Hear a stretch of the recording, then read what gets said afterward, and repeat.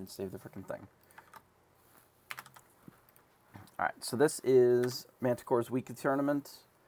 This is the fourth one. I missed a couple of weeks here, but I thought that I have not been playing enough Pixelborn lately because I've been kind of doing some Pal World and some other stuff, and thought I'd battle in a tournament here before this upcoming weekend. So round one is up here. We are going to be playing a flavor of Red Purple today, which should be pretty good. I know that it is not the most exciting deck to watch, but I do believe that it is the one that I am the most experienced with. His hand looks pretty aggressive. We're on the play. I think it's fine. I'm like 41 now, I think, in Pal World. I've been spending a lot of time trying to breed a reasonable team. Trying to get some, you know, properly sorted whatevers, so. Looks like they're probably maybe Steel Song of some flavor. Could be Tiana, maybe. Let's quest here. I think because we have the rabbit, we can get rid of friends on the other side here.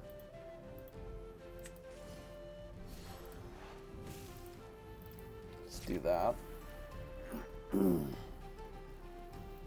It's unlikely that they're going to want to shift here since we could, in theory, attack. Oh, this is Mufasa. Okay. Yeah, Mufasa's fine. It does make me want to play this mini over the Arthur, but we can probably just play the Arthur here and just get rid of the mini. Since they have no removal for the combo, really, we don't need to worry as much about the mini, and we'll just get them with the Arthur combo. So we'll just do this, play this, and pass. And then we'll just gain 4 lore every turn for the rest of the game.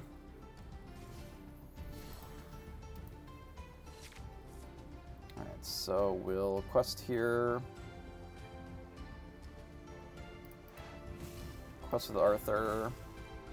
Bounce LeFou. Replay him. Do we want to get rid of the redundant copy? We could push an extra lore. I don't think we need to do that. I'd rather keep the goat. I think I can get rid of the redundant copy here and just say go. We'll keep the Olaf as a protection element here.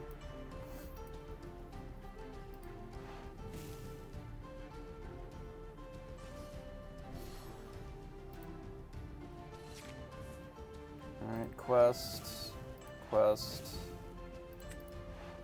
Bounce this. Replay this. Untap here. We could ink the goat for the mini. That would give us a 2-turn clock, right? This will be 4, that'll put us to 13, 15, and then they're dead the next turn. Versus 13, 17, they're not dead. Yeah, I think I'm okay with that.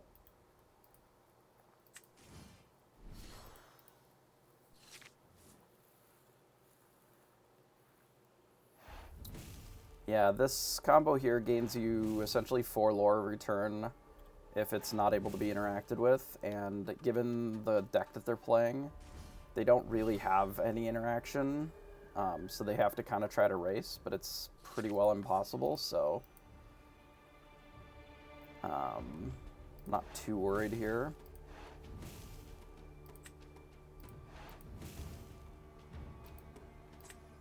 We could try to play Rabbit and draw an Inkable, but I think I'd rather just do this. Make ourselves safe to just finish the game next turn. Tremaine can't stop what we're doing here. And we have plenty on board to be able to stop what they're doing.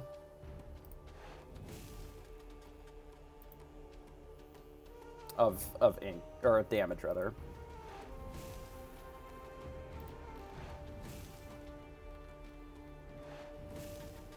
And we haven't really revealed any of the combo elements, so it's possible that they mulligan weird because of that. So we'll do this, bounce this, quest here, finish it off. Alright, that'll be game one.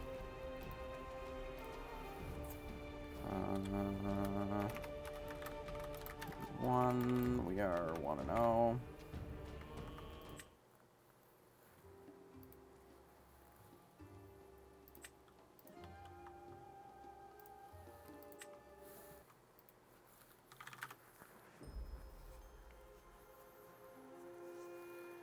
Now we are no longer on the play, so we'll likely have to play control, which is fine. Again, I think it'll be unexpected, given that our deck is not fully aggro. It has an aggro line available to it, but it's not actually generally an aggro deck. We can play the defensive easy enough, so we get rid of this and this. Maybe a Goofy as well. Goofy's pretty good in this match, but I think we're going to need the Maui more. That was a good draw. Ideally, we'd like to use this Maui to rumble here. I think we're going to get rid of this Maleficent, because likely we're going to have to play Mim on 3. But I will play out the Minnie Mouse and say go.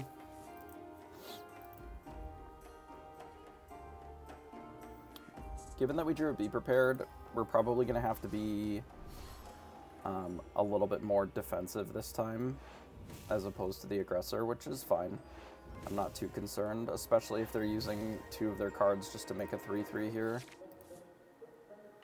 We'll get rid of another one of these, and then I think we're going to quest here, and I will play the LeFou, just to untap the Minnie Mouse here.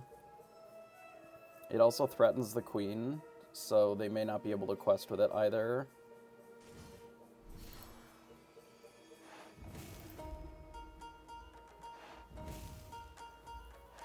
A little awkward here, because I want to be able to Pan's Shadow the Minnie Mouse with this Fox, but I won't be able to Fox and hit the Queen. Like, there's no way for me to make that work. So it's a bit unfortunate here, but it'll be fine.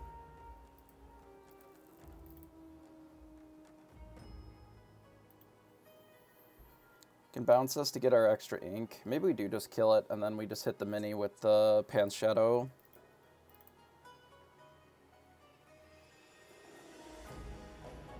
It'll let us keep the LeFou as well.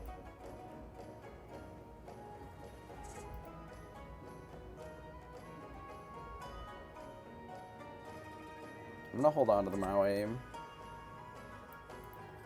Let's do this. We'll quest here with both. Play the Fox, bounce the Mini. Maybe I don't kill this, because then we can kill the Mini next turn.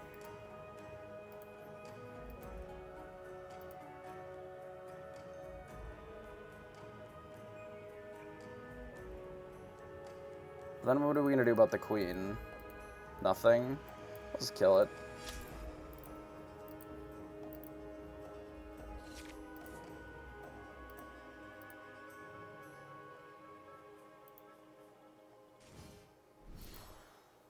Plays another mini. That's actually fine for us, I think. So we'll ink the mini. Play Pan's Shadow. I think we'll just bash here, quest here, say go. And now, assuming that our Pan's Shadow is still alive, which, unless they bash with both of their minis into it, which I'm okay with if they do, the Maui is going to be able to just eat one of these. So they Hades back a Queen, maybe for ink, or they'll just hold it. Either way I think is reasonable. They opt not to attack with either, which is fine.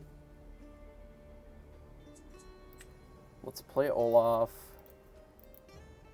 Just gonna play a Maui here. And then I think I'm just gonna quest with the Panshadow. Say go.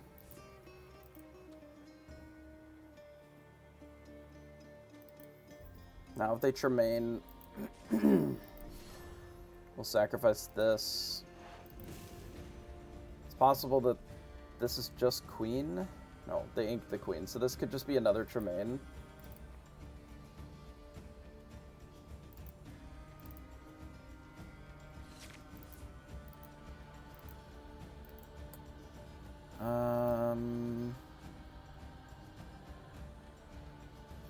So we could replay the Panshadow here too to protect from a second Tremaine with the snake. That would get rid of a Maui. It's not so bad. Because they aren't really in a good position to attack either. And that'll set us up to Ursula the turn after, or potentially just B-prep into an Ursula. I don't hate that. Let's do this. Let's play Mim. Bounce the Panshadow. Replay the Panshadow. Let's say go.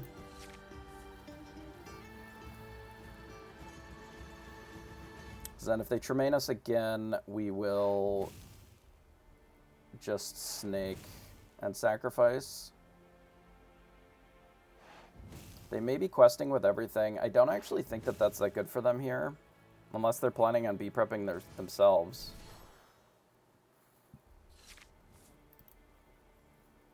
Because we get to kill the majority of their board here.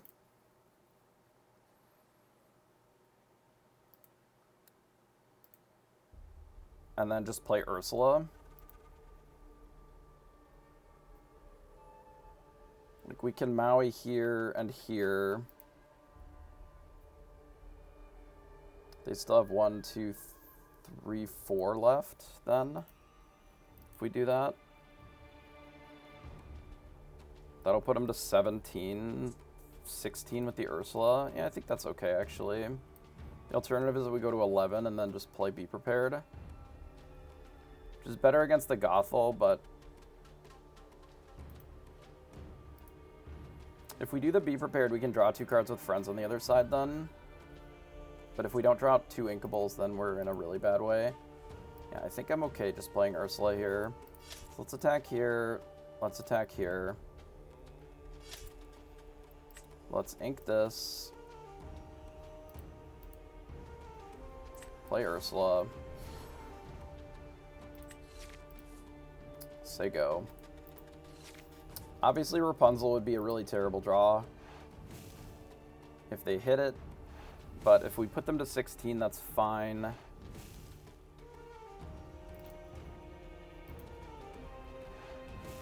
Okay, so they have Be Prepared. Sure. That is fine.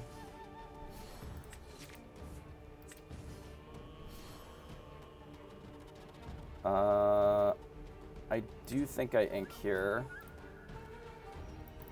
Yeah, the Panshadow's very good in these lists, for sure.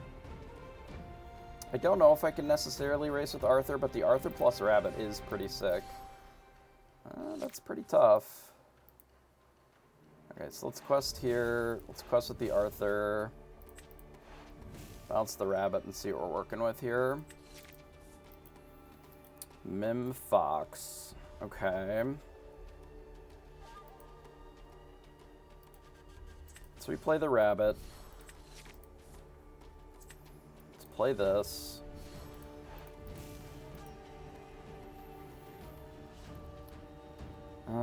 I don't think that we need the You Can Fly, so this is 4, 5, so we won't quite be lethal, but we may need to bounce the Arthur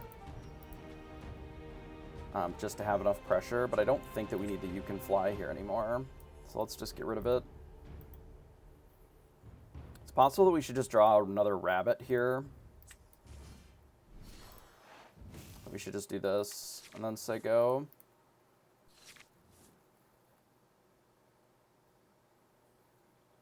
Because again, we may need to just gain a bunch of lore and then be prepared, and if we do, that's fine. See what they play here. Just be prepared, sure. I'm glad that I bounced the rabbit then.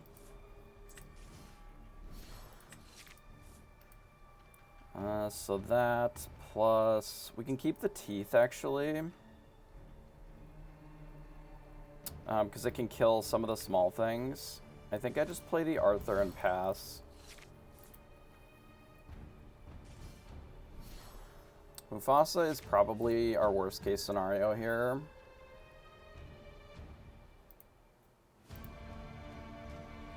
Well, let's start by doing this, I guess. And see where that leaves us.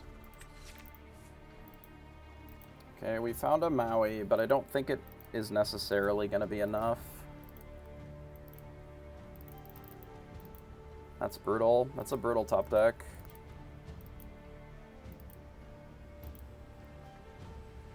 So they have to hit a 1 lore character.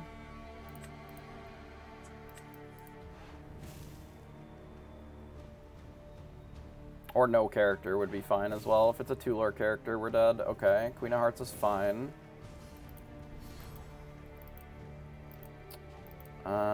So with the Queen of Hearts, I guess we can ink Maui and pass.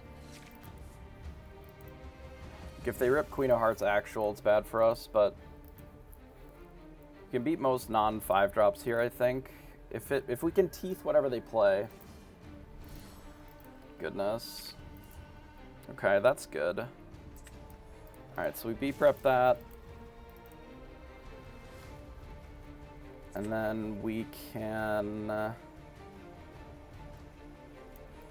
guess we can get rid of Teeth and Ambitions then, because there's no time for them to close here. Oh no, we needed the Teeth and Ambitions. Shit. Oh, I may have just fucked myself. Okay. Let's play a rabbit. Okay, we're fine. We're fine. It was never close, right? Just don't draw queen, right?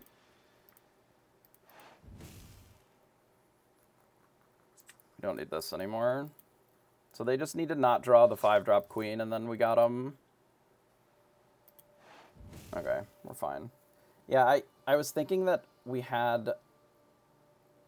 I was thinking that we didn't need to kill their thing.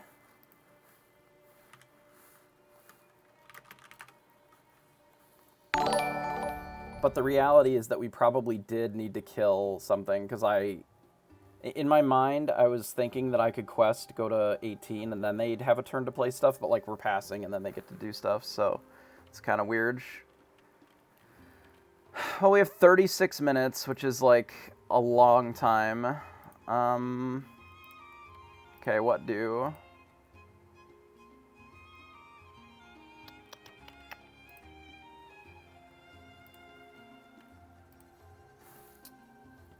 What do we do? Let's talk about the deck, I guess. Let's do that.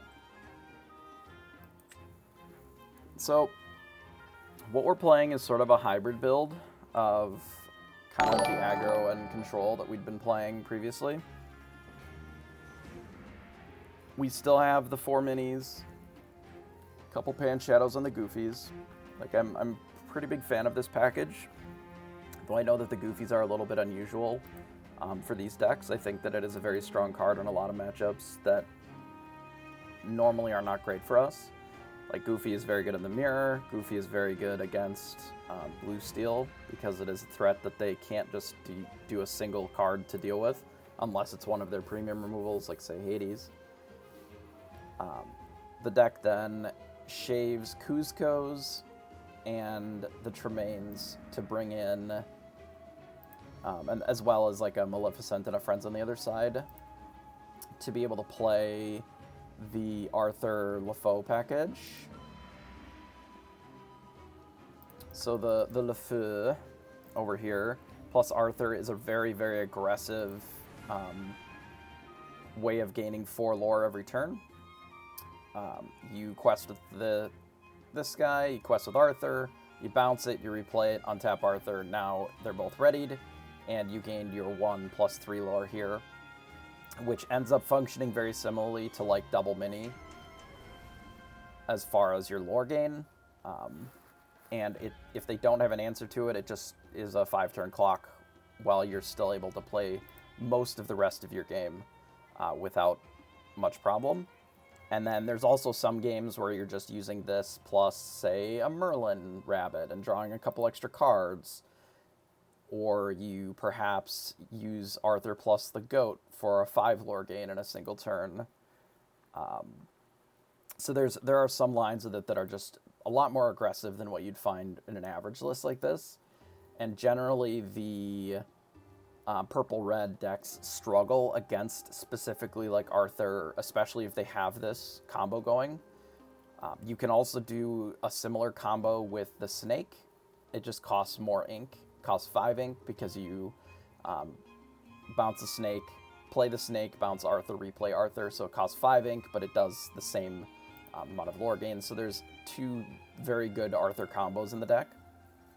But obviously you don't really ever need more than 1 Arthur, and drawing too many uninkables that don't really work very well together is not ideal. So then the 3 I think is a good number. I still like the 4 Ursulas because it gives you game against steel, which generally the Arthurs are not super strong against. So you kind of have 2 parts of a deck. You have like your Ursulas, your Be Prepareds, your Rabbits, and the normal purple game, you know, with Mauis and the whole deal where you're playing towards the late game, you're playing your Ursula, you're singing a Be Prepared and playing a bunch of cards and sort of grinding them out with goats. Then you also have this aggressive package, and as you saw there, as a follow-up to Be Prepared, Arthur plus, say, a Rabbit is much stronger than, you know, for example, a Maleficent and a Rabbit.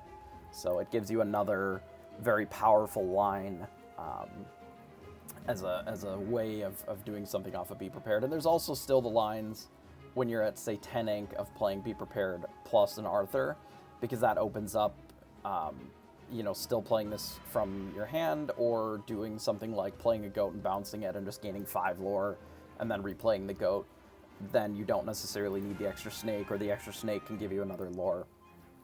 So you can gain quite a few lore just off of a single Arthur being in play. This would be 5. You replay it, that's 6. You bounce it, that's 7. So you can gain 7 lore in a single turn just with Goat, Arthur, and a snake in your hand when you're at 10, which is certainly much higher than the some of your other 3 drops. You know, many being able to only gain 2, of course. The You Can Fly is sort of an additional concession to being able to interact with Surfer. In order to actually run the additional uninkables in Arthur, something has to get cut. In my opinion, I don't think that you can cut Be Prepared or Rabbit. And I think that the 4 Ursula is necessary. Like, all of these cards are very, very good. And I think that they are necessary in the metagame, especially to combat things like Blue Steel. Like, I don't want to be caught with less than 4 Ursulas, less than 4 Be Prepared. Like, these cards are necessary in those matchups, in my opinion.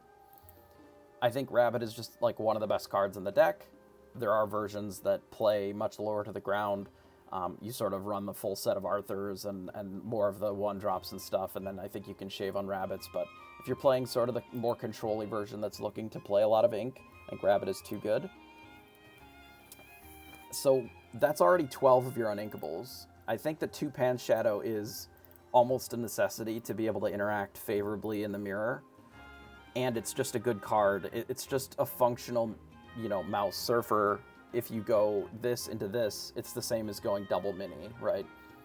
So I think the additional copies of the this sort of evasive threat are very powerful. And I think the Peter Pan Shadow allows you to sort of break serve on the draw in the mirror, where on 3 you play this, they quest with their Surfer. On 4 you attack it with their Surfer, and then you Pan Shadow it, since it has Rush. It allows you to really punch through and still, you know, kind of be favored there, which I think is really nice, because not only does it kill their Surfer, similar to what a Crab would do, but it also leaves behind a 2-lore evasive character. So you're still developing that sort of Surfer type of gameplay line, while you're actually only trading 2 lore to remove their Surfer off the field. It is incredibly backbreaking when it happens. And because of that, I want the 2 Pan Shadows, because I want them some of the time, but I don't need them constantly. It is still, again, a 4-drop uninkable. So then that takes us to the Arthur. Well, we're already at, 14 of our uninkables. There's only so much room for more. So now normally in the other list that I've been playing, which I believe is this one, is this up to date? It is not. Let's update this one real quick for what I would be playing if I wasn't playing the aggressive list. Decks, my decks. Can we load my decks, please? Thank you. My decks, and then I think this one's up to date. Yeah, it looks right. Okay. So if we go export to Pixelborn. Alright, so if I was playing, and I don't know if the fidgets are necessarily where I want to be yet. I might switch them over to some of the or You Can Fly.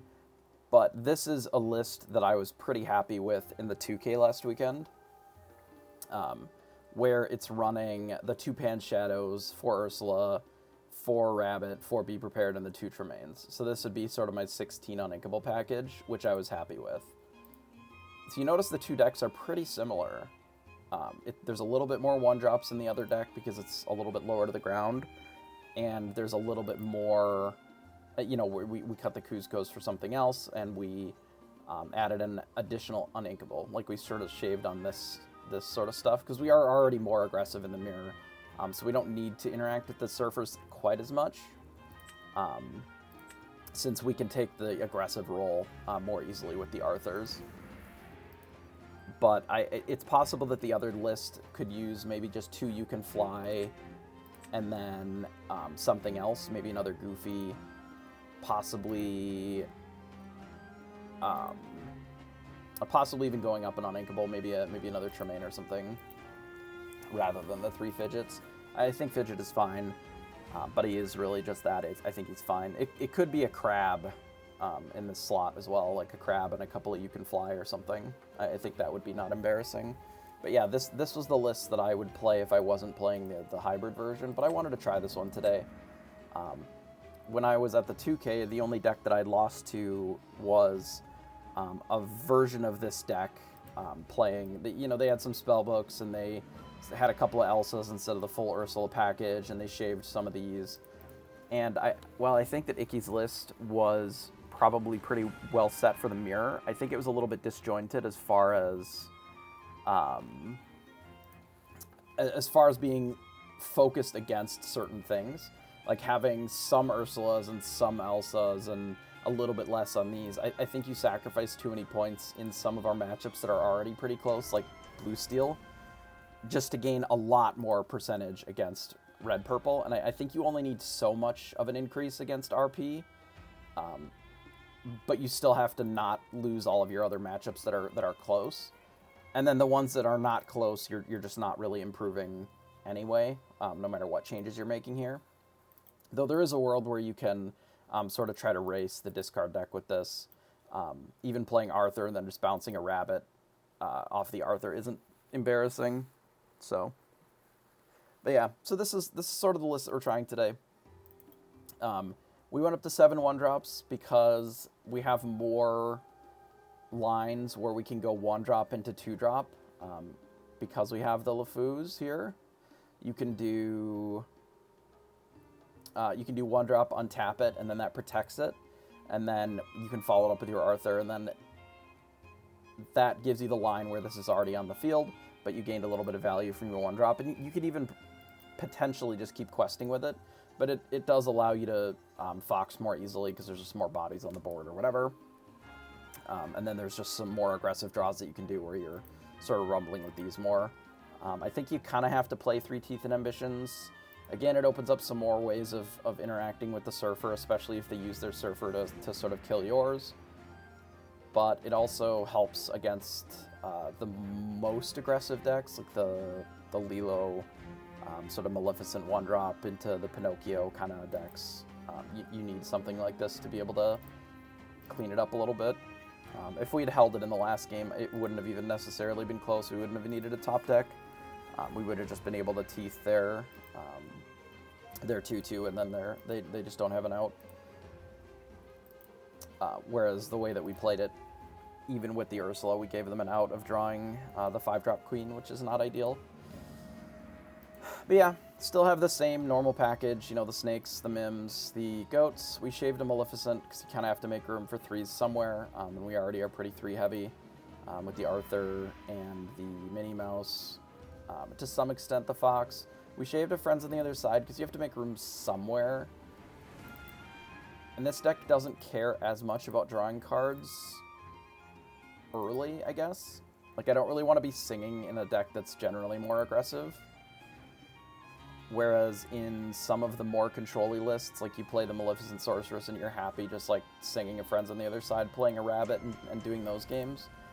In general, we would rather curve out like, you know, 1, 2, 3, 4, or 1, 2, 3, 4, or whatever. I think this deck is fine into blue steel because we're playing the full Ursula and the full Be Prepared. I don't think going above 60 is necessarily a great idea. Because the deck is so good, like all of the cards are so good, I just want to be drawing the best ones consistently. When you go above 60, you're making your odds of drawing like Rabbit, Ursula, Be Prepared, you're cutting into that percentage a little bit. And this deck doesn't draw enough cards for me to really feel great about going above 60. I don't mind it as much in, say, blue-red. If we look at something like this, a deck like this, I think, can more easily go above 60 because it has a lot more card draw, and it can, even in theory, play... I wonder if this one is playing the... Yeah, we didn't with either of those because those are the aggressive versions. But whatever. You can play, like, the cantrip ones. The card next to Teeth in here. So this is You Can Fly. So what You Can Fly does is it's a 2-cost song. I can bring it up here. Cards, filter, 2 red, spell. So this says, a character with 2 costs or more can sing it. It's a 2-cost song, zinkable. And your chosen character gains evasive until the start of your next turn. Hey, Manticxre. Yeah, I happened to have a Wednesday where I had some time, so I thought I'd jump in. So yeah, You Can Fly is very interesting. It's quite strong in the mirror. You can combine it very easily with, say, your snake. You can combine it with fox. You can combine it with goat, Maui, any of these cards to be able to kill a mini. But it also has the side benefit of, for example, you can cast it on Arthur, and it gives Arthur evasive for a turn. You can cast it on Ursula, it gives Ursula evasive for a turn. This is the more common line that you would do as far as protection. There are some games that You Can Fly on Ursula, and the game is just over, because they can't interact. They literally can't deal with an 8 toughness, an 8 willpower evasive on their turn. So you quest for 3, untap, quest for 3, that gains 6, you know, puts you to go range. Right. I think there is a world where you run like 2 of these. So I think if I'm playing this deck, if I would make changes to it, because I'm not so sold on Fidget anymore. Yeah, so this list that we're playing is sort of a hybrid. We're really adding like this 7-card package. I guess 8 if you consider an extra 1-drop, I suppose. But this little package here makes the deck sort of a hybrid. Yeah, this is what we're playing tonight. So what this package allows you to do is play 2 different roles. You can either play the aggressor more easily, right? Because previously you kind of have to hit the mini surfers, snake into surfer to really play the aggressor. But with this, there's just more 3-drops that you can have, and more lines where you take that really aggressive role, which is especially good in the mirrors. It's especially good against some of the decks in the format that aren't running steel, which I guess is to say all of the ones that aren't running steel, where you decide, okay, I have this, I have Arthur, we're just going to gain 4 every turn until the game is over. And if you can't deal with this, then you have 5 turns to play the game, which is what you saw in our first game, where we literally went 1 drop into this, and then we just played. We literally just did this until the game was over. That was it. We're just Arthur, LeFou, Arthur, LeFou, Arthur, LeFou. And then we killed them. We literally just raced Mufasa deck because none of their cards mattered, and they couldn't gain lore fast enough. Like, they couldn't play enough cards that are lore dense enough to keep up with this, you know, because eventually we got to 5, and we played a Surfer as well, and then now all of a sudden we're getting 6 a turn. And then their answer is Tremaine. We sack our 1 drop that we were just sandbagging, and then boom, 6/6, the game's over. So you can close the game very quickly when you play the aggressive portion of this deck. However, there are some decks, say Blue Steel, that you still need to play a different type of game. You need to play a little bit more control, and that's where things like Goofy, Ursula, you know, still the rabbits and the Be Prepared. You have the ability to threaten this, to make them have to focus on this portion of the deck, because if they don't interact with it, you still gain a lot of lore and can bury them, right? But while you're doing this, and then while they're interacting with it, what if you just play a Goofy now? So now all of a sudden they have this as a problem, and then they also have to deal with a Goofy, which, being a 3/4 evasive, is dramatically better in this current format than a 3 toughness evasive. Being that Smash doesn't cleanly kill it, you kind of have to double swords to interact with it, whereas generally it's like Tinkerbell plus Sing Swords to deal 3 to everything. Goofy survives that.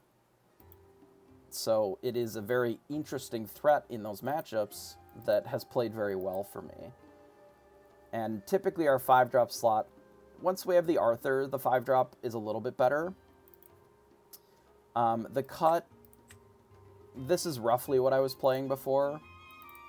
So the cut is like 2 Tremaines, a Friends on the other side, the Cuscos, and then the Fidgets to switch over to the other version. You're essentially just, you're trimming out the Tremaines because you need to remove some of the Uninkables, and I think the rest of these are too good. The other list is playing 17 Uninkables, which is okay because the curve is a lot lower.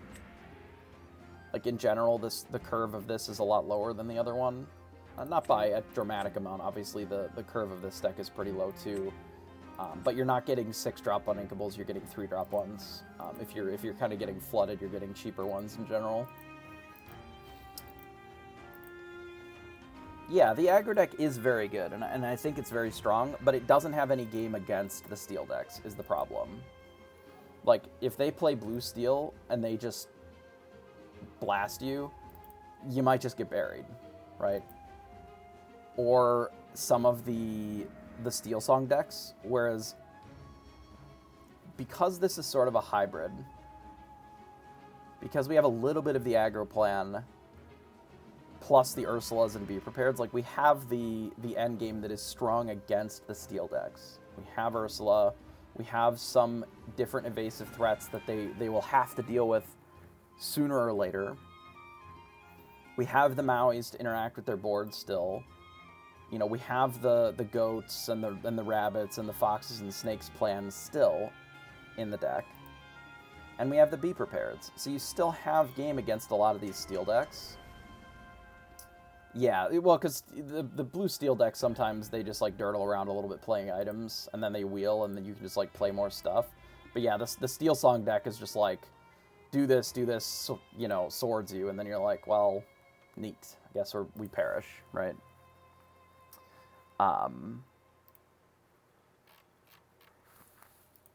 But this deck doesn't struggle the same way against those. You can still play, like, the Arthur stuff against them, and then they have to sort of interact with this. They're singing their songs on Arthur to kill it, whatever.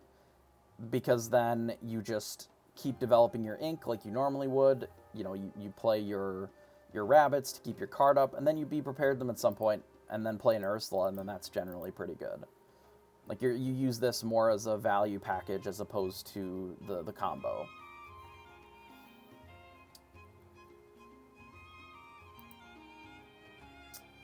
This would have been relatively close to what the Rat was playing that one week.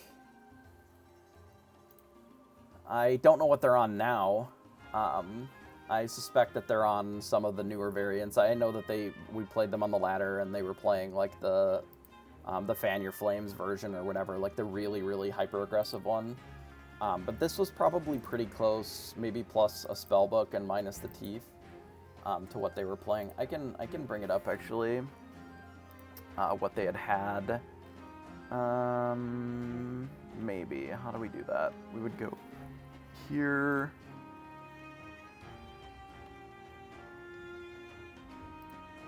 Oh yeah, here's where we go. Okay, I got it. So if we go to Dex,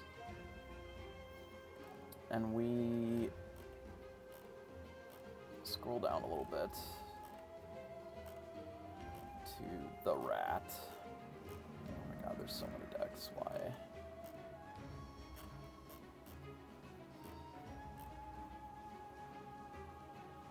New Year's top 8, the Rat. Okay.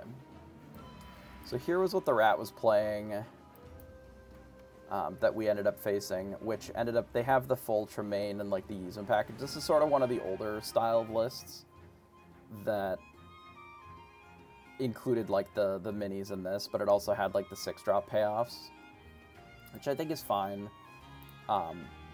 But I have enjoyed more of the hybrid. I think Ursula is just like a better card than most of what they are doing in that. Like, as far as a payoff, you're gonna have a better game against a lot of decks. I mean, just the Arthur, just like this package alone is gonna win a lot of your matchups anyway. Almost single-handedly. But the way that this deck is constructed, it can't really interact favorably against a lot of stuff, and it can get flooded on Arthurs. Like, if the Steel deck wipes your board, you don't really have as much game as you would with, say, the deck that has the Ursulas instead of the Tremaines. Like, Tremaine is okay, but it really is so easy to play around for good players because it's... all you need is a 1-drop plus a thing, or a less relevant thing, Kuzco, whatever, and then all of a sudden, yeah, it's very telegraphed. There's only so much that you can do to play around it sometimes, but if you're navigating, especially in the mirror, your game very well, then you don't care that much about Tremaine. You can just, you know, you saw both of our games against the Mufasa deck, like, they almost always have a Tremaine because they're running 4. I just played a 1-drop, and I, at a certain point, just stopped attacking with it and left it in there, or we put the Snake in as an extra buffer, you know, just to have something to sacrifice. Like, her ability is very strong, don't get me wrong. But if you can't deal with the more threatening card directly, then, you know, it's more manageable, right?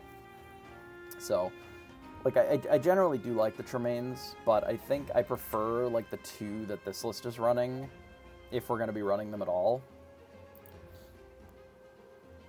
Yeah, I've been around. I've just been playing some Pal World, some offline stuff. It's been enjoyable. I suppose I could have been streaming while I was doing that as well, but I was enjoying it nonetheless. Yeah, the new 1-drop discard, just another 1-cost 2-lore character. I really do hope that there's another thing that does damage to everything. Yeah, Pal World hit a lot of the communities pretty hard on Twitch. Either you opted to stream it, or if you didn't, then a lot of people just aren't really streaming as much. I mean, the format, admittedly, is... I'm not going to say solved, because there are still some interesting decks out there, some that we haven't tried yet. Like, I'd still like to play the red Mufasa pile, and I think there was a blue Mufasa deck out there that I wanted to try. And maybe the discard, and, you know, there's still a few out there that that I would want to maybe dabble with, but it is, by and large, kind of stale, right? There's only so much that you're going to be learning at this point. It kind of, and then the meta's winding down, right? The format is coming close to its end, right? It's got, what, 3 weeks left, roughly? 3 weeks from Friday? So we're in the, we'll call it like the lull that is pretty common for TCGs, which is that once you get to the point of, hey, we're getting new spoilers, like the format's been out for 3 months or whatever, 2.5 months, you know, we've sort of done all of the really interesting things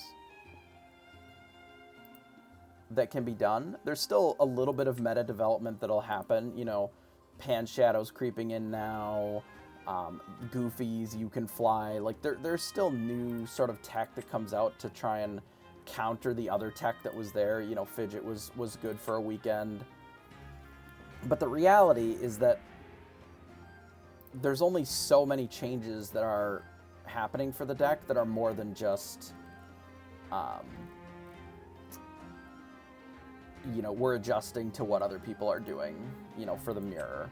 Like, these are all mirror breakers, right? The You Can Flies, the Pan Shadows, even to some extent the Goofies and the Arthurs. Like, these are all just, if we assume that we're going to run against the mirror, we want to make sure that we're favored if we can, right? You know, the 4 Ursulas in my mind, this is what is good against Steel, because they just don't have tools to be able to reasonably remove Ursula. And it allows you to, like, dramatically steal tempo if you sing a Be Prepared and to slam another one, right? So there's a lot of minor tweaks that are happening, especially with decks like this. And I haven't wanted to stream just grinding the ladder with red-purple, because even putting this on YouTube, you know, playing a tournament is one thing. Like, hey, here's a deck that I think is cool for a tournament. This is the changes that I would make to be favored in the expected decks that you're going to run into, blah, blah, blah. I think those are fine. But just grinding ladder with red-purple, I think is fine for a deck, but would be a bit unexciting over the course of multiple games, right? You know, once you've got 15, 20 games of the same deck, people will be a little less interested, which is why I've been trying some of the other decks. But yeah, we got Pal World cut up. Yeah, this deck is pretty well set up for the mirror. This is what I am playing today. So I got bullied a little bit by a hybrid list, kind of like this, that had a little bit more like, let's try a bunch of 3-ofs of everything and see what makes the most sense. And I have adjusted it to some of the things that I think are good in the metagame, like the full amount of Be Prepareds, Merlins, and Ursulas. I cut the spellbooks entirely because I just don't think spellbook is a good card. And then this is sort of where I ended up on kind of a hybrid-ish list that has the ability to do like the Arthur and LeFou package, which is very good against a lot of matchups, but still has the sort of late game that you would expect from a deck like this. So the Goofy is for a lot of things, actually. So being a 3/4, it's very good in a lot of matchups for Steel as well. So, like, let's imagine Blue Steel, for example. Blue Steel does not have a clean answer to Goofy that isn't just use Hades on it,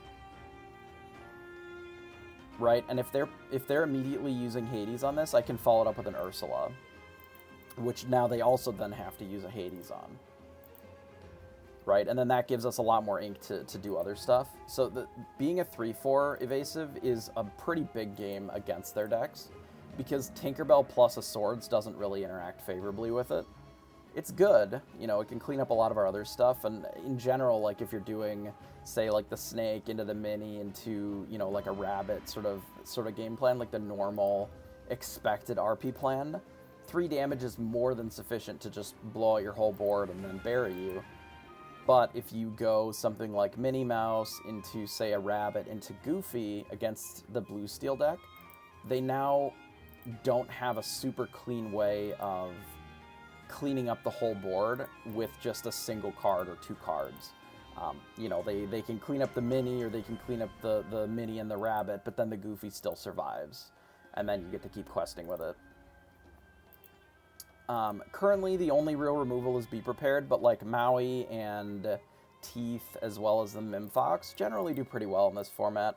We have a lot of Rush, like the Pan Shadow also has Rush.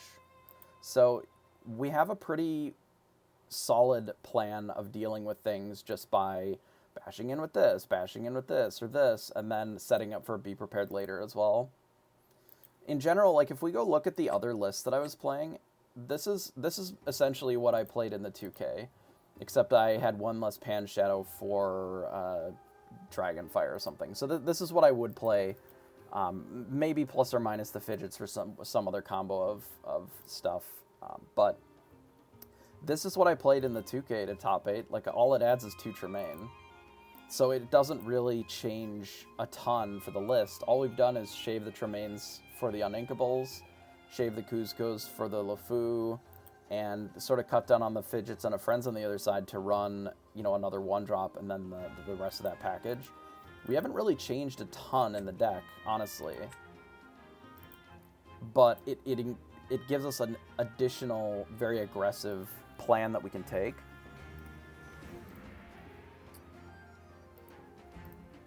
Which I think can be very strong. Where do you put it? I think it's fine. Where do you put it? What is it good for? Like, what does it even do? And that is the true question. Like, every time that I had Dragon's Fire, it was fine. Like, Dragon's Fire was okay, but I can't run... You don't want to run that many Uninkables. This is already 17, and I'm a little worried about it. But the only reason that it's okay is because we've shaved so many of our more expensive things to get cheaper plans, right? Even when I was over here, it didn't feel necessary. Okay, so let's imagine this. All right, you're in the mirror, and your opponent goes Minnie Mouse, Pan Shadow, Goofy. What are you casting your Dragonfire on? So you're taking your whole turn 5 to blow up one of these 3 cards, which presumably would be the Goofy. Then what? So you've not advanced your board at all. I mean, but the only deck that this ever loses to outside of the mirror is discard, and it doesn't do anything against discard either. Like, for the most part, it just, yeah, I mean, if you're killing just specifically Ursula's, but then you're losing to the aggressive plan. And I think that's the difference in the way that I've been playing the mirrors, is I just, like, put pressure on the board. I don't want them to be in a position where they feel like they can just do nothing for a full turn and then just remove a single threat. Because if we're in a position where they feel that that's okay, then that's a huge problem. If the game turns into, you know, we're doing rabbit and we're bouncing the rabbit with fox or snake or whatever, and then we're getting a little bit of incremental advantage, you know, maybe we have a mini in play, maybe we have a Pan Shadow, and then we're just drawing cards with rabbit, that's fine, because eventually we just have a lot of cards. But if you're literally paying 5 and adding nothing to the board, you're just removing a single threat, it's pretty rough. If I use Maui to remove a threat for 5, Maui is still there. You know? Like, Maui ends up being incredibly powerful anyway, and it just doesn't care what they're doing. I mean, I think Elsa's fine, and I think Spellbook is unplayable garbage in this deck. It is literally only okay in one matchup, and it is bad when you're behind. So all of those things mean I just literally don't want to be playing Spellbook in any of my decks ever. Ever, ever, ever, ever, ever. Because I think it's not good. Like, if your opponent curves this, and you have a Spellbook in your hand, it's literally just a dead card forever. It's never going to do anything. It is only okay in the mirror. It's not good in the mirror. It is okay in the mirror. Which is why I think something like Arthur is a better plan there. Arthur versus Spellbook is also very good. Yeah, just draw it late game, sure. But you can draw Arthur late game, and it's also a problem for your opponent. If you play Arthur plus a rabbit in a single turn, what do? Like, your opponent can't let you untap with Arthur. That's also a fucking big problem. This already is going to gain more than the Spellbook is going to gain in one turn. Spellbook is just a shit goat. Don't at me about it, you know?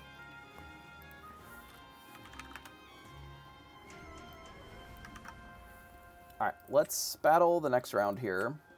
Custom, this one, this.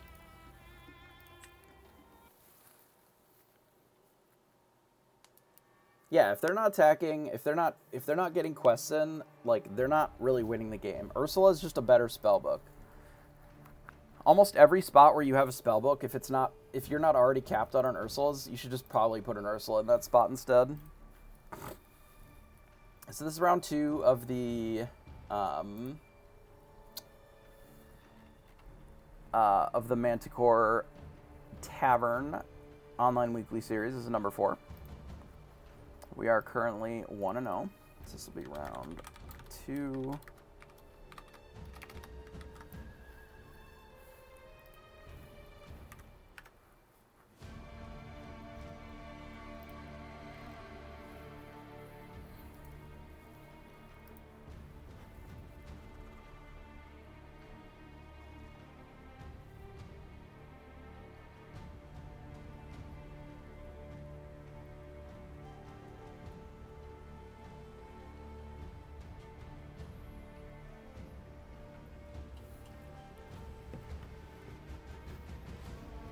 Yeah, so this is just a hybrid control version.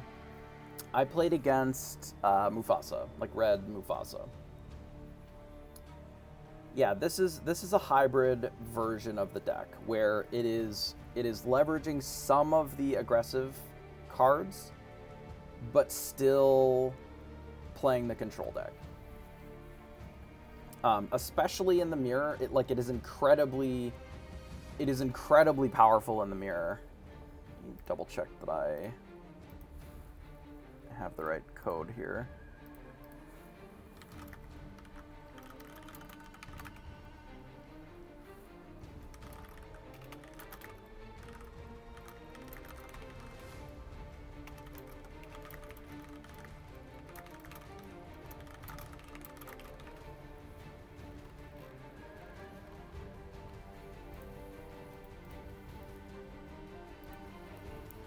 I mean, if everybody starts on this...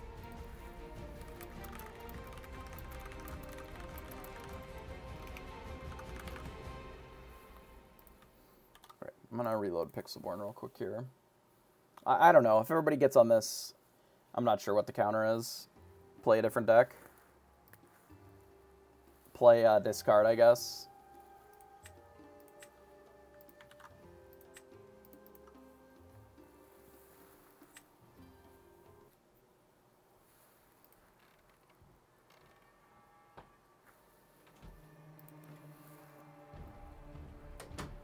Pretty easy to get buried by.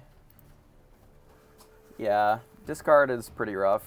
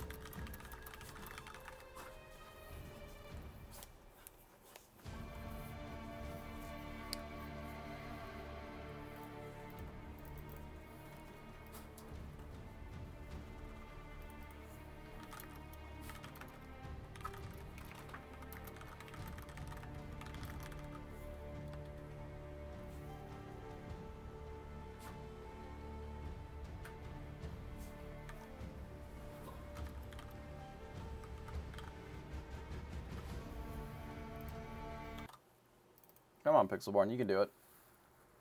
I'm gonna try a different name. Let's see if that fixes our problem here. Custom this, boom, boom.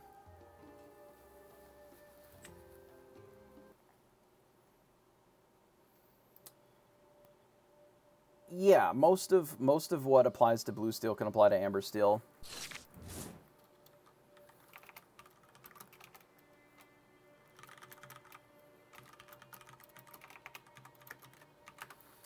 Okay, so let's mulligan the uninkables. The rest of this is probably fine. Not exciting, but...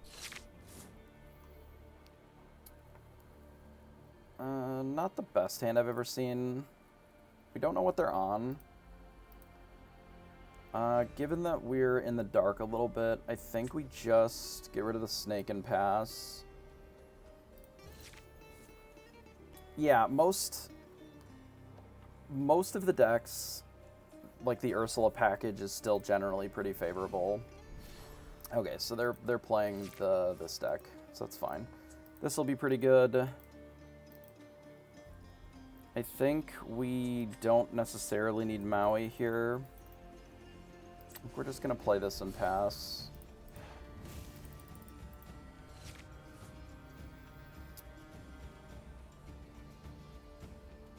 Ideally, we keep this alive if we can, so that we can fox it in a few turns. Teeth, we probably don't necessarily need.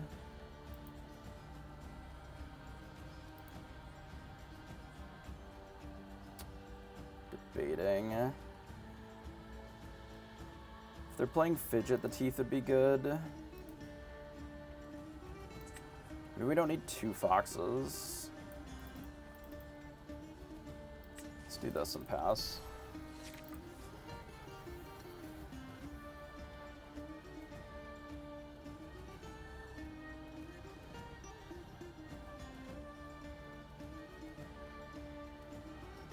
And an inked a goat. They're questing with Kuzco to bounce it with the fox. That's an interesting choice. Do they need the Kuzco to die here? Possibly. Okay, so let's quest here. Do we sing here, actually? It's not a particularly aggressive line, but given that I don't really want to ink anything that's in our hand, I think it's okay. Okay, I think that's fine then. So let's do that. They may have the ability to kill the mini here if they have a Pan Shadow.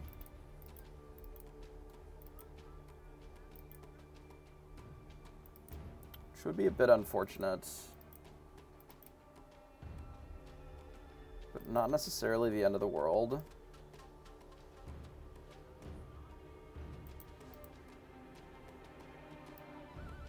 I think let's let them draw their card. And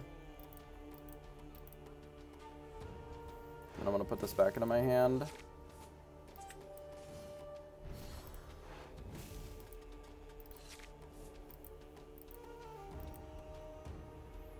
I'm taking a pretty passive line here. I'm assuming a Pan Shadow is going to kill the mini here. Yeah, that's fine. I mean, I don't love it, but I was working under the assumption that that was a possibility. So we're going to have to deal with this at some point.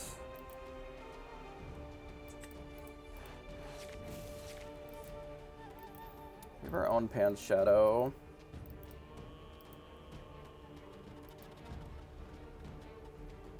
We can deal with it with a fox plus the you can fly.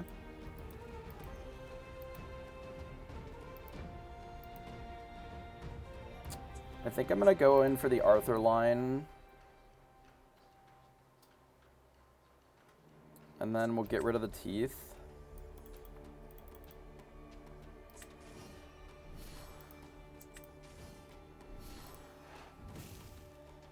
We'll do that and say go.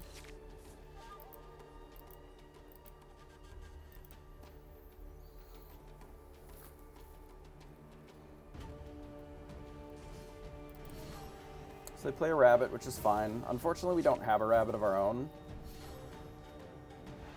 We do actually have a Pan Shadow, which is kind of nice. Pan Shadow can let us eat their Pan Shadow. Which means that we don't need this You Can Fly anymore then. So we go quest here. Quest with Arthur. Bounce the Fu. Use this to untap it. We play out the Pan Shadow. And we bop their Pan Shadow. And then I don't really want to trade this here, so I think I'm just going to pass. So we have a pretty heavy clock. Oh,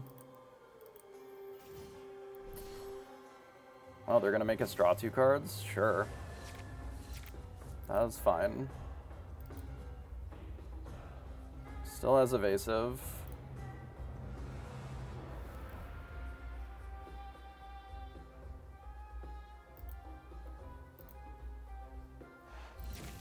Okay, they're drawing some cards. We can probably just use Maui to bully what they're doing here and then still just quest, rather than committing too much more to the board. We could also just Merlin plus Fox and clean up more of this as well. I'm actually kind of okay with that, because then it lets us draw more cards too. So we play the rabbit. We play the fox. Fox bounces this. Okay, and then let's kill their rabbit so that they can't bounce it. I'm fine not worrying too much about this Arthur. Sorry, this LeFou here. I'm okay just hitting this thing and trading it. And then just questing for 3. Because I'm not too fussed about a Tremaine here. If they Tremaine, we just remove a Fox. It's not a big deal.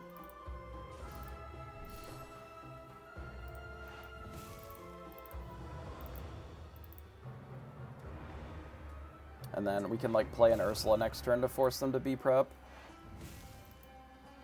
Or we can play a Maui and just eat a Yzma as well. I think we quest with both of these.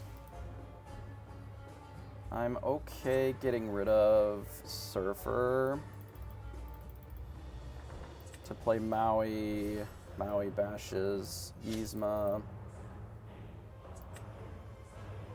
I kind of want to hold this for another Tremaine. We can force a B-prep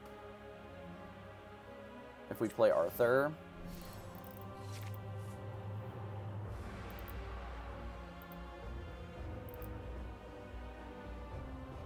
And then we can follow it up with an Ursula plus a mini.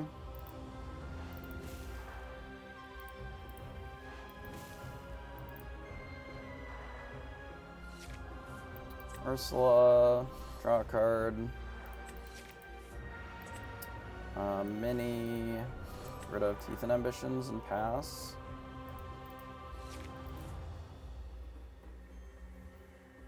This likely forces another Be Prepared if they have it. If they do, we'll probably do Rabbit, Mim Rabbit. They have an Ursula of their own, sure. Let's quest here. Quest here. We'll play a rabbit. I guess I should have played the rabbit first if this was the plan. We'll play a rabbit. We'll just bounce the rabbit, I think.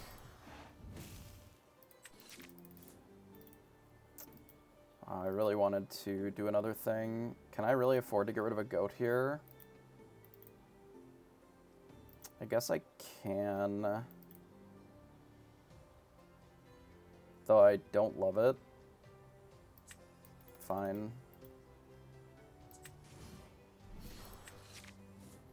I was actually considering bouncing the mini instead, which I should have done.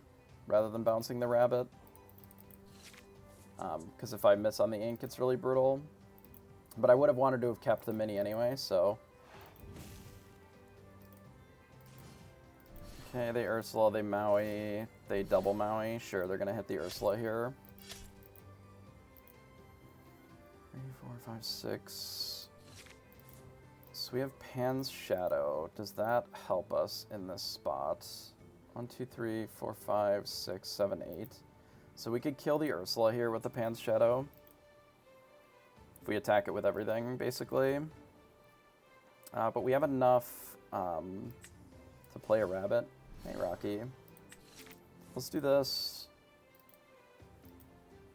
We'll run out the Pan's Shadow.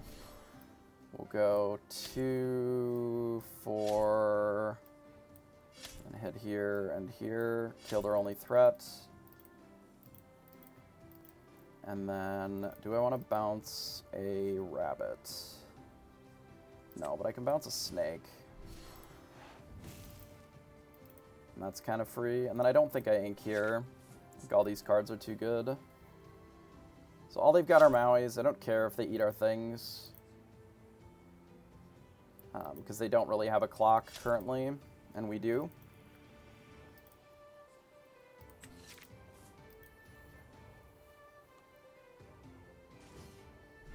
They play a Tremaine. We can get rid of the rabbit here. That's fine.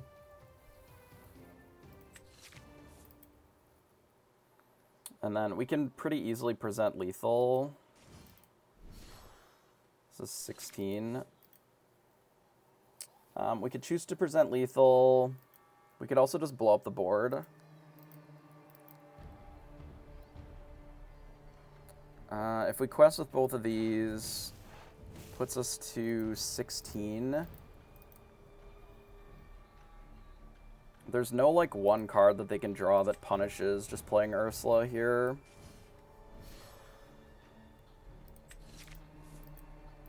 Ursula plus, like, a 1-drop. Like, we snake the snake. Play a 1-drop here. And then we can ink the Maui and say go.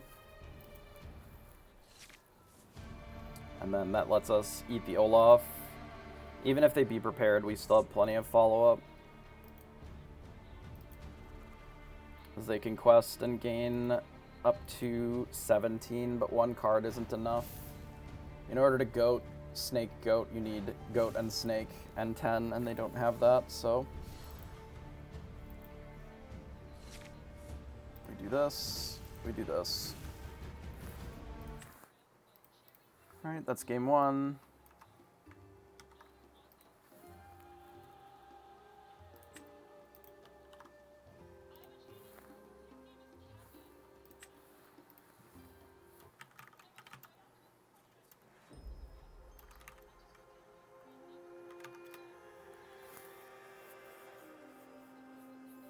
And that's an example where Arthur is very nice as a threat, because it can force your opponent to make gameplay decisions that they didn't necessarily want to do.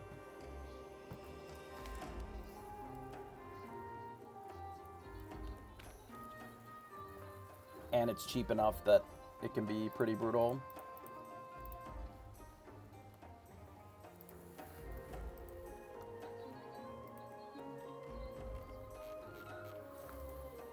Alright, so we got our game 2 here. So we are going second. This hand has too many rabbits in it, and too many Maleficent Sorceresses. My first matchup was Mufasa Red. I guess this is fine. Maybe we even keep the Maleficent Sorceress. And just get rid of one rabbit. I'm keeping this for ink, mostly.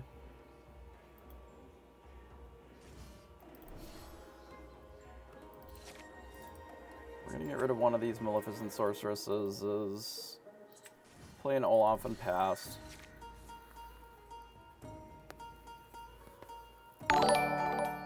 So our opponent must have a couple of snakes. Appreciate the follow, Bumblebee.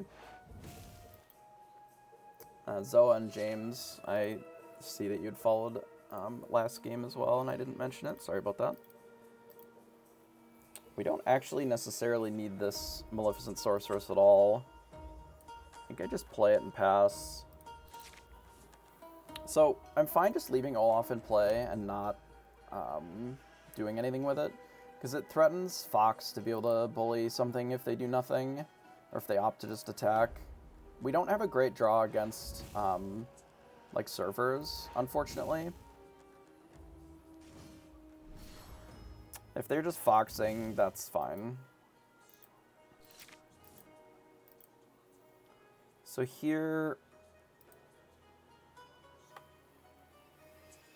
Surfer isn't at its best here, especially since we need ink pretty bad. I think I'll play this and then do Arthur. Like Arthur and pass. And then we can, in theory, just trade Arthur for a couple of cards as well if we want. Okay, so we're playing this game. It'll be a little bit of a slower game, which is fine. So they opt not to use their Mim, which is fine. I do like the Maui in this spot, but I don't know if we can really afford to have this Maui here. I'm mulliganing for playable hands mostly. You can't really over mulligan in decks like these, because then you end up with hands full of Be Prepareds, which are bad.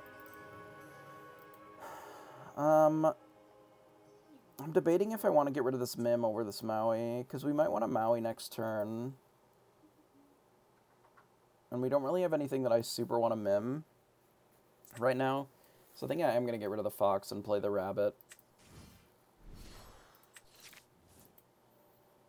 And then I don't think I want to bounce it back just yet. I think we're just going to pass for this turn. We can also gain a lore off of the... Oh, sorry, we can gain our lore off of Arthur with this Olaf, too. If we need the ink. So they're kind of just flooding the board, which is a bit problematic. We're going to have to kill most of what they have on the board next turn. It's interesting that they still didn't opt to attack with their Mim here.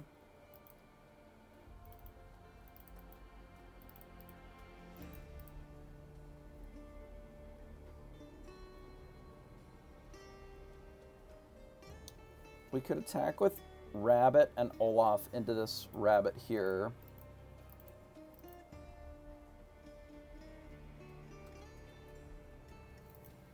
This is tournament, yeah.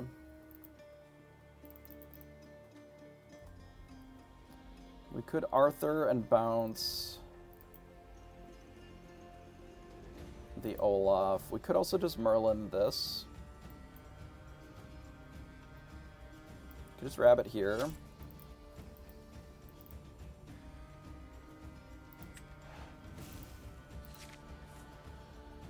And then we can Fox the Rabbit to hit the other one. And then replay it as a snake. I mean, I guess I could be redoing the Arthur now with the snake next turn. So that's not so bad.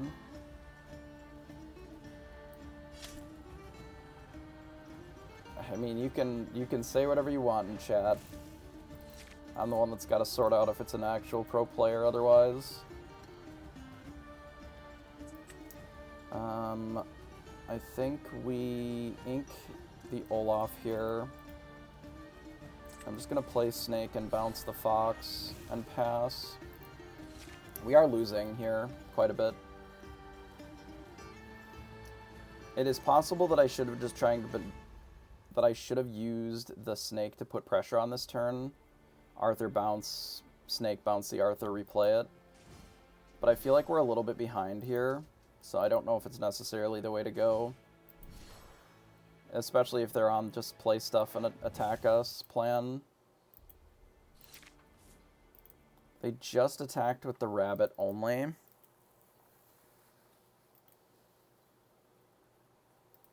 I mean, if they're just attacking with the Rabbit, like...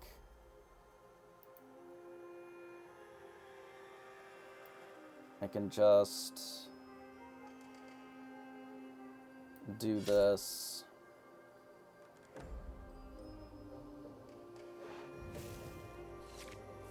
Arthur, bounce this, play this.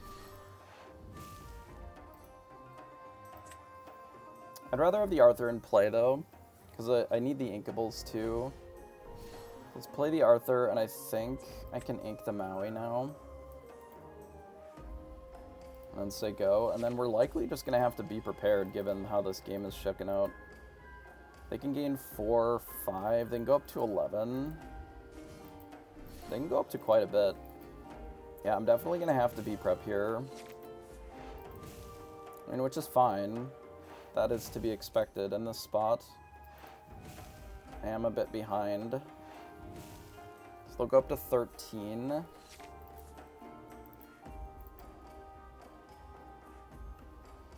So we'll quest. We can get an extra snake into our hand, which is not terribly embarrassing. Keep the snake. Are we getting rid of Maui here? Probably don't need Maui, since we have the double fox. So we'll go to 13. They'll draw an extra card. They have drawn a lot of cards, but they are down 2 full rabbits.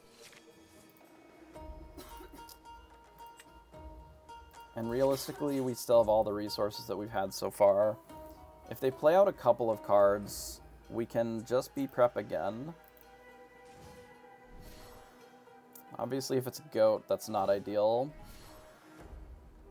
Yeah, it looks like we're dead this game. We don't really have a way of beating a draw that's super goat heavy here. That's unfortunate.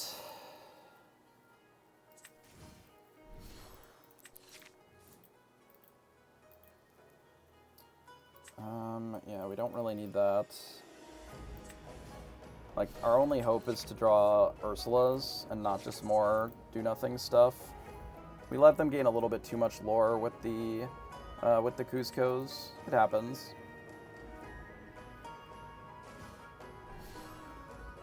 Especially if they have, like, another goat or a mini. So they're at 17 here. We already have a rabbit in hand, so I'm not too fussed about bouncing Merlin here. I mean, we have to put them at 18. I don't really see a way around that, so let's just do that.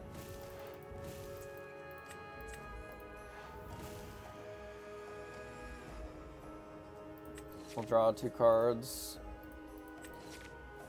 We drew another B prep, which is not bad.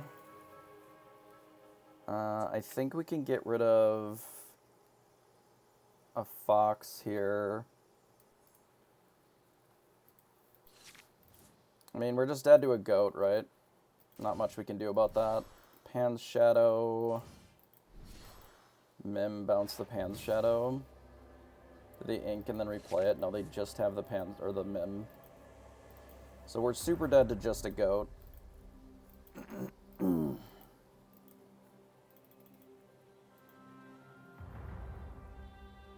So we can get up to... We're likely going to have to be prep next turn. So this is 10. Maybe we goat, snake, goat here.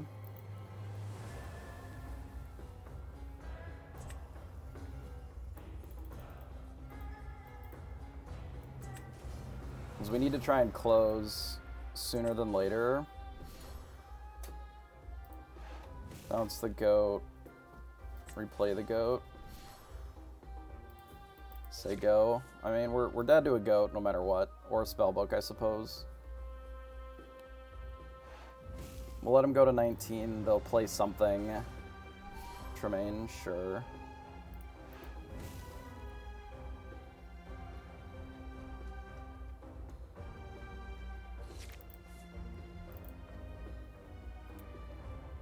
So we do have to be prepared plus something. If we go to 13, 14...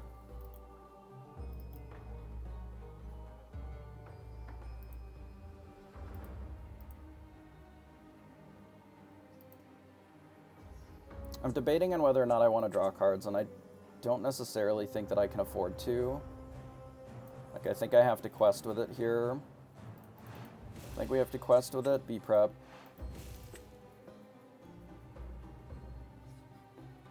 That puts us to 14, so this to be 15, 16. So I think we just have to play the mini or the rabbit. We probably need our last be prepared, so maybe it's the rabbit. So this will put us to 16, which is not lethal anyway. So we may as well just play the rabbit, since we know that they have the ability to give us lethal anyway.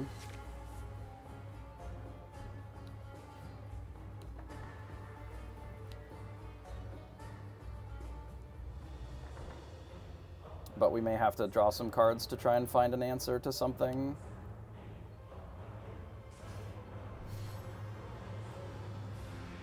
Playing one thing is really risky. So we could draw into a second Teeth and Ambitions. If we sing Teeth here to do 1 damage, and then we bounce it back to our hand, and then replay it, it gives us the most ink to work with. I think I have to do that.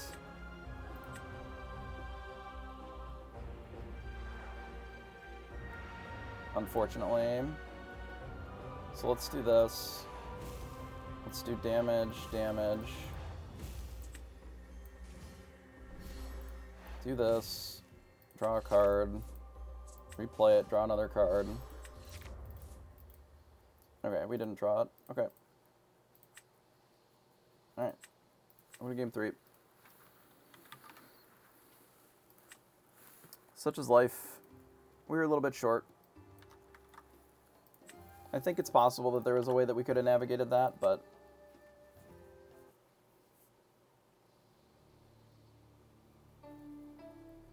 I mean, our opponent played, like, very aggressively, and they were on the play. Such is life. We were on the draw, and we had to play from behind. We also didn't draw any Ursulas either, which would have helped a lot there for being able to steal back some lore and then force them to have to do something. Like, we never had the opportunity to really steal back any tempo, so they just out-tempoed us. Happens. Our opponent played 2 characters for the first, like, 3 turns.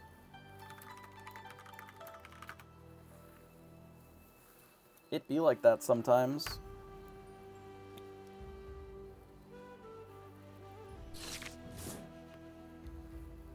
Alright, get rid of this, get rid of this. Do we keep 2 uninkables that are both 4-drops? It feels a little brutal, but Pan Shadow is very good with this hand.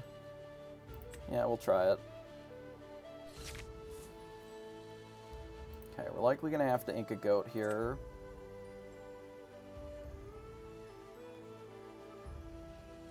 Given our draw, which is fine. We'll ink a goat. I will play the Olaf, though, because we needed to play the Mim. I'm probably just going to play a Mim on 3, so that we have it as an option for the Pan Shadow at some point if we want. Given our hand, I think we can just ink Goofy and pass. We really can't afford to wait 5 turns, and I think I'd rather have a goat than the Goofy here.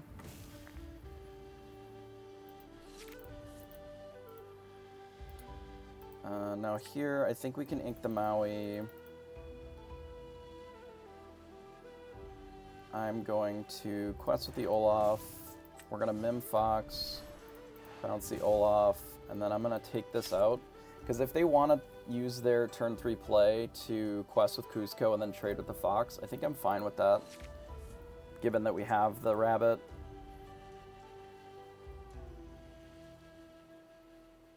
Like, Like, I don't care if they want to trade here.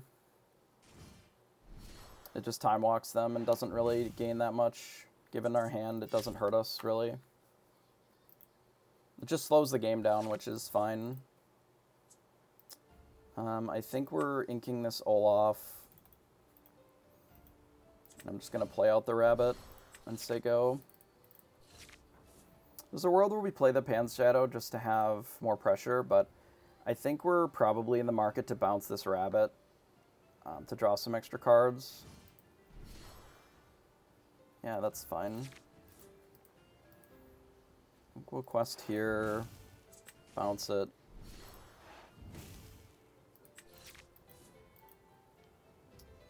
I don't hate playing this, but I think we're just going to have to ink it.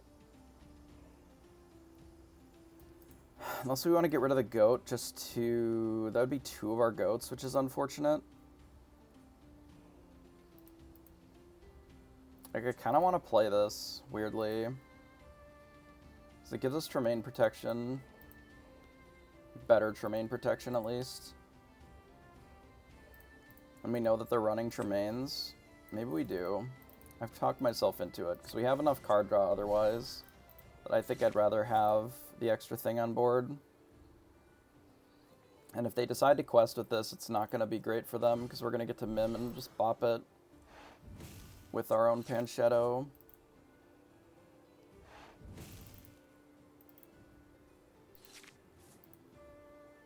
Alright, let's play Pan Shadow here.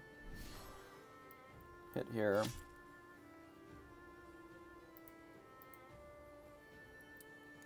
I think I can quest with the Olaf. They can't Tremaine plus take out the Olaf, and if they decide to just, like, do something else to take out the Olaf, I think it's okay. So I think I can just quest here and ink the Maui and say go. And now we're in the range where we can start doing, like, rabbit plus fox kind of stuff.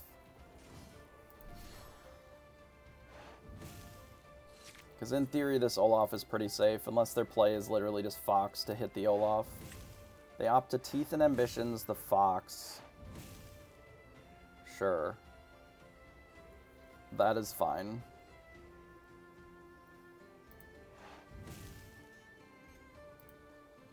That is very a-okay with me. Given our hand, I think I'm going to play this rabbit first. Man, that's fucking tragic. That is fucking big tragic.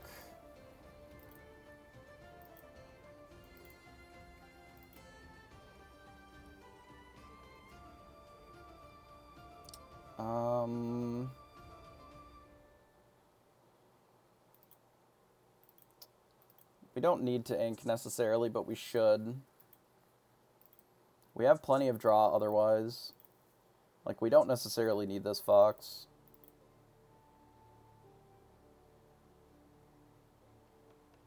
Like, I think I can afford to... They've inked a second teeth, so they maybe have, like, 1 teeth left. I can afford to do this.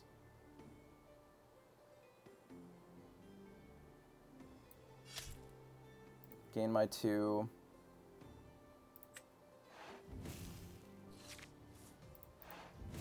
I'm going to ink the fox and pass. You don't actually have to ink here, but I think, given our hand, I don't really want to fall behind on ink. Because if we draw an inkable, or if we use this rabbit to draw an inkable, I want to be able to, like, double rabbit.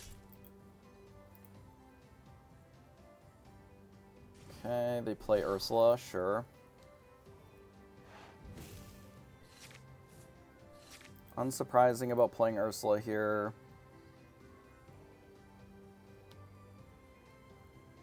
I think I'm always questing for 2.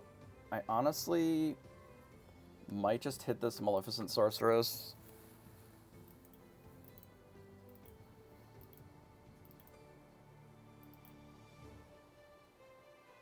Actually, I might just quest. Quest and play rabbit. Let's play rabbit first.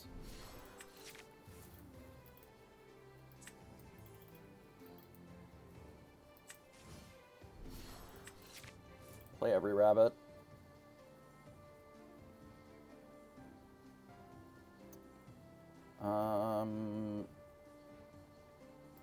They would go... If I hit here, I keep them a little bit lower. No, I think I'd rather gain the lore. It feels like we're the aggressor.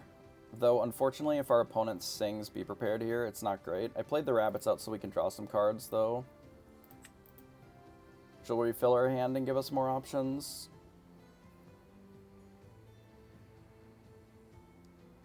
It is pretty likely that they're going to sing Be Prep here, though. There's a world where I just play a rabbit and I don't ink the 1-drop so that I can untap and, like, Ursula 1-drop. But we're already behind because they get to sing the Be Prep here, so... Draw, draw, draw. Those are pretty good draws, actually. They did sing it, right? I thought they sung. Maybe... Oh, did they quest? Oh, they must have quested. So we have a couple of options. We can Arthur plus thing. I think I'd rather just Ursula and 1-drop here, because then it draws us another card as well. Ursula, 1-drop. I don't think I need to ink here, though. All these cards are very good for us. This plays around Tremaine. Doesn't play around Maleficent, but that's fine.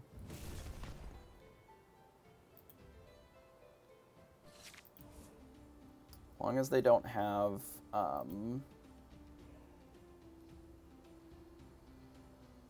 like a great follow-up to this, I don't really care that much. Because bouncing it and replaying it is not viable for another couple of turns yet. I think I'm going to just play another Ursula. Draw a card, and so You Can Fly, which is interesting here. I'm gonna quest with this, play another one of these. The You Can Fly can protect our Ursula if we want. We don't necessarily need more ink here. This hand really only needs like 9. 10 would be nice, but I think we can wait a turn. So they run out goat. Are they trying to race here? Don't know if they have another answer to Ursula here then, unless they're looking to sing, but then why would they play the goat, right? Okay, so they hit here, so that's fine. So we can use the fox to trade with the Maleficent here, which was kind of the plan. And then we can protect the Ursula with the You Can Fly. And just, like, replay the mini. We can ink the Surfer, I think. So we go... Quest with Ursula. Quest with the mini. Play fox. Bounce the mini. Hit here. And then we are short 1 ink from being able to do it all, but I think that's okay. I'm fine just doing Minnie Mouse plus You Can Fly on Ursula.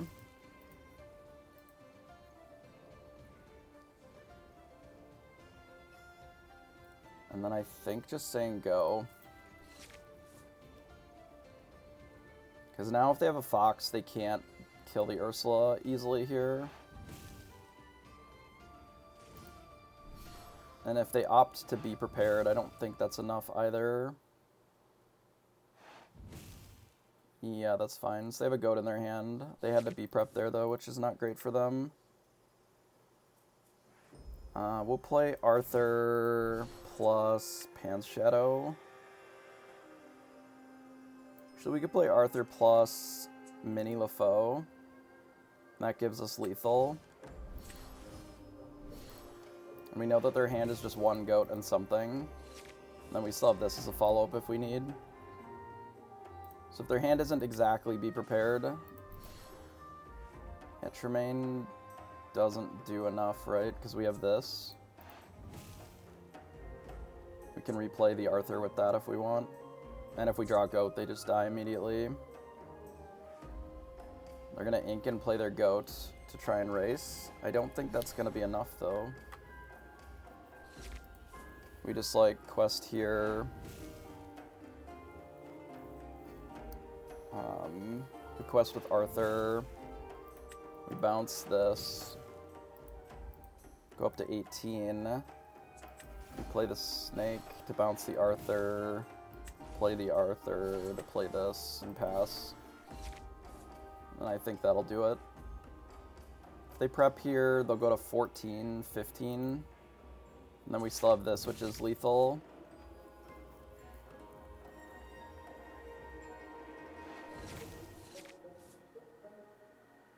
So they've dug deep into the well to find the Be Prepared. It's possible that they hit it. But we do still have a Pan's Shadow plus a draw 2. So they Yzma one of the answers, or one of the problems. But not enough. Well played. Yeah, they're able to take care of one of the issues, but not both, because of the mini. So that'll do it. We will take our win. Alright, current record is 2-0. So I think that that's a good example of two things. One of them being that the play draw matters a lot, right? We won our games on the play, we lost our game on the draw, and if we had been on the play in that one, we probably would have been okay. Let's... Pavel, you killing me, bud.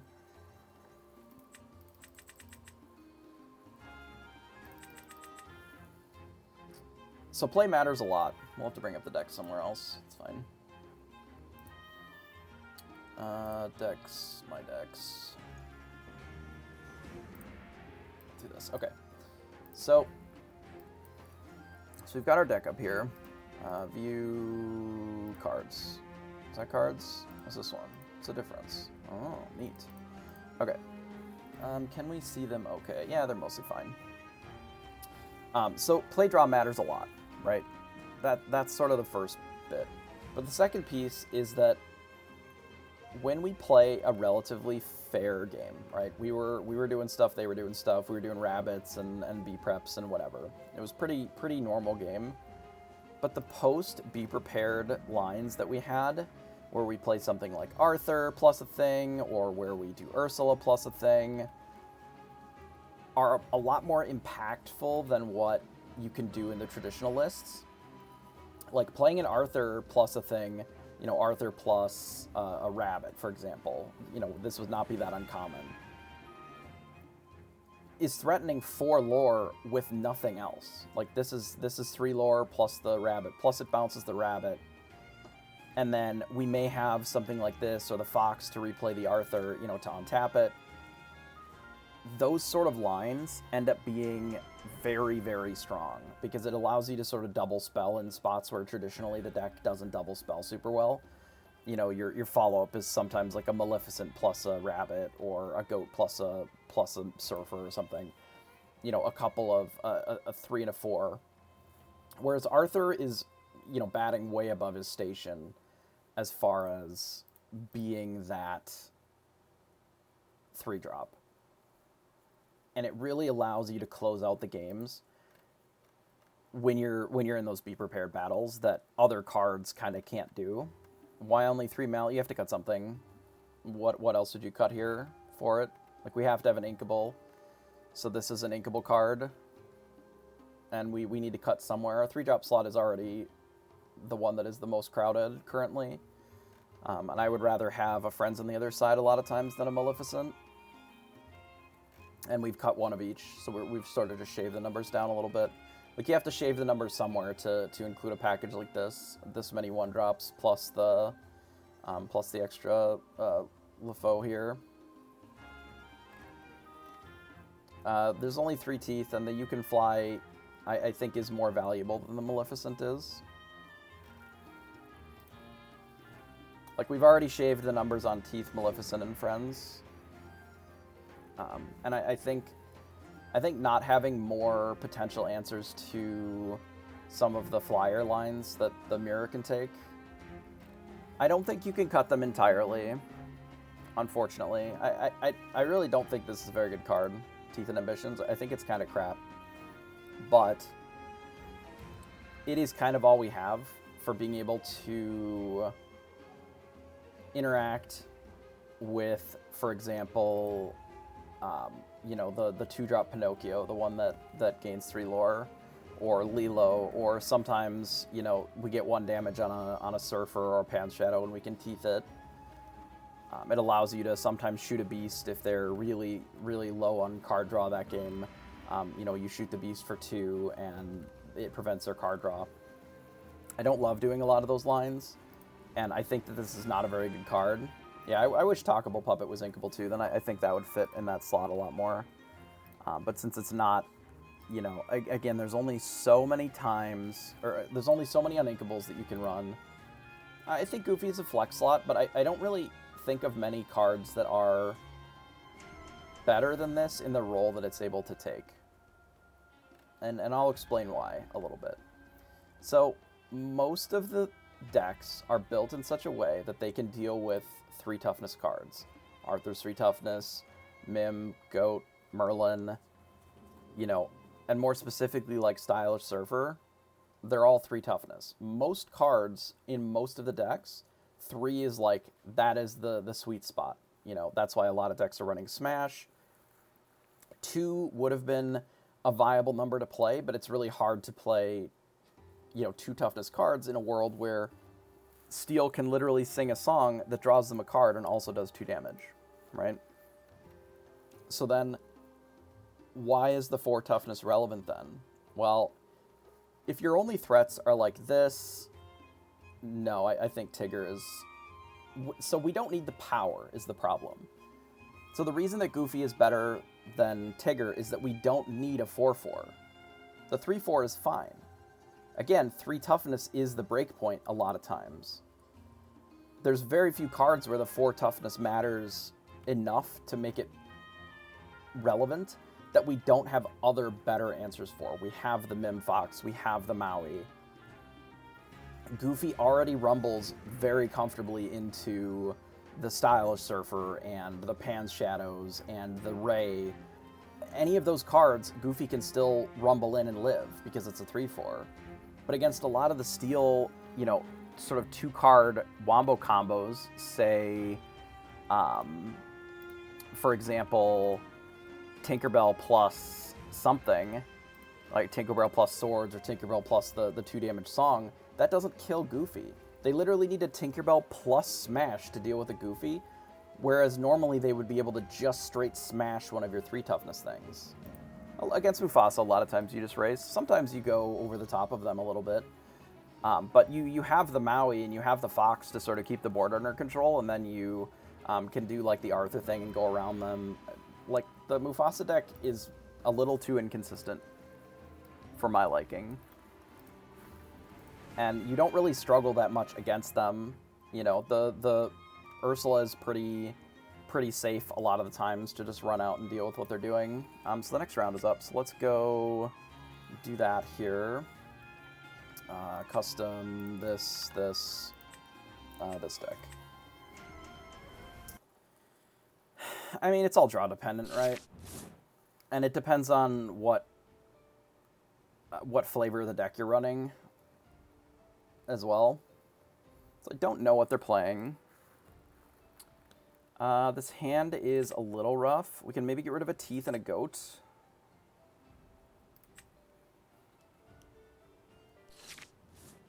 Okay, so we have a game plan. At least something that resembles a plan. We're probably not going to run out this right away. We're probably going to go like Olaf into Snake, depending, because we're on the draw. But this will be our plan here. Other Popsicle. Okay, so yeah, then this is definitely the plan. Because they don't really have a great answer to that. Which means that we also probably don't need the Teeth as much.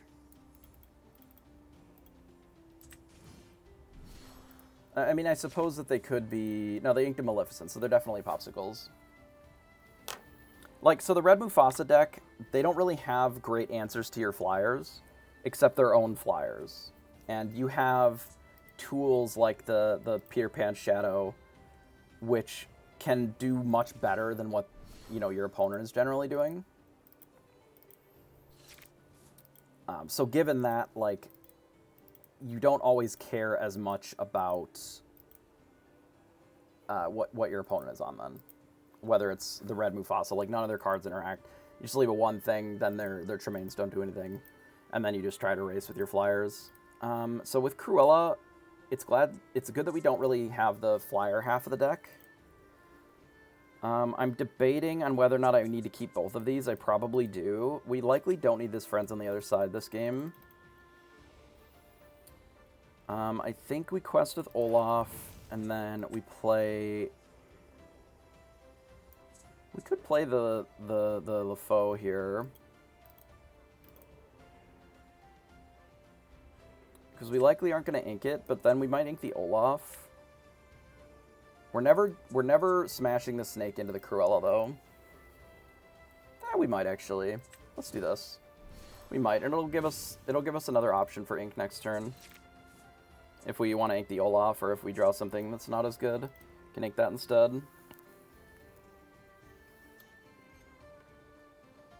Like, I'm not as worried about this Cruella, but they'll probably try to keep it safe if we don't show this, too.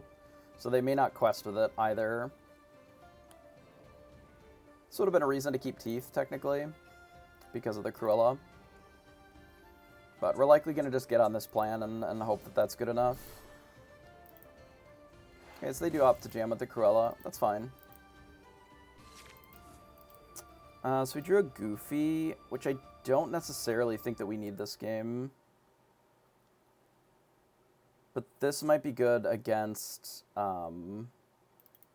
Tremaine. But because we have the double Arthur, I don't think that we need the Goofy here. I think I just play Arthur and pass. We're not under a super clock, and I'd rather keep the snake for now.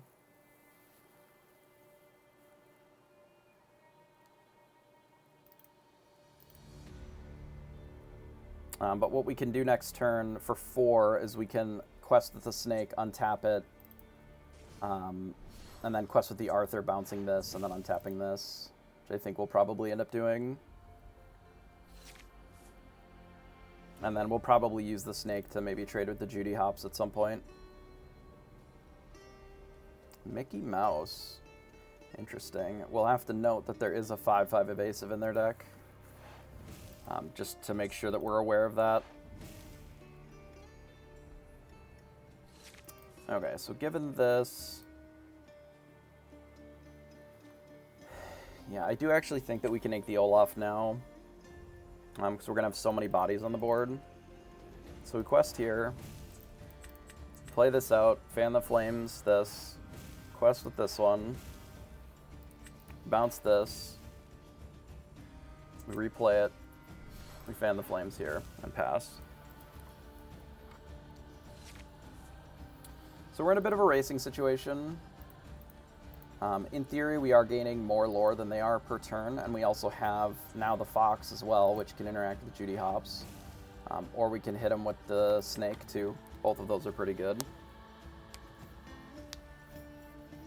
But we have a decent clock, and we have some card draw in our hand that will unlock soon. And we can always sacrifice this Arthur to just gain extra lore with the goat as well. Especially since we have another one. Like, that is a line if this LeFou dies. We can just do this. Yeah, so they're just playing more random dorks. That's fine. We can actually replay this whole board again next turn and gain the same 5 if we want. And still take out the Judy Hops without needing to play anything new from our hand or leave any of our cards vulnerable. Because we can hit here.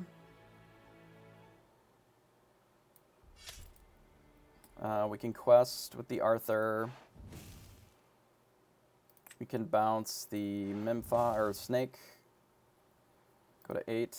We can quest here.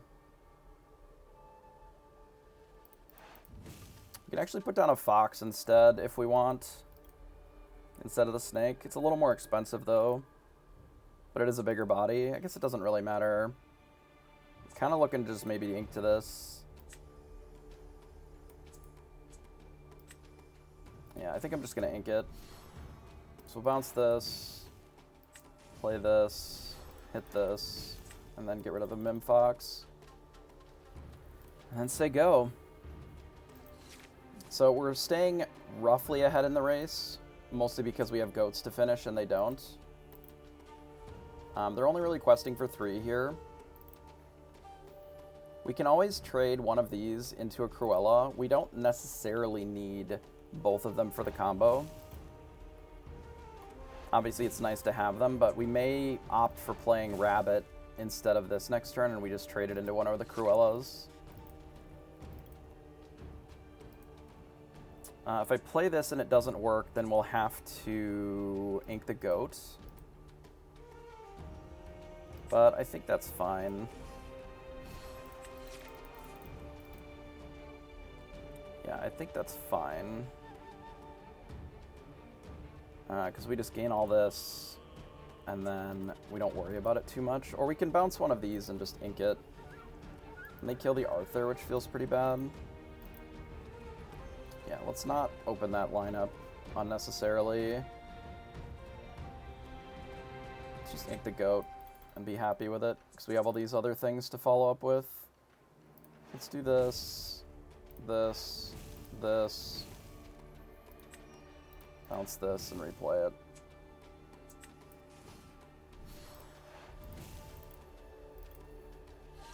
They can't really B-prep this turn either. Obviously goat would be great here, but this is the risk when you're playing a little bit of a higher uninkable count. And it was a bit of a gamble to play the rabbit at all. I thought it was worth it.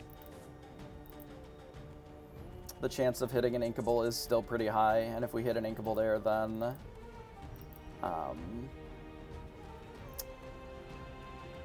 we can keep the goat and still do this line. But doing the gain 5 every turn was probably also pretty safe there. So they hit the quill. So they can be prep next turn, but I think it'll be too late.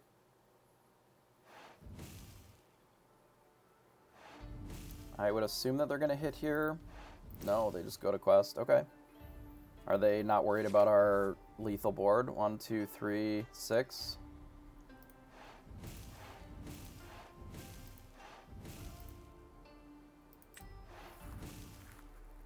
They maybe just didn't have an answer to the lethal board. That would make sense, I suppose.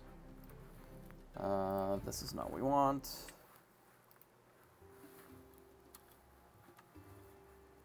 Okay, that was a win. We go round 3. We're currently 1-0.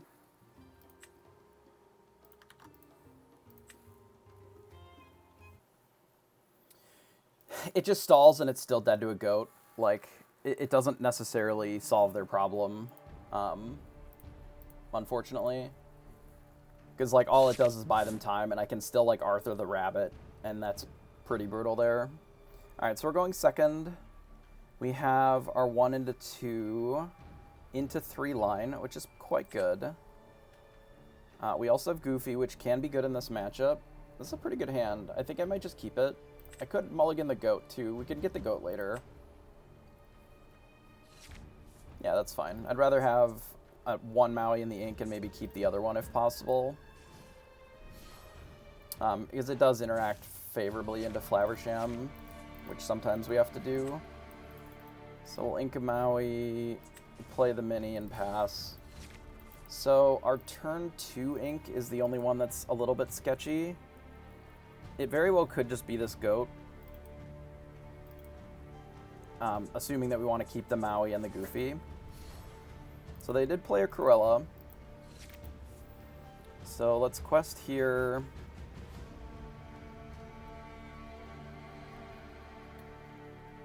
Given that that slows down our aggression quite a bit, I think I'm okay getting rid of the goat here and playing for a longer game.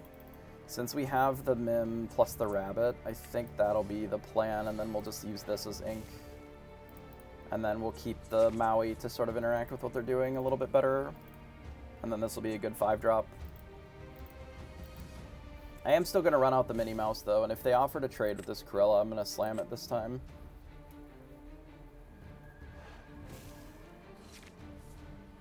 This does make their deck a lot weaker to Teeth, which I do like as well.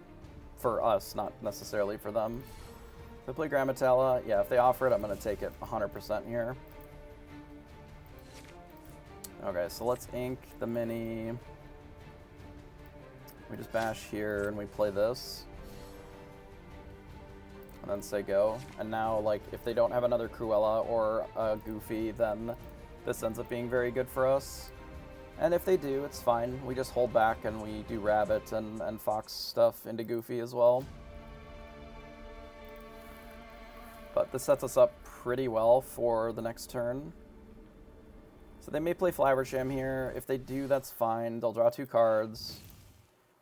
And then we'll try to set up next turn playing the Rabbit into potentially just Mauiing it. We'll let them Grammatella us for the whole game if they want. That's fine. So we'll do this. I will ink... I guess we'll ink another 1-drop, because this ends up being a little bit more useful. Play our Rabbit here, and say go. We can also hit it with the Rabbit and then Fox it too, which would then give us the ability to play another thing, which could be interesting, and it draws us a card. I'd like to not have the Rabbit on the table, ideally. So I don't hate that line. Since it's our only real draw source, I would like to have it in hand if possible, so that's pretty likely going to be the plan. I would assume that they're going to use the Quill, ink something, and then ink something else, and then quest with Flowersham. Which is a pretty good line. Yep, that's fine. Yeah, we're definitely going to get the Fox down. We might even take out the Grammatella now. I don't really want to turbo them up to 7. Oh, they have a Cruella. Okay. That's actually fine, because we can still do this to untap the mini and gain additional lore off of it. This will all work out okay. And we may even force them to B-prep, honestly. But then we'll have the Rabbit in our hand, which will be favorable for us. We'll save this for now. I don't need to run that out yet. So let's bash here. Play Mim Fox, bounce this, draw card. Hit here again. And then we need to ink something. We can maybe ink Maui now. Given how this game is played out, I don't know if we necessarily need Maui. I think I'd rather keep the goat, and I think this is better. So yeah, let's ink Maui. Quest here. Play this, untap it, say go. Because then we can always do this again next turn if we want, and use this to gain more lore. Like, it also makes them not quest with it too, which is nice. We're probably going to have to deal with this Tala soon, because it's going to be a problem. It's already kept up pretty well in the lore gain, which is not ideal. Oh, they just quest with both, huh? Okay. Are they just going to B-prep? Oh, sure. That is fine. I would describe that as not really much of a problem for us. I'd like to play 2 things, because they probably have a Tremaine. I guess we don't need the Teeth and Ambitions that badly. We'll just play this and pass. Not a great follow-up to a Be Prepared, but they only have 4 cards in hand. They got a Flowersham, sure.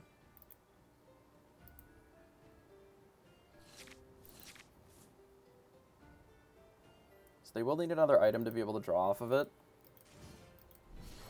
Okay, they got a Quill. Pretty good. We are going to need to deal with this. We probably want to run out. I mean, we maybe want to draw cards. We'll have to see what our hand looks like.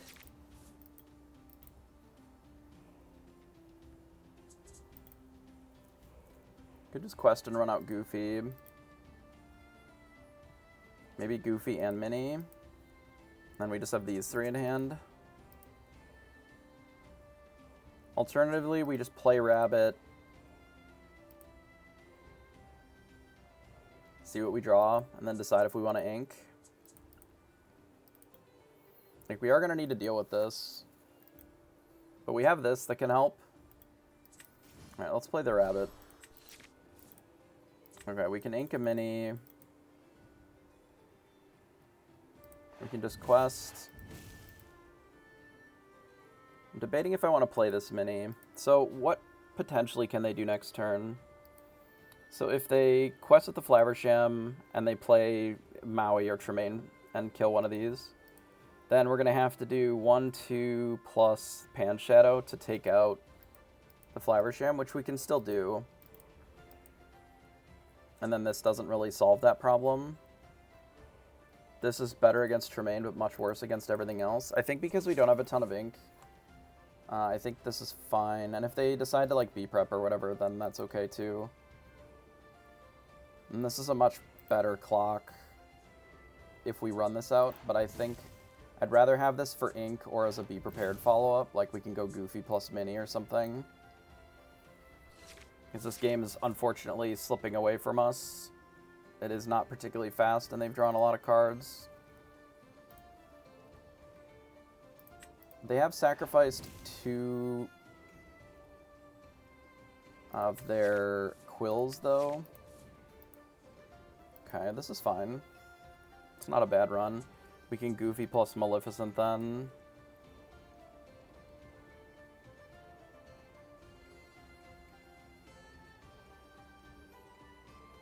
We're going to hold on to this if we can, but this will also need to come down at some point. Okay, so let's play this first to see if we get anything else to ink. We drew another goat.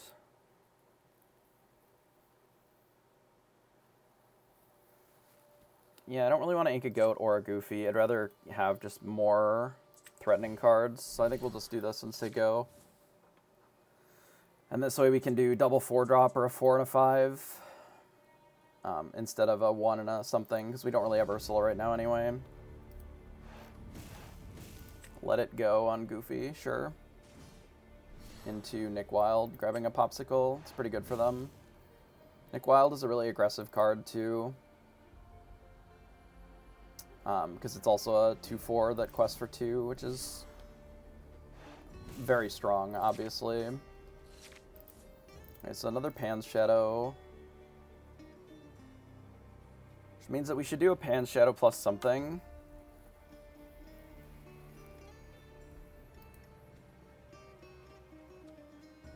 Probably Pan's Shadow plus a goat, and then we quest here. Or maybe we don't quest. We use this Tremaine protection. Yeah, I think I like the Tremaine protection better. We do this and say go. And this way, if they quest with the Nick Wilde, we can always goat and hit it. Quest here, and then we still have another follow-up if they B-prep again.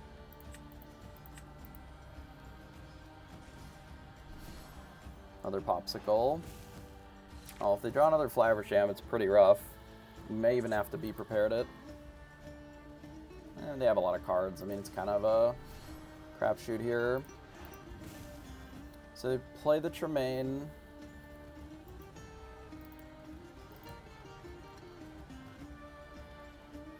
We were able to play around it just fine. See what they do otherwise. If they shift a Tremaine, or if they play something like a Bell, that would definitely encourage me to sort of clean up the board.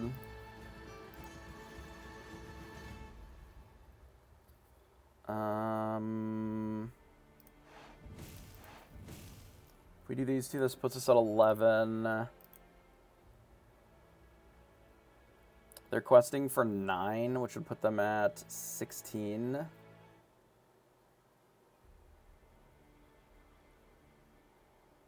I'm going to go to 14, 15, 16,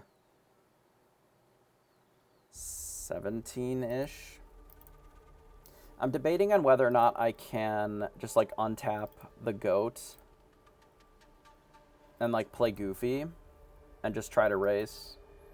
Because if I play Goofy, that'll put us at 16. This would be 17. And then Goat plus Be Prepared kills them. But I don't have the ink for that. So I could ink Goofy and do Pan's Shadow plus the LeFaux, and then that would do lethal. But that's pretty sketchy. Alternatively, I can just like Be Prepared into this, but then another Tremaine is really a disaster.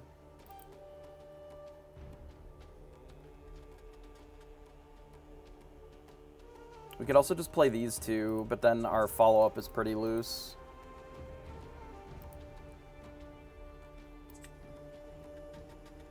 Make them use the Be Prepared. Alright, I'm going to try that.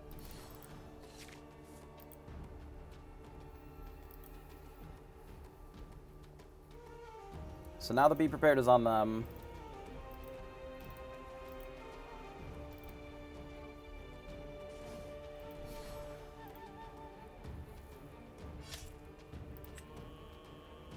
What is this? This is... While this character is exerted, opposing characters with evasive gain reckless. Wow, what a card. Okay.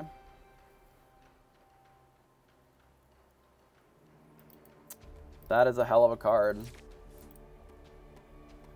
I mean, it doesn't really solve their problem here necessarily. We still just have to be prepared, but it's a very interesting card. We can go to 16. We just have to kill this, and then we can quest with these two.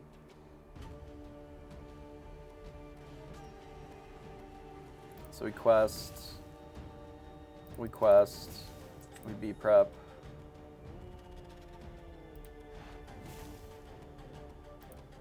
Yeah, we're probably running out the LeFaux as well. I may just do nothing.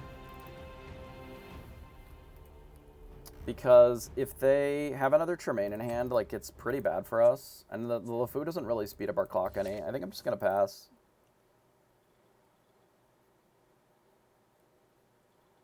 Because now if their hand is Tremaines, they just kind of have to use them. And it doesn't necessarily solve their issue of where we're at. Because we're going to have to be prepared anyway. Oh, LeFaux could have readied their captain. That's true. Would have gained us 2 lore. Yeah. That actually would have been a pretty good line.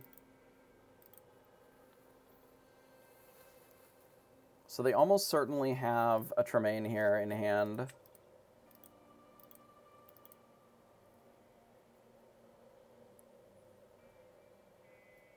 I could do this plus this.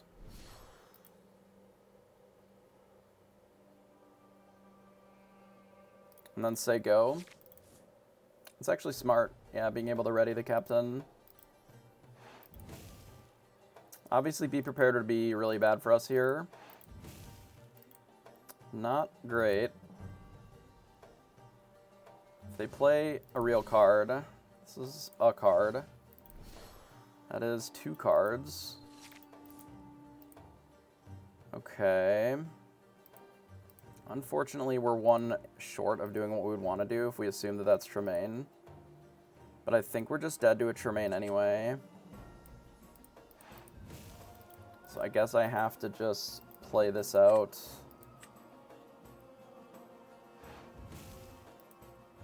And just run out of 1-drop and say go. At this point, we no longer have the option of playing around a Tremaine here.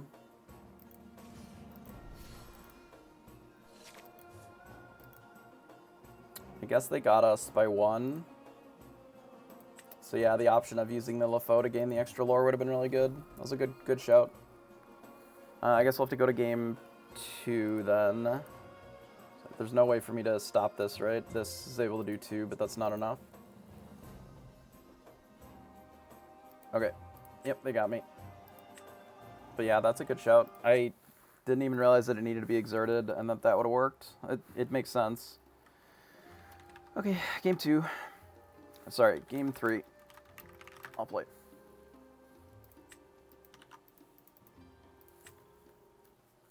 Yeah, the hook was unexpected. I let it blow me out. I was playing in such a way that it had to be exactly a card like that. Because I just played a bunch of flyers. If I would have done the line where I inked Goofy and did the other thing, it would have been less of a blowout, I guess. And I think that would have been better for me. Do we want this teeth? Not really. We don't need double snake. We can always ink this. I don't want to mulligan too many. This hand isn't bad. I would like a 3-drop, but I think we'll do this. It's fine. Given that we do have to ink the teeth and play the mini and then pass, we're going to have to draw a bunch of cards here, I think. We may even have to just draw with friends on the other side, which feels really awkward, but if that's what our turn 3 is, that's what our turn 3 is. We're going to have to use this as ink as well. Most likely. Or that's a good 3-drop, I suppose. That makes the goat not needed then. I mean, we need the goat, but I think we have to do it this way. Given what our draw is, I think this is the line. They could play Cruella, which makes this awkward, especially because we got rid of the teeth already. But if they do, there's not a lot that we can do about that. I mean, that's why they're running Cruella, right? And then we'll just have to use this to sing and then move on with our life. It's fine. Grammatala, sure. Okay, we ink mini. Play mini. Surfer. Quest here, say go. We're going to try and push a little bit more lore earlier. Since they have Bell to close, it does make it so that they have the ability to shut out the game a little bit faster than I would generally like. So we want to try and put a little bit of pressure on, make them have to do something. Like, even if they want to smash their Tala in here, that wouldn't surprise me, just to get the extra ramp to sort of break serve. Yeah. That doesn't surprise me that much. Because it gets them closer to be prepared, which they're likely going to need in this matchup. Sooner than later, right? It even lets them Maui next turn. Assuming that they ink and then ink again next turn. They can Maui the Mim. Which we may not enable for them. Debating on that. I might want to sing Friends on the Other Side with this rabbit. I almost would rather push the lore, though. Maybe we just get rid of this snake. And then we can do it with a rabbit next turn. I think that's probably better. And then we quest here and pass. I'd rather not enable a Maui line for free. We can hold this for Tremaine, and we can let them kill Rabbit or whatever with Maui. That's fine. So they opt to Flaversham. Draws them 2 cards. Not a big surprise. It's probably their second option to the Maui. What was Captain Hook? I gotta bring that guy up again.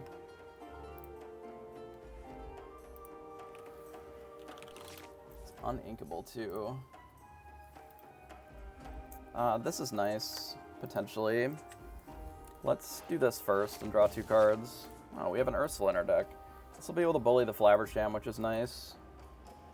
I think we're questing here for sure.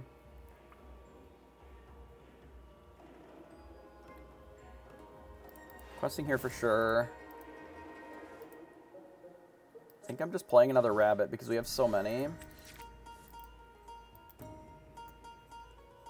I'd like something to be able to play around Tremaine, ideally.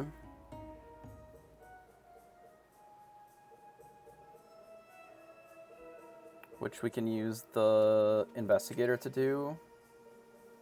Comes down a turn later, but I'd rather ink here. And we can actually push with the snake here now.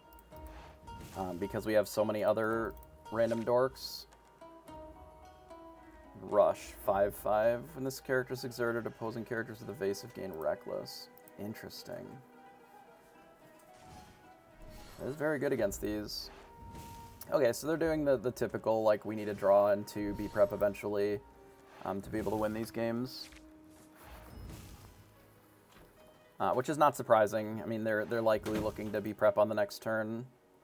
So we'll probably Fox and bounce the rabbit to our hand or whatever to set up for the following turn. Take out the Flaversham just so that it's off the board. We do have this other rabbit. Maybe we don't need to, and we can just Maui this straight up and then quest with everything. I actually don't hate that. And then we'll draw 2 cards here, and then we still have the rabbit plus the fox as a follow-up. That'll put us at 12, which I think I like more. We can get rid of the second Maui. Use this Maui here. Cleanly take out the Flaversham. Quest with everything else. Quest here, here, here, here. We'll go to 12 and pass. Hey, XVVT, appreciate the follow. Thanks for hanging out, everybody. Hope you're having fun. I know that it's not the most riveting deck in the world that I'm playing, but I do like tournament games. I think they have a little bit more involvement, you know. There's a little bit more interesting elements happening, so they almost certainly have to be prepared here. They could play Scar. Scar would be boom, boom, boom, I guess. Scar's pretty good. Captain Hook would be able to fight like one of these, but then Maui just eats it, and then we still get to quest for a bunch. Okay, so they have Scar. So Scar will do Merlin, Merlin, probably the Mim, would be my assumption. Which is fine. We aren't too worried about the Scar here. It's better for us than the Be Prepared, which, you know, is pretty favorable, I would think. So this lets us still go up to 14. 14 is a really dangerous number for this deck to be at, especially when we have a goat. It is likely... Oh, they opt to go for the Maui. Oh, because they can do this. That makes sense. They opted to quest. Well, I don't think that's right. I think they should have nicked into the Mim snake here. Almost certainly, because now we quest, and then ink this. Yeah, this game is over. We do goat plus this now. And we can even kill it, it's fine. We don't necessarily have to, but we can. And then they're just dead to the goat plus the Mim. Like Arthur... sorry, Aladdin, I suppose, could do something weird. Right? If they... Yeah, they're just dead. The game's just over. I appreciate the play from our opponent, but we set it up in such a way. Yeah. That's me. I'm me. You know, we're out there. We battling.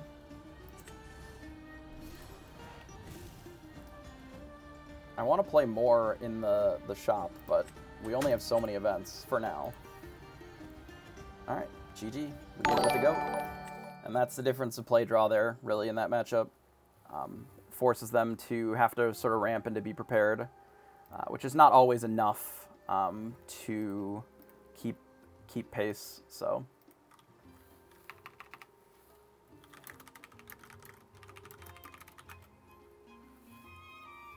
Yeah, that Captain Hook was really sweet, though, if I'm being totally honest. Like,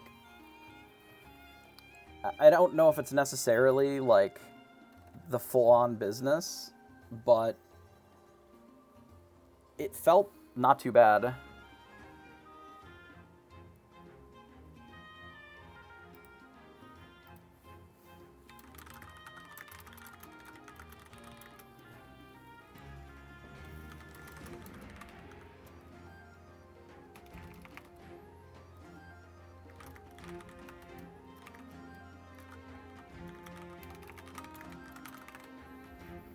Okay, so that gives us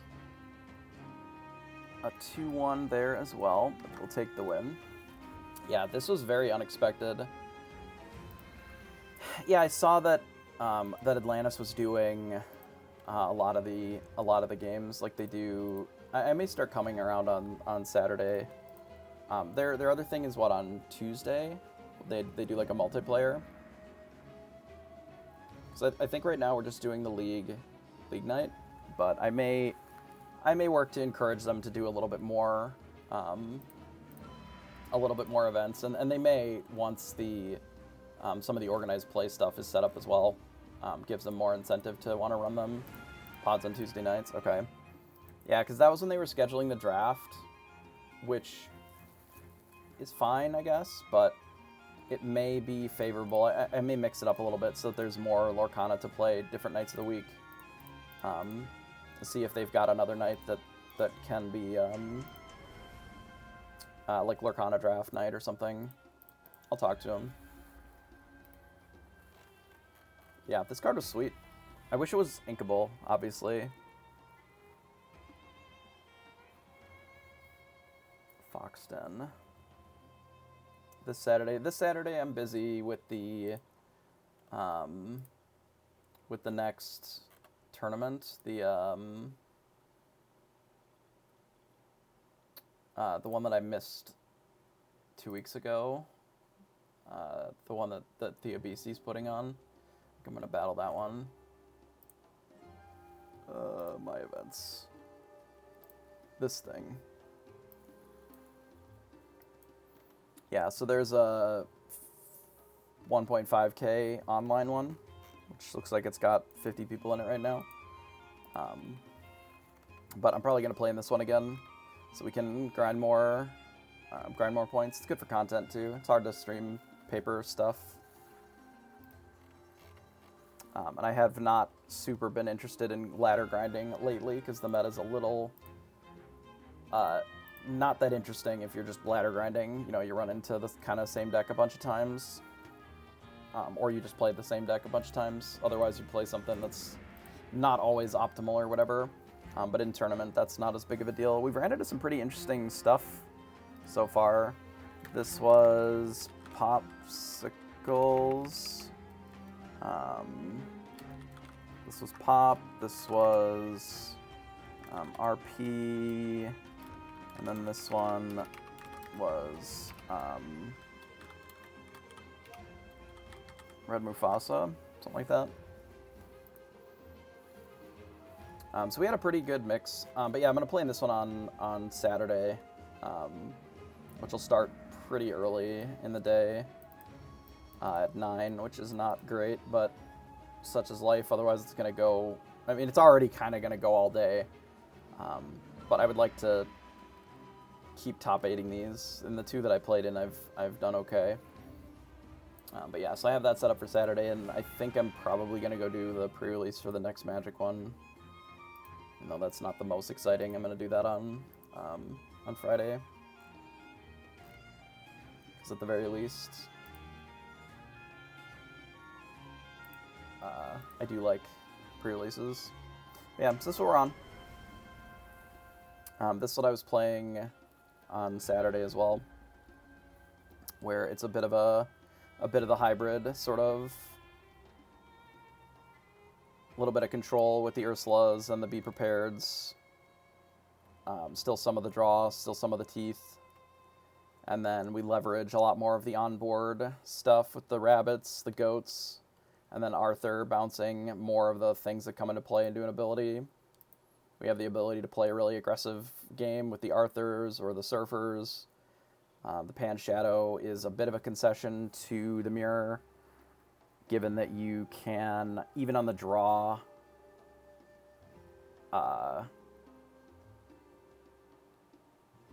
you can play like Surfer into Pan Shadow and like take out a Surfer, or you just go like 3, 4, 5, playing evasives, which is the same as doing Surfer, Surfer, but this just happens more frequently because you just have more of them, more volume.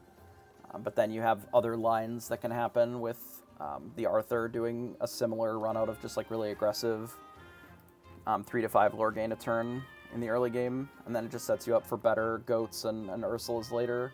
A lot of times you find, or I have found, that in some of these versions that play a little bit slower, more control, that you don't always gain a ton of lore. you're using your things to trade off more frequently instead of pushing lore. And then sometimes the Ursula, just like, if you're at 6 and they're at, 14, Ursula's great, but even if Ursula's in play for 3 turns, it just like isn't enough on its own.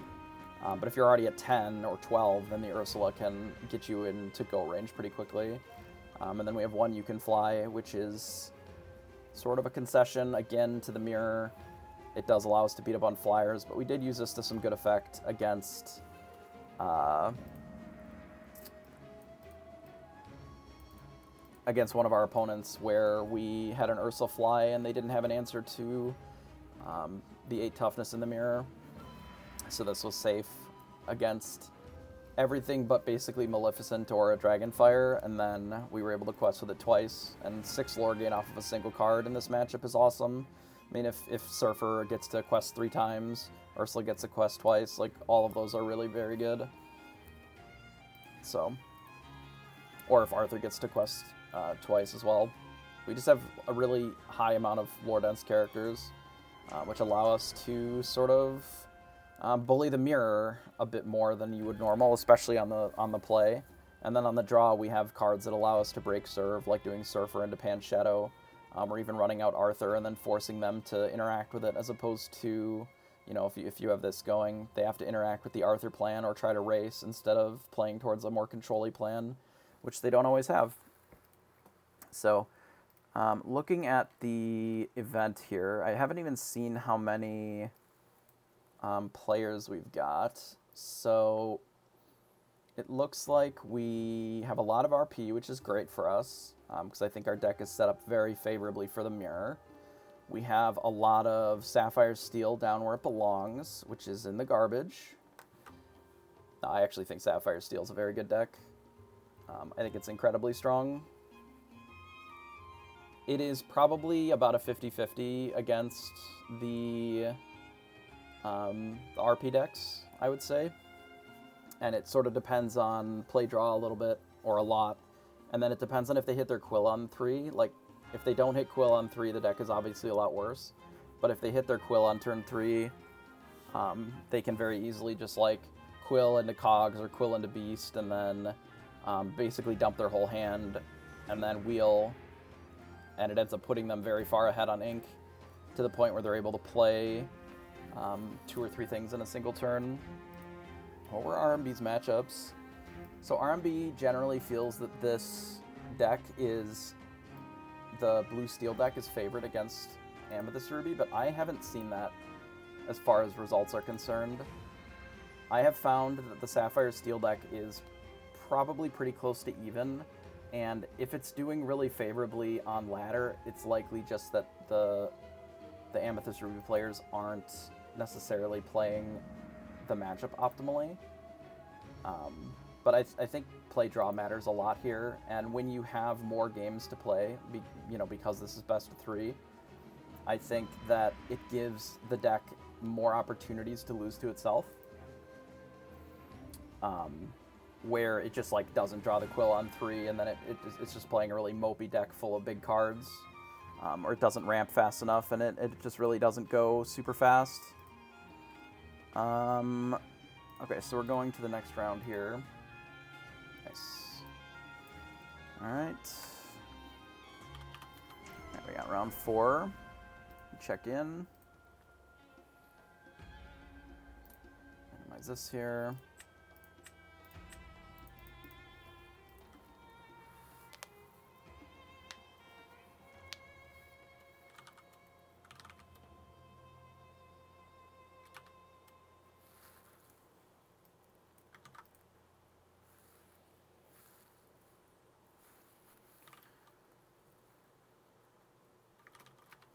Alright, so we will jump into round 4 here.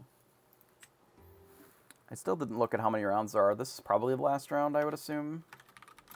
Could be 5 rounds. I didn't see how many people there were. There was like 16, 17, or 8 or 9 tables, I think. Could be a 5-rounder. 5-rounder with top 8.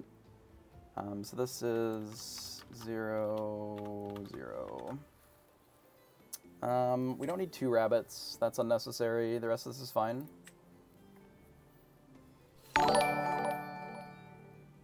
Hey, Zokan and Stevie, appreciate the follows. So we're on the draw. I literally already forgot what they were playing. Doesn't really matter.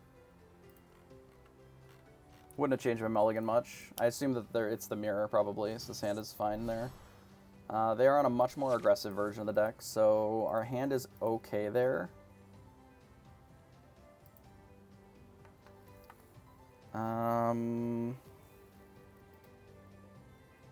This card is functionally the same as a snake a lot of times.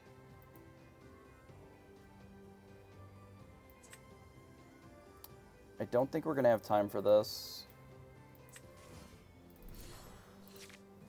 Could be Amber Amethyst. I didn't see what they inked. Maybe they inked an Amber card.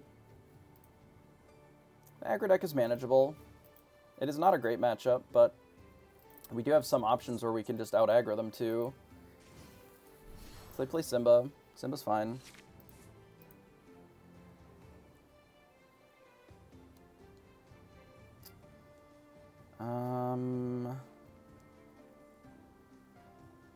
So interestingly, I don't really want to play the snake necessarily, because the Minnie Mouse is effectively the same against the Maleficent as the fox is.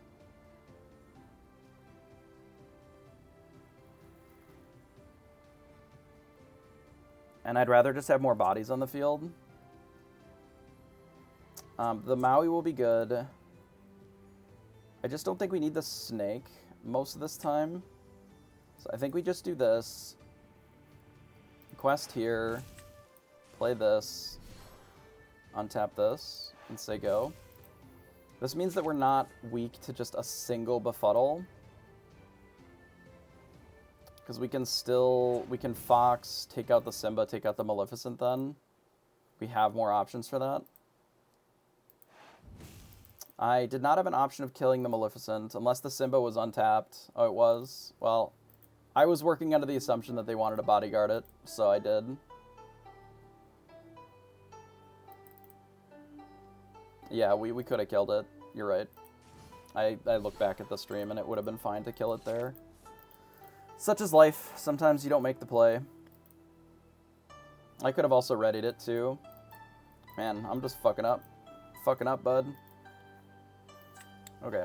Let's do this. We're going to quest here. But yeah, you're right. I could have readied it. That was a line I didn't even think of. So let's bounce this. Hit here. Yeah, we're just going to kill it now. It costs us 2 lore. We'll do that and pass.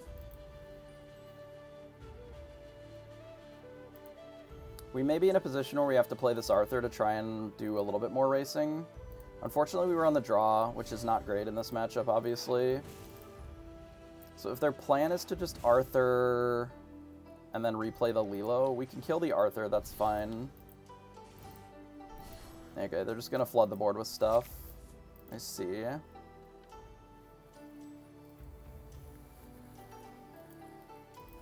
Okay, so we're going to need this Maui, likely.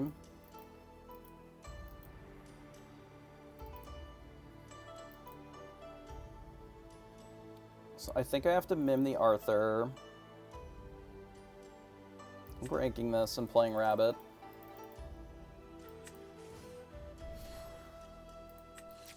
No teeth, so let's just hit here. And we'll quest for 1. Actually, maybe I don't quest for 1. Because if they have a fox, like, I don't want them to be able to eat the mini. Like, I'd rather have it as a threat against those cards. Because if we can't kill both of these, like, that's a fucking disaster, right?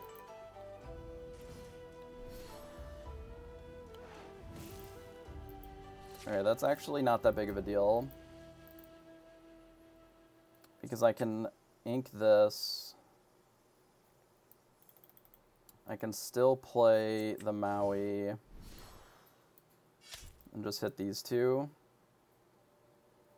And we're really going to be leveraging this Ursula hard here, I think, to try and not lose this game. Like, next turn I'm going to have to play the Arthur and the Maleficent, most likely, just to try and get more of an advantage. Okay, Rabbit is fine. So, we can actually Pan's Shadow this if we want. I don't think that's what we want to be doing. It is a little awkward because we're going to have to ink this goat, but I just don't think we're going to need the goat to close the game. You might have to go to the Dreamborn profile. It's the... I didn't add this deck in there. It's the Ursula Bounce House instead of the other one. Yeah, I think we're hitting here. I think we're questing with this. I think we're playing the Maleficent Sorceress. And then we're playing the Arthur, and we're going to pass. And I think what we're going to need to do is basically keep bullying their board, but playing Ursula essentially every turn.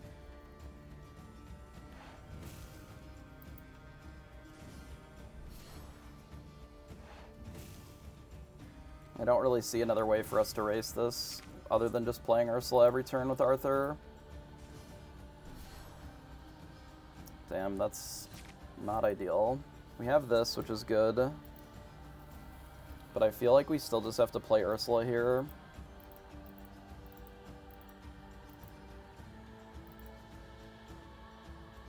And if they decide to kill the Arthur, I think that's okay. I don't think Goofy's it.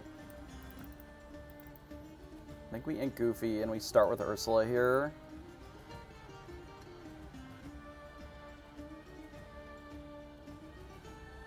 Like, I don't see how blowing up this board actually solves our problem, because we know that they have a rabbit in hand.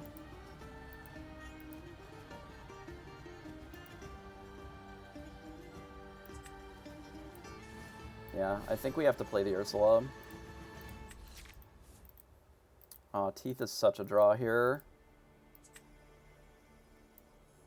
So let's sing a song with this guy, putting 2 damage here and here. And then we quest with Arthur.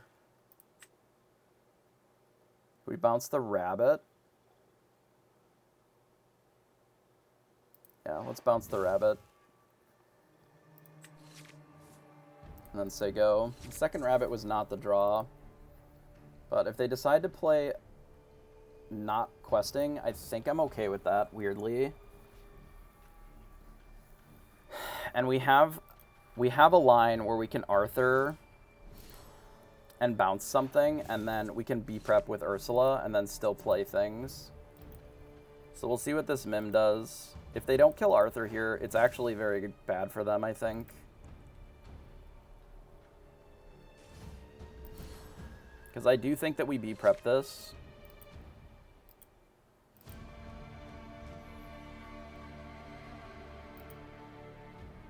And we gain our lore here.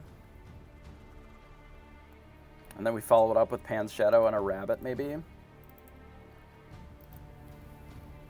I mean, I understand why they made the play. Like, they kind of have to, but I would have definitely killed the Arthur.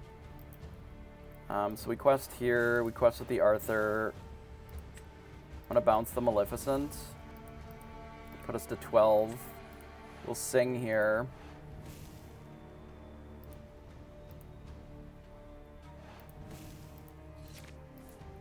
And then I think my play is to just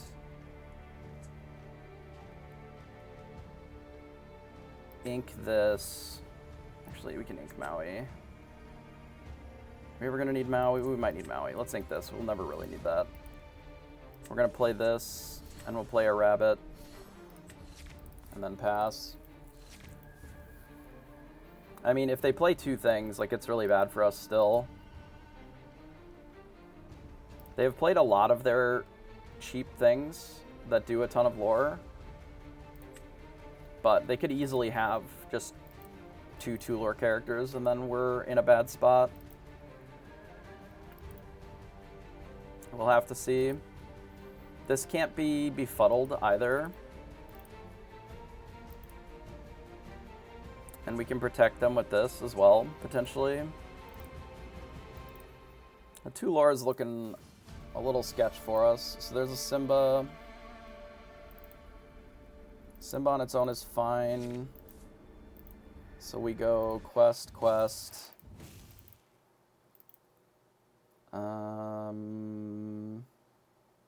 They can't really blow up our hand or our board. So I feel like we just need to present lethal. So this plus mini plus this. Say go. Ink Goat Snake isn't enough because that's only 2. In order to gain 3 lore, you need 10 with Snake and Goat. So they don't have enough to get it here. So this is lethal. This is 2-4, and then some combination of these idiots. Nice. So we won on the draw in game 1. That's huge. Super huge. Arthur being the card that sort of did that, right? Because if our opponent isn't saving their Arthur, even after the mistake on the first turn, or the second turn rather, with this guy, Le Fou, we still managed to make it okay, which is good.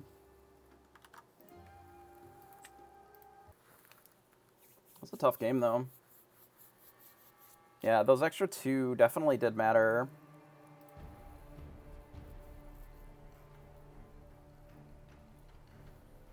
Quest with Ursula. That would have been okay too. Like quest with the Ursula and then untap it. I just didn't think that we necessarily needed the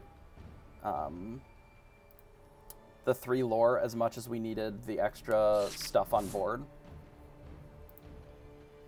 Like we can close the game in 2 or 3 turns anyway. Like that wasn't really the issue. So I didn't think that that was necessary, I guess. That was my reasoning. So we go second. So we definitely need something better than these. And I don't think that we need the Maleficent since we have this. This is a pretty sketchy mulligan, but... Hey, 0. It's going alright. That was pretty good. That was a pretty good draw. We're in not a great matchup here, but we do have a good... We've broken serve because we were on the draw game 1 against the aggro deck, and we won. Barely, but we did win. So we have an okay shot of, 2 more games to try and rally here. So we got a Teeth. I don't necessarily... Hey, Jeffries. Thanks for the raid. Appreciate that. I don't necessarily think that we need double Minnie Mouse here. So I think I'm going to get rid of one of them. I just don't think we're going to have time to play 2 on the draw. 1 is okay on the draw, but I don't think we're going to be able to, take turn 3 off and take turn 4 off. Because we're going to need to be bashing what they're doing a lot and interacting with what they're doing. This time, if they play the Simba line, I will untap the Simba and take the trade. I appreciate the follow, everybody. They inked a Pascal. It's an interesting ink choice. It's one of the better cards in this deck. So they did play Simba, and they did tap it this time. Given that we have the Pan's Shadow, what are we doing next turn? Probably the Fox Mim. So, when are we ever playing this Minnie Mouse? Turn 1,000, I guess? I can't really get rid of the Teeth. I'm just gonna get rid of this. We need all these... We need to stabilize the game before we have to worry too much about gaining lore, I think.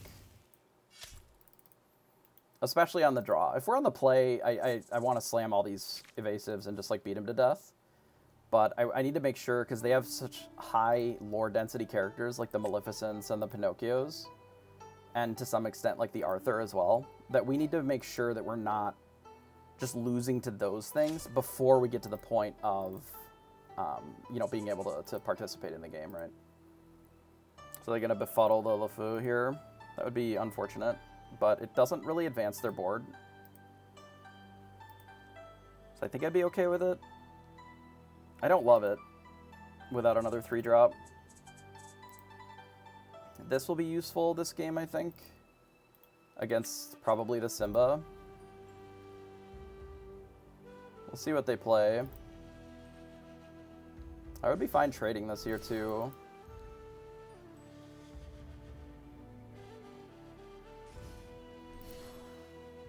So they're just gonna bounce it, I assume. Okay, that's fine. So given that they did that line,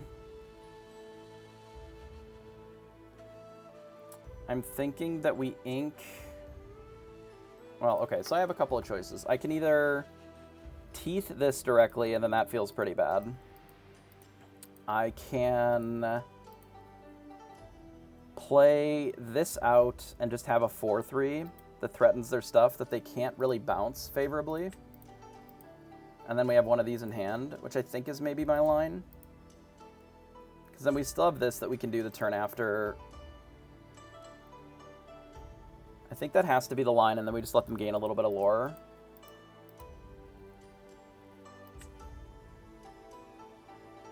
Ideally, I didn't want to ink first, but I think I have to. Do it like this and pass.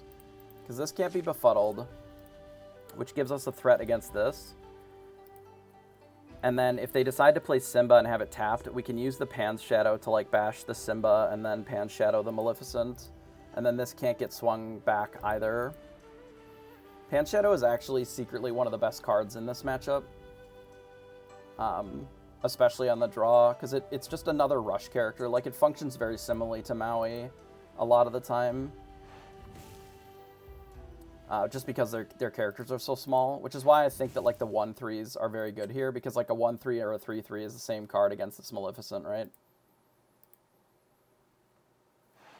They befuddle their own Maleficent, okay, to play Pinocchio. Sure. I think that means that we can, like...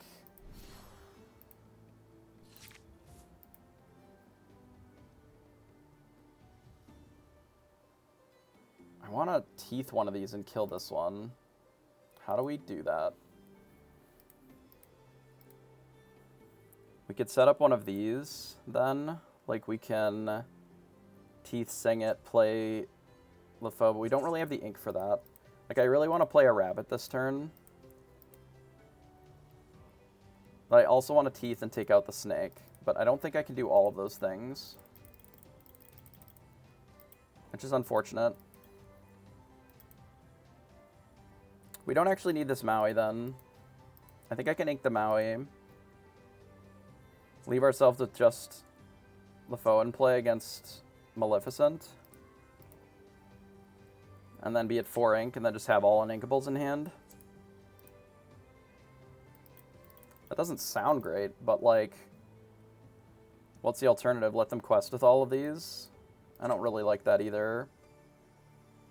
So I guess it's ink Maui... Did they ink Simba? I didn't even see. I mean, if it's Simba, Simba's fine. Because then, I don't know, Simba's really bad for us. I guess it's just the Maleficent. Yeah, I think this is the line. So we sing teeth, teeth here, hit Pinocchio. We play this. We untap it. Oh, I didn't need to sing. I guess it's the same. Because if I don't sing, then this is untapped, but I'm still not... It doesn't add anything extra one way or the other. It's effectively the same, so they do nothing here. So I think I have to play the Merlin to try and draw an ink. I'm fine inking the goat here.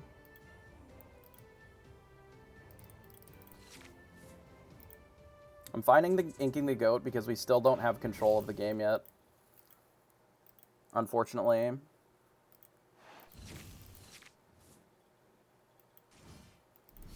We're getting close, but we're still, like, pretty far away from controlling the game.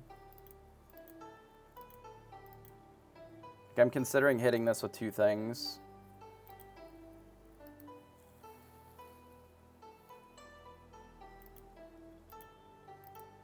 Yeah, yeah, exactly. Either I died by their stuff or I managed to stabilize. I think I just have to hit the Merlin Rabbit here and draw into something. And then see what that is. Another Maleficent. Okay, so the Arthur's a little awkward here then. I think we do just bash this. Okay, we'll play one of these. Draw. We'll ink this one, play Arthur. And pass.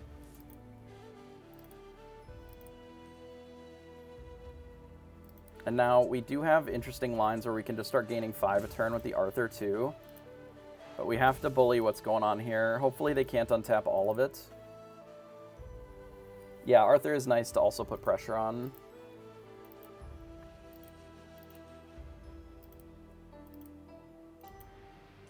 Ideally it's not Simba. I think Simba weirdly is like pretty brutal here. Because we played the Maleficent, I guess. But we could always rip a fox or something too. Okay, so they did play Simba. They only played Simba though.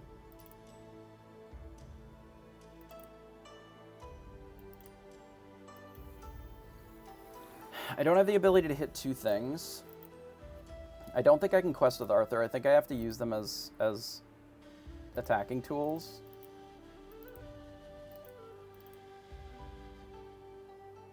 Yeah, I attack with these 2 and then hit this, or I can do it a different way and have less damage on the Arthur. But yeah, this is going in here for sure. You know what, I think I can draw a card first, because I can ink this goat too. Because if I draw... it would have to be teeth exactly, I guess. Okay, it's a surfer. Let's ink the surfer. And then we'll play this. And then I think I'd rather have more damage here. I don't think it matters a ton, though. So let's hit this. Actually, we can keep the Maleficent alive. Maybe that's better. Just to have more bodies. Actually, I like that more. Just having an extra body. Yeah, I thought about keeping the damage off, but this way we actually get to keep the Maleficent alive, which I think is more useful. Like, we're getting close to being able to turning the corner, but they have 3 cards in hand, which is still a lot. Unfortunately, the friends on the other side, like, plus the snake bouncing to get their ink has been pretty brutal this game. If their play is, like, quest here and then just play Arthur and another one, it's gonna be pretty tough. If they're playing snake, or fox rather, killing the Arthur, and then replaying a 1-drop, I don't love that for us, but it is more manageable. Because we can just Maleficent into the fox, remove it, and this only puts them at 16, and we have this to follow up. I can let them go to 16, I think. Like, I don't want to be-prep this board. I'd rather play the rabbit. And then maybe the goat as well. We don't have to play the goat this turn. I think I quest here. Or I challenge here. I'd like to get more on the board, though. Like, questing 3 is just not doing it. We could play this and just untap one and save the goat.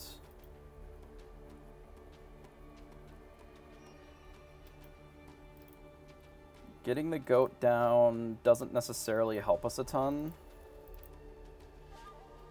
No, I think I'm going to do that. I'm going to do this. And pass. I'd rather not have them be able to do the fox line again and just eat another one of our characters.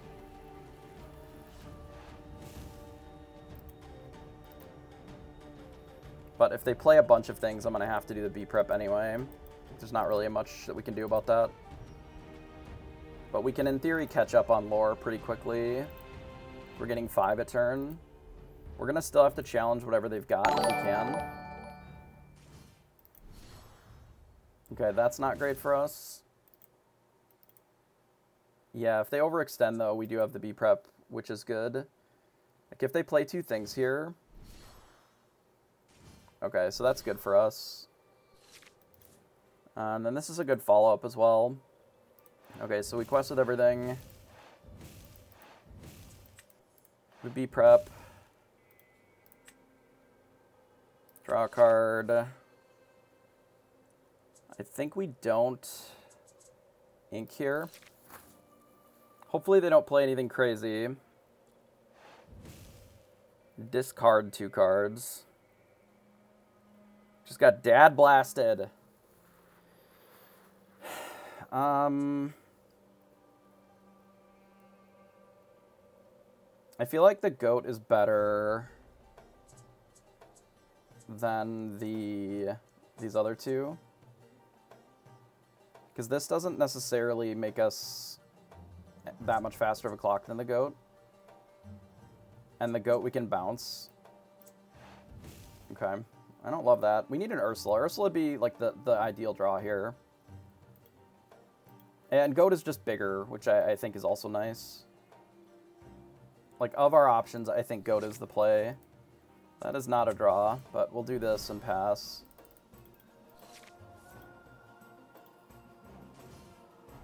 Arthur is probably the worst draw for us.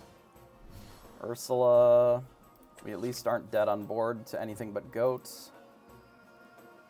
We want to go to 11, go to 15, or do I want to draw the 2 cards now? I don't think I need to draw the 2 cards now.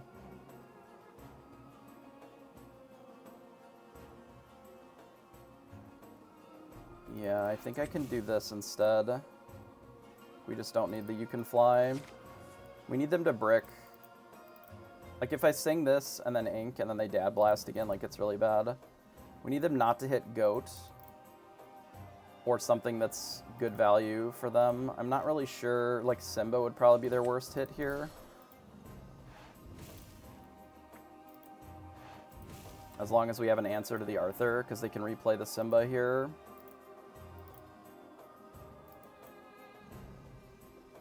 But we have a couple of ways of getting an answer.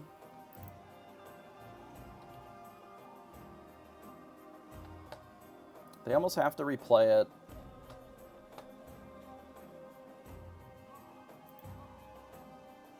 But we're going to need...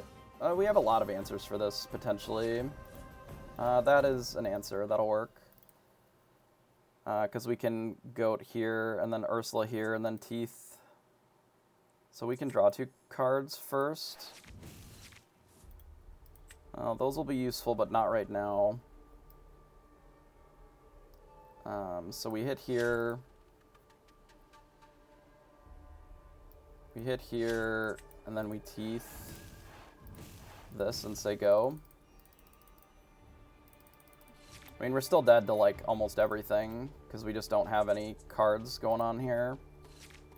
Okay, so they hit nothing. So that's good for us. So we go to 15. Say go. Kill me.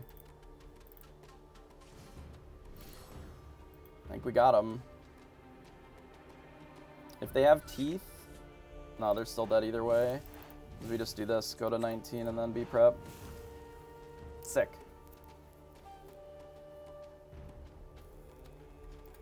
We take those. We take those for sure.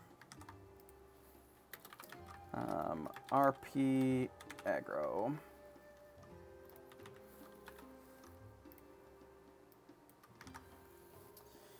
We take those. I mean, the top of my deck's got to be good. The top of their deck's got to be bad. That's kind of the matchup a little bit, especially on the draw.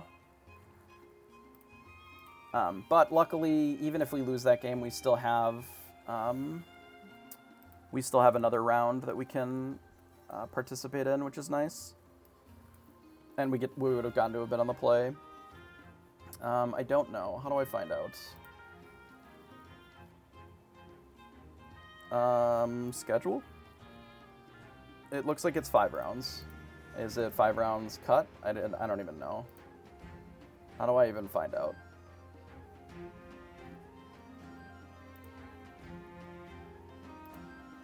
It's too hard to find out.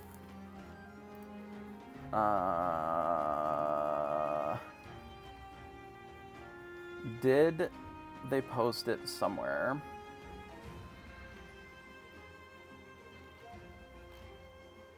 No idea. Maybe in tournament chat? In theory, it should be a top 4 cut, I would think.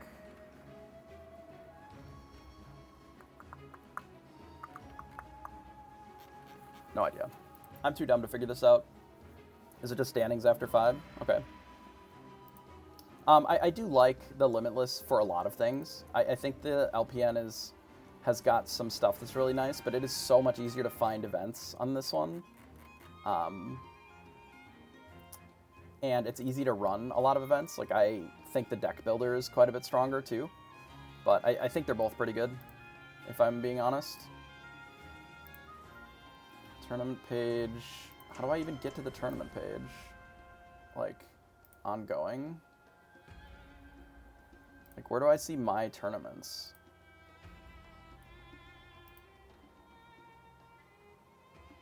Oh, in here, maybe? Details. Oh, yeah. There it is. Yeah, so it's just 5 Swiss rounds. Thanks for hanging out, Zero. I'm doing my best. Old Burns, appreciate the Prime sub. Yeah, it's still better than Melee. Like, no matter what it is, it's just better than Melee. Like, straight up, right?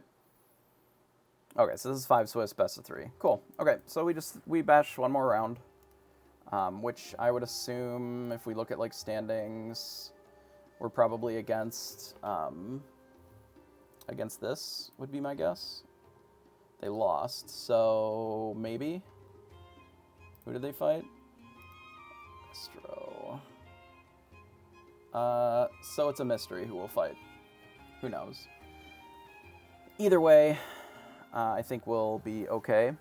I think our deck is pretty solid into the mirror, and we are the only matchup that was sort of a nightmare for us. We've already fought and won, so yeah, GG. That was a tough match. There's a lot of cards in my deck that I think are good in the matchups, but being able to win twice on the draw was very unexpected. Go to pairings. I mean, the problem is that they drew, so it's like, or that they tied it up, so that's all 3-1s all the way down. Yeah, there's a lot of value. There's a lot of, like, I clean up a thing but still leave something behind. Like, I think those are the cards that matter the most, is being able to not, like, fall super far behind. Because, like, all of these are great, all the 1-3s, and then using this to be able to interact with the Simba is very, very good. And then, I can just race if I do the Arthur plan too, but then the cards that can clean up are these, and then if I get to a certain point where I can just do the Be Prepareds or, like, a bunch of Ursulas, then sometimes that's enough. Because there just isn't a lot of card advantage in your deck, right? There's maybe some rabbits, maybe some friends on the other side, but if you're drawing cards, you're not pressuring the lore either, so... Yeah, this... apparently I could have also done that in Game 1, and I just straight neglected to do it. Which makes sense, but such is life, right? Hey, Olburns and Riplungs, appreciate the Prime subs. Prime Gaming subs. Appreciate it a lot. Ooh, limited time to earn exclusive emotes with a hype train. How exciting. I appreciate that. But yeah, so we're doing all right, I think. I have been pretty happy with all of the decisions that we have in this deck. Like, the You Can Fly has not been incredibly impressive, but we haven't really fought the matchups where it's designed for either. It hasn't been embarrassing, so that's something, you know. Like, is it the best card I've ever seen? No, but would Fidget have been the best card there either? Also, not necessarily. Like, last game, maybe Fidget would have been a little better than this off the top, but not by a ton. And this was better when we were able to, you know, protect the Ursula in the one game. So it's like, they all kind of have their little pros and cons. Like, this needs another guy to work, so does Crab. Yeah, it's situations where, like, some of the other cards would have been fine, too. It's one of those things where, like, there's only so many uninkables. You got to make the concession somewhere. Your inkable options just, like, aren't amazing. It's You Can Fly. There's Jetsam, which is okay, but since we're playing the Pan's Shadow, we already have, like, a pretty high density of 4-drops that I think are better. I think that this card is not cuttable out of this deck unless you're playing an aggro-only version of this list. I think that the Rabbit is the best card in the deck, and I don't know if it's really close. The games where you go into really long and drawn-out mirrors, the person who plays and gets more rabbits generally wins, just because this says draw 2 cards, and if you bounce it, it says draw 4 cards. You know, you do one of these. I think the Rabbit is too strong. I think this card is too strong against Steel right now, and most decks, actually, especially if you can sing a Be Prepared. And the ability to drain lore and draw a card is also not to be underestimated. And then I think you can't really notice this either. I did shave on the friends on the other side in favor of the Rabbit. I can see an argument for doing 3 rabbits and 4 friends on the other side, but I think the amount of games that I've played the RP mirror where it ends up being just the person who did this the most won. I don't think you need to run the 61 cards. Your deck is going to be a little less consistent just to have a card that is awkward a lot. Because we don't really... In this flavor of the deck, which one of our 3-drops are we singing it with?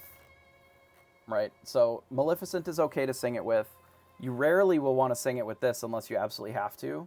There are some games where it just makes sense with the way that the rest of your hand is that you don't want to sing it with the Minnie Mouse. You're never singing it with Arthur. And sometimes you sing it with Mimfox if it lives that long. Or, obviously, Maui can sing it as well, and it's not embarrassing, right? And Rabbit, right? But if you're already doing Rabbits and you have Mauis in play, like, you're doing fine anyway, because you have your things done. You've already got enough lore to play the game. But if I'm running out a Surfer, I don't really want to be using it to draw 2 cards. I want to be using it to get 2 lore.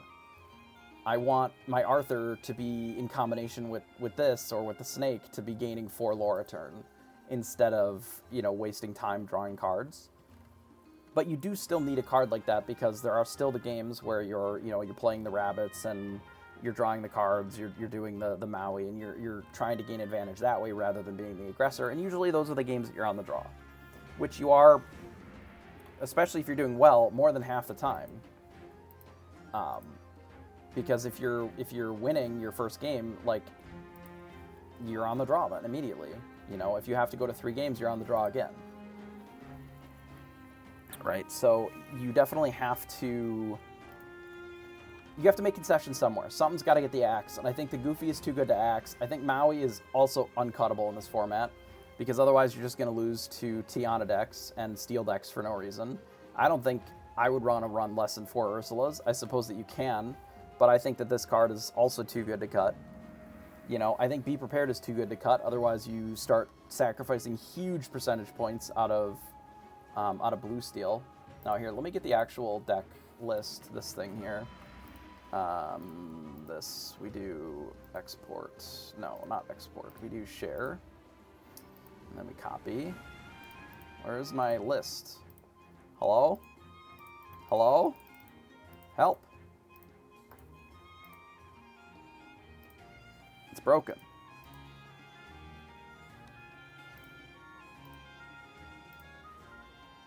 Okay, whatever. Be that way then. Yeah, please cut Maui. Sincerely, Tiana players. Yeah, no. Maui, this dude is the GOAT, and he's going to be the GOAT forever. Okay? Next set's going to come out. Locations are going to happen. Maui's going to be awesome there, too. This card is so strong. Having Rush and being a 6/5 for 5 and also being inkable, like, all of those things are just so good. Maldragon is fine, but it is expensive and unnecessary. So I was running 2 Maldragons, but instead I'm running 2 Goofies in that slot instead. It is another thing that is okay to ink, but I feel like Goofy is just a more valuable card in the spots where you get to play it. Because if I'm already at 9, I have other things that I can be doing in a turn. I can drop 2 things rather than dealing with just one threat.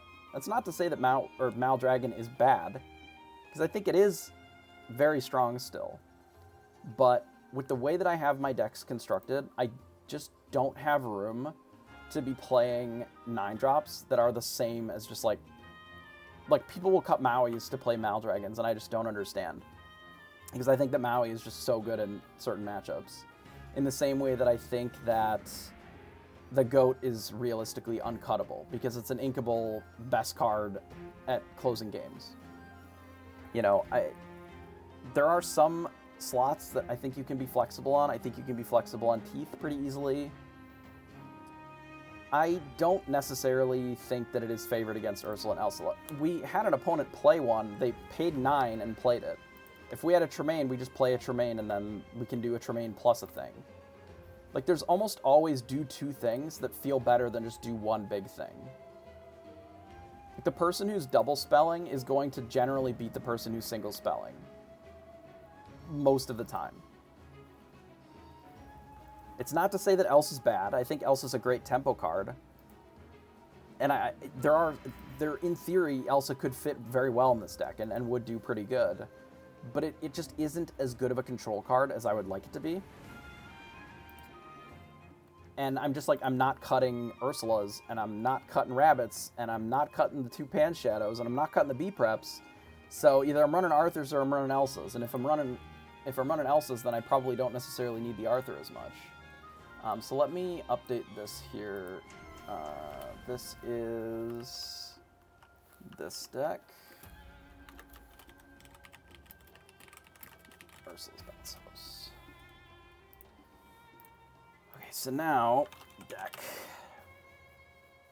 Yeah, they're both like do 2 things, right? You tap 2 things with Elsa, or you, or in this space you can drain a lore and draw a card, and then have a 2/8 body. Both of them sing Be Prepared the same, which is a lot of times what they end up doing. And if you're following up a Be Prepared, you play Ursula plus a thing, which you can do a full turn earlier, and Elsa's also shit on an empty board. So this card is just so much better against Steel, because it's much harder for them to remove. So yeah, I can touch on the No Dragons again. So basically, the lists that I was running had slowly cut the Yzmas, because the Yzma was, you know, the worst of the big inkable cards, right? So that got the axe first. And that was generally to add, like, the Kuzcos or whatever. You know, just cheaper things so that the early game felt a little smoother. And then, in order for me to run these goofies, I had to sort of shave down some of the other, like, big things that are just ink in the early game a lot, but they're reasonable stuff to do later. So I figured that a 5-drop was favored there, just because I want to be doing stuff instead of doing nothing, is basically it. And the 5-drop is already pretty awkward.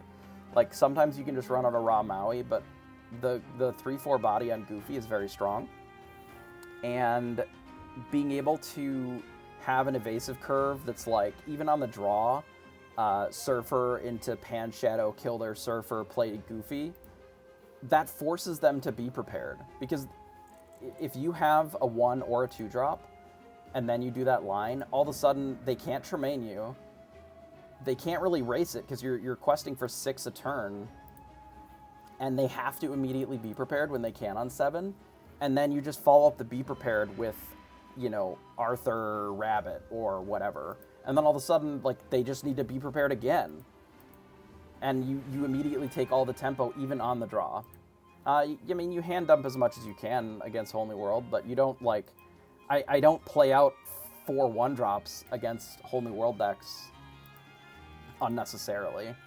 Like, I will do the same thing that I always try to do, which is ink pretty well every turn, and draw cards if I have to get more ink.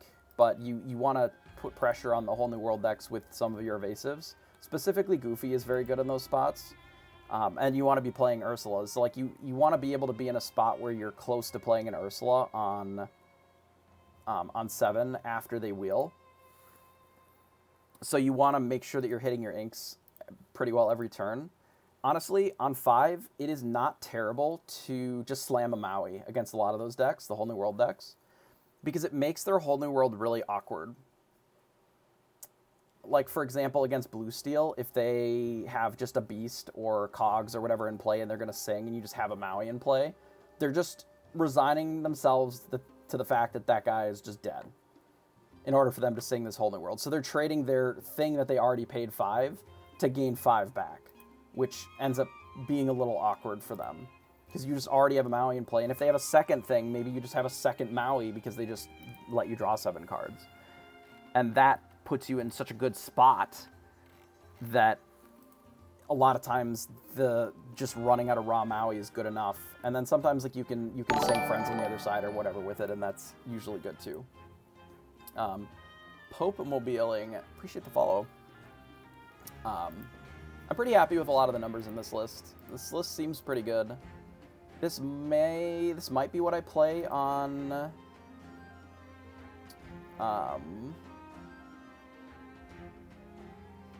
Saturday. Alternatively, the other deck that I would play is like this, except I think I cut the fidgets and then we add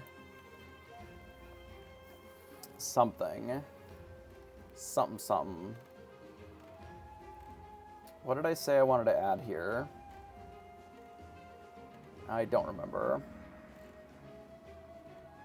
Like 2 You Can Fly, maybe? So like 2 You Can Fly, and then maybe another Goofy. Hey RMB, how are you? Saw your games didn't go super well.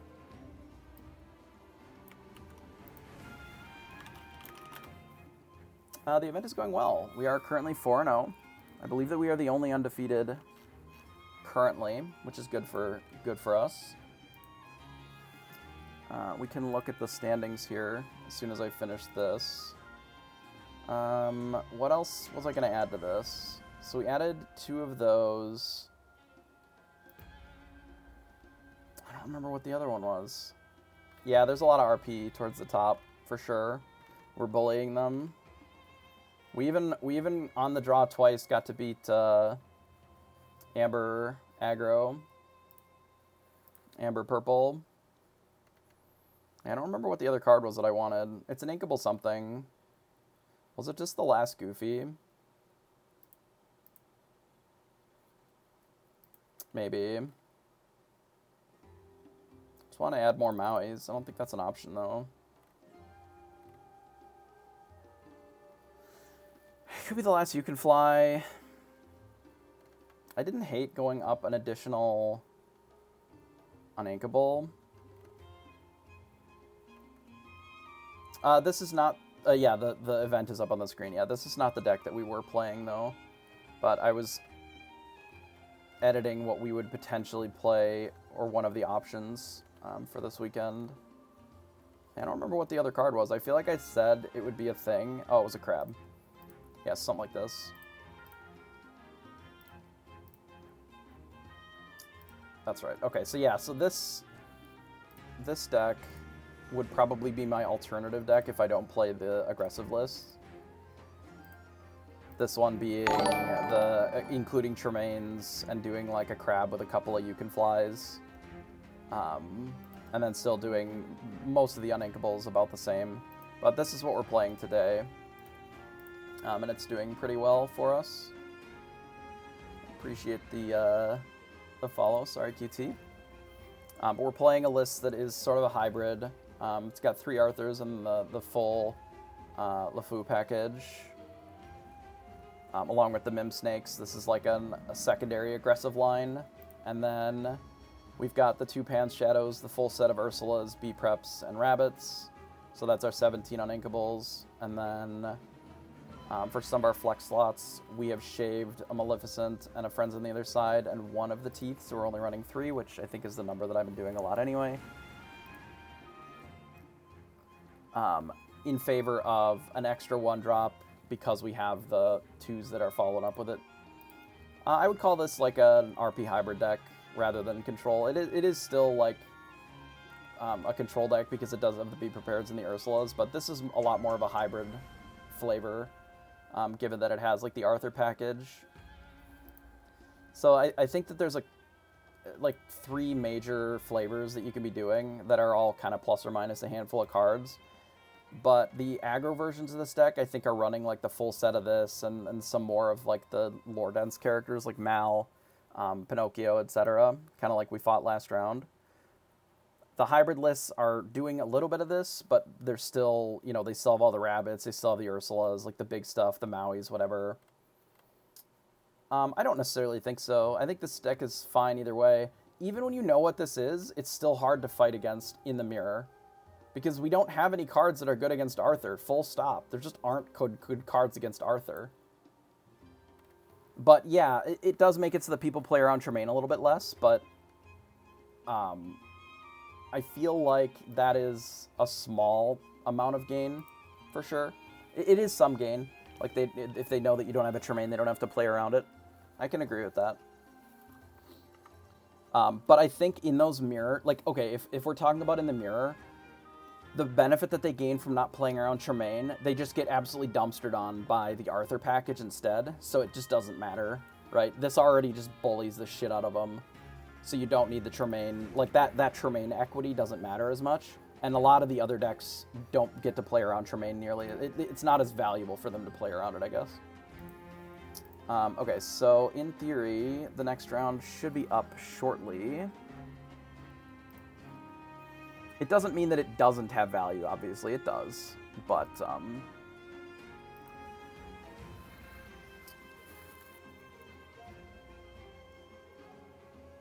yeah, the sealed event was cool. It was a cool prize for it.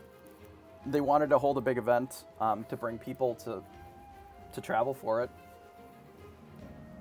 I did not have a super good deck. I had a lot of good bombs, but none of the... like early game synergy stuff with them. Like I had a lot of the shift characters. Like I had Hercules and Big Cindy and things like that. But I didn't really have any of the low targets for them. So they were just big cost things. So my deck was a little awkward because of that.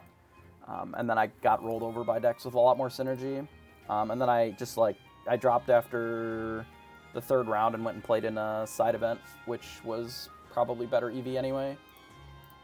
It was a constructed side event that had promos as the payout. And I ended up getting, I don't know, 400 or 450 worth of promos. I posted a picture of it up on Twitter. So we are against Maximus. I didn't look at their deck either. I've already forgotten. Doesn't matter. Probably RP.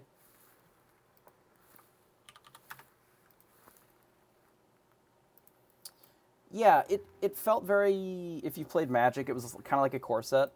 There isn't a lot of removal, so the evasives were incredibly powerful. Like, sometimes you just play Surfer into Ray, and then that's the entire game. Like, they just can't stop you, and you just quest until they're dead.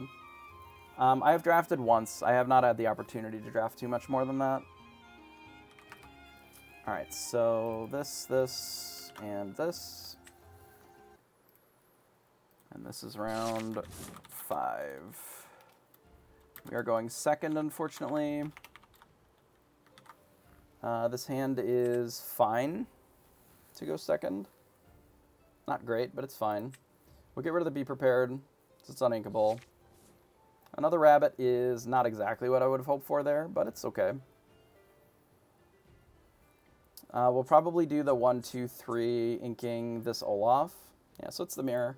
Some crab variant. Hopefully it's not aggro, so that our deck is a little bit more favored.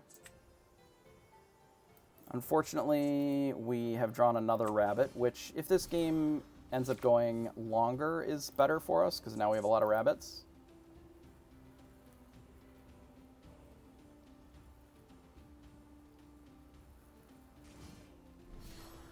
They played another 1-drop, huh?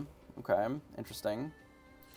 A little bit more of an aggressive line, so we'll quest with this.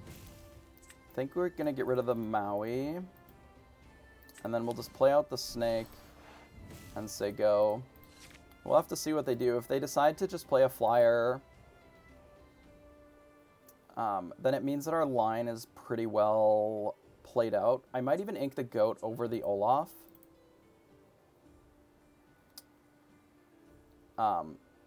In favor of just having the Olaf. I don't necessarily think that this game is going to come down to a race with the 3 rabbits in our hand. So we may need this for Tremaine protection later.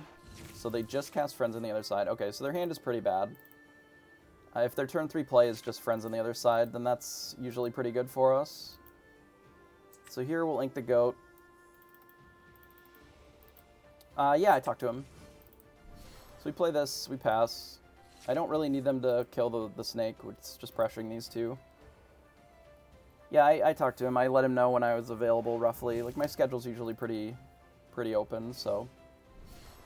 Yeah, so they have the fox here. Honestly, if they trade the fox here, it's fine, but I don't really want to enable Tremaine for free unnecessarily, so I think it's okay.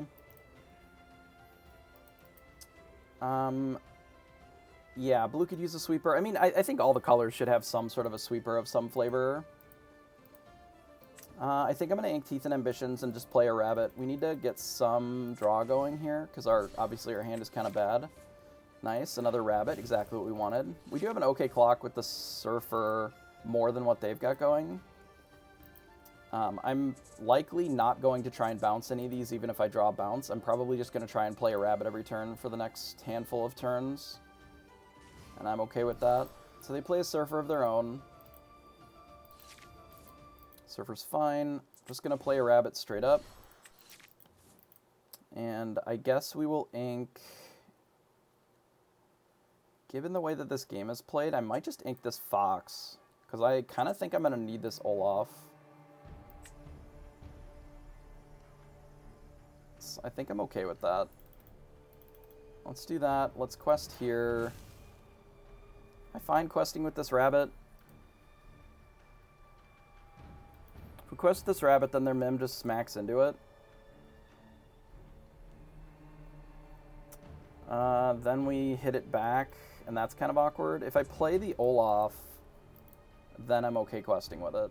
But then we have the Olaf in play, which I don't want to do. Let's just quest with it. I don't want to think about it. I'm already thinking about it too hard.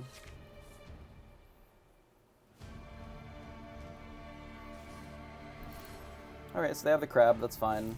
We're likely going to set up an Ursula on 2 turns with the intention of singing Be Prepared here. Especially because they've invested so many of their resources into play. We might even just Be Prep. They don't have a lot of card draw, and we've had a lot. We might just Be Prep on 7. Like, let them gain their 6 to 8, and then just Be Prep this board. We'll see. See what we draw here.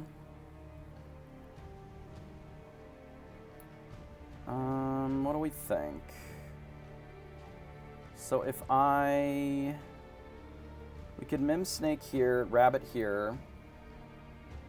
Boom, boom. That leaves them with 4.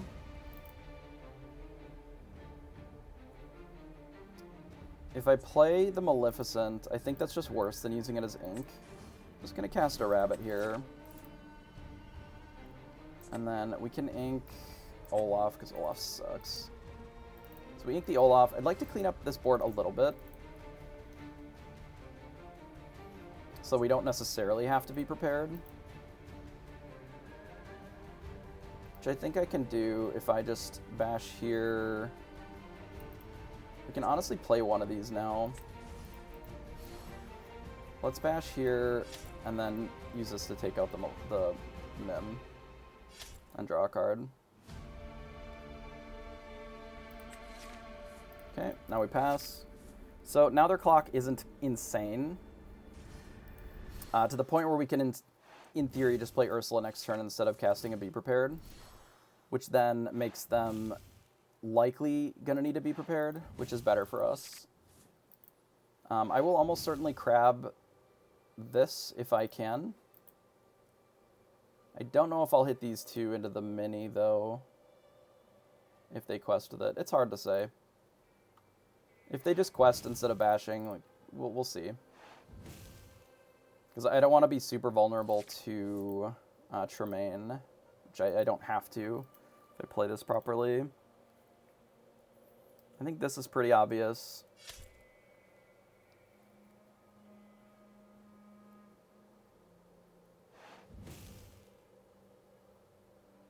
If we hit these two here instead of questing, alternatively I can just ink and play Ursula straight up and then leave all these back. They can go to 12 then. If I hit here and here, I can actually do that. That's fine. That'll save us one lore for 2. It's not the most exciting thing I've ever seen, but I'm debating if I want to do the Maleficent over the mini into the Inkwell. I like the minis quite a bit to play around Tremaine's, but I think that I'd rather value the draw off of this. So let's play the Ursula and pass. So they can't hit 2 things in Tremaine all in the same turn. And if they just leave Ursula in play, that's generally good for us, even if they're going up to 10.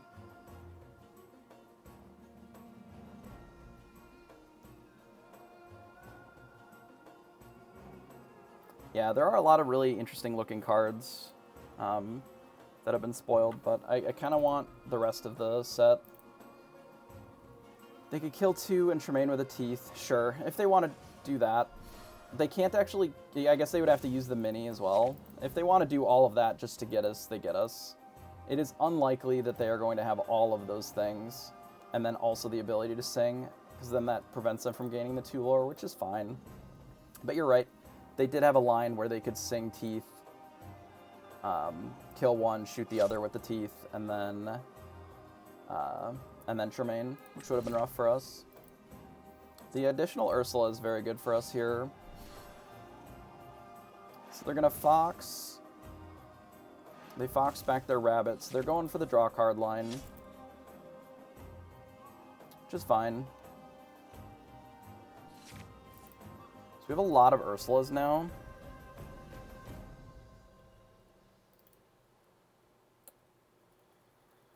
We know that their hand is rabbit something. We could, in this spot, do Ink, Maleficent, Sorceress, Sing, Be Prepared, play Ursula, play Mini. Yeah, I think that's the line.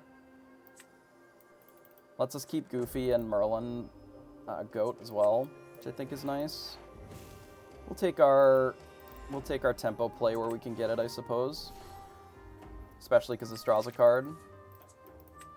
Play this and pass. And then if they V-prep us, we can do something like a Goofy Rabbit. It's fine. Forces them to time walk themselves, essentially, and we just get to play 2 more things. We could always Ursula and Snake, but I'd rather just play 2 things. So I think we're going to do... I'm going to hold on to the Rabbit, actually. I'm just going to play Goofy and Maleficent Sorceress, and hopefully we draw something for Ink. You know what? I am going to Ink 1 Snake. I think that's okay. We'll do this, and then Tremaine doesn't do much. They just Be Prepared again. That's fine.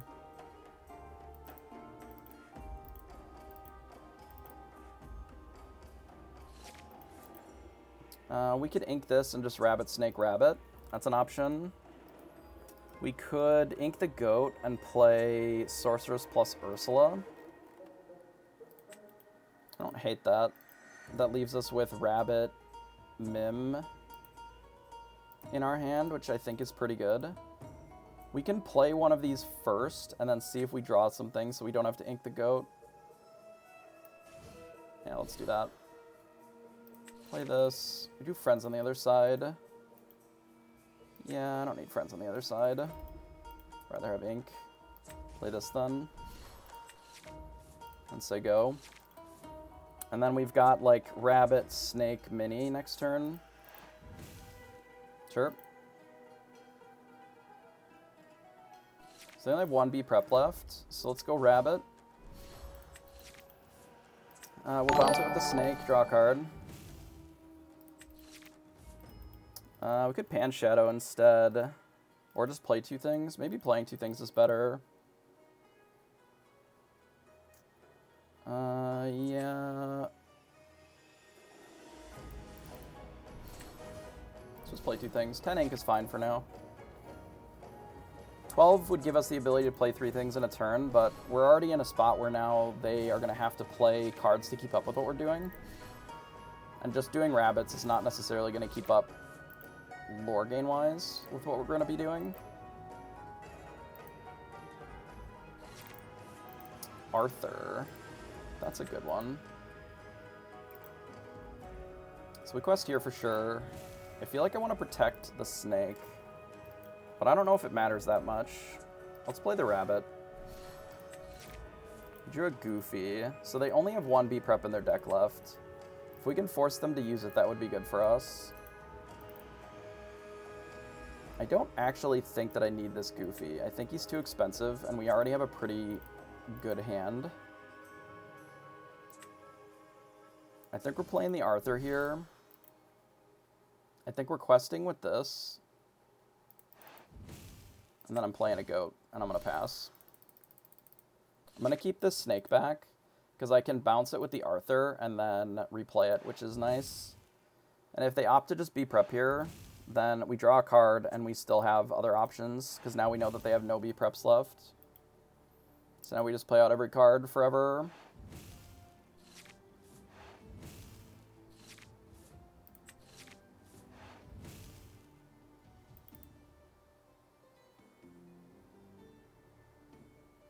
They may play something, which would be unfortunate. Surfer's good here. Let's do this and this. Yeah, some of the lists do play Big Scar. I guess if they Tremaine, we're going to have to hit here. It's possible that I wasn't supposed to play the Arthur. Like, they would have had to B-prep anyway without the Arthur. So that was maybe a mistake.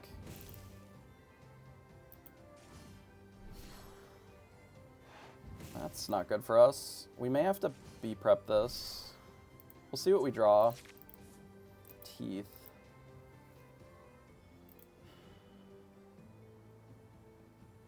They're going to go to 16, 17 with the goat. We might lose this, actually. Yeah, maybe I wasn't supposed to play the Arthur. Like, I could play all the other stuff and just leave the Arthur in hand so that we had a better follow-up if they did have it. Well, sometimes you make an error. So what's the line?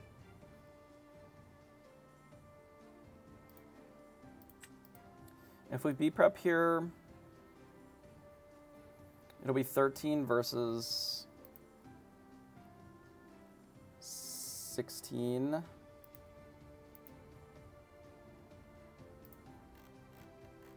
I almost feel like I have to, which I kind of hate.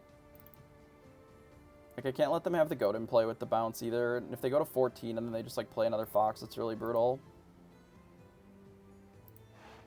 How close are we to winning if we just say go? Not particularly, right? They can even just, like, smack here, put us to 16. We'd have to swing twice with this and we're dead before then. Okay. Don't love that.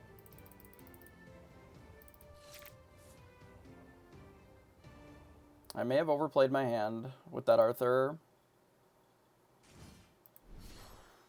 into just the third B prep. So they're going to crab. So they did have the fox, so killing the goat was probably the right move there. Okay, so they've just got these two. So the Maui will be good against them, for sure. Yeah, not playing it also lets us keep the Goofy. Like, we just didn't have to commit that much stuff. I mean, that is a good draw.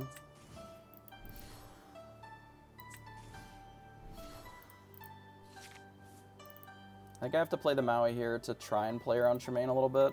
I don't know if they have one or not, but if they only have the single Tremaine, then we can sack the Maui. It's not awesome, but there are a lot of rips off the top. Like, a goat just finishes it. We're out of rabbits. We have a couple of draws that would be pretty good here. So they snake the fox. They fox the crab. They replay it, I would imagine. Oh yeah, I lose to the 4th B prep sometimes. I just didn't play around it. And I could have. And I might be punished. We'll see. Maybe we just rip goat. Because I think there's still at least 1 goat in the deck.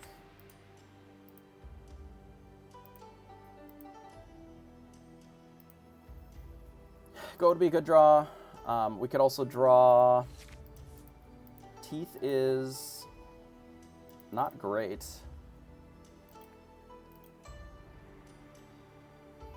What are we supposed to do with teeth here?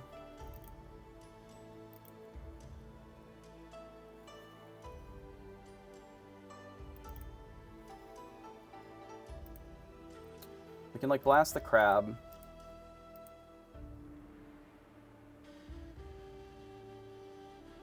We can go up to 19. And then the same goat is lethal. And we just need to draw a card in 2 turns. Like, I guess it's kind of the answer. And we can kill one of these with the Maui, so it slows their clock down even more. Okay, so we have to sing teeth. Teeth here. Blast this on... I guess we hit crab. Crab is the best of these. I mean, it's kind of all the same, right? We'll hit the crab, though. We'll cast this here. Here. We quest with Arthur. Bounce this. And then, I don't even need to replay it, right? I should. But if this is Tremaine, they just hit here and then Tremaine it.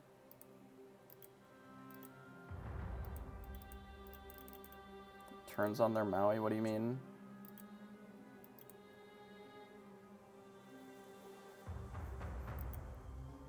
It's in our hand now. I don't think I need to play it. I think it's the same.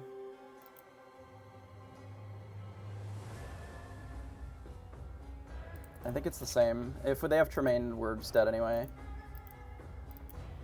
Like, we just need to rip a goat.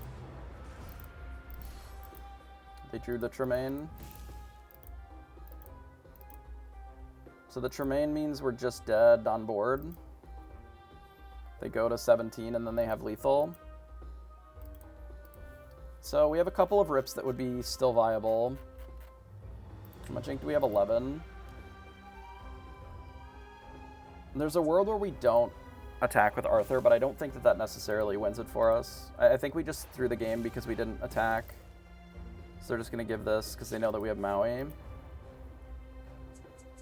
Okay, I guess they got us then. I think it's the same if they attack here or not, but this would have actually let us kill the thing, which is interesting. So they did play around this draw, because we could have Maui'd hit here, untapped it, hit here, and then this would have been lethal. Okay, well, we fucked that game up. Man, that's brutal. Play bad, get punished, I suppose.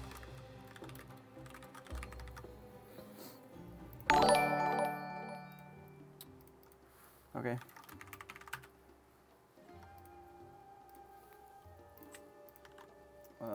This.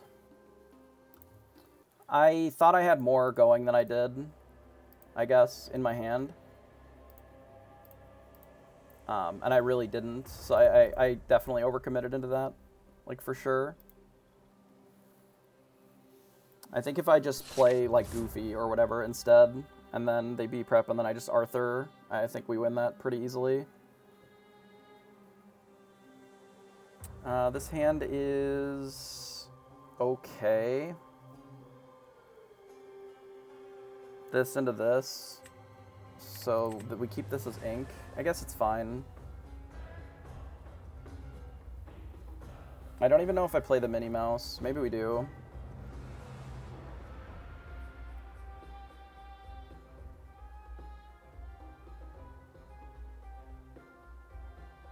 We probably just ink it. So this is 1 ink, 2 ink, and then we need 3, 4. I don't even think I play this. Because then if we don't draw an ink, we just like can't play 3 and 4, which is really awkward. I mean, maybe it's fine. We can just ink the Mim. It'll be fine. It'll be fine. We want this to gain a lore, and then protect our flyers.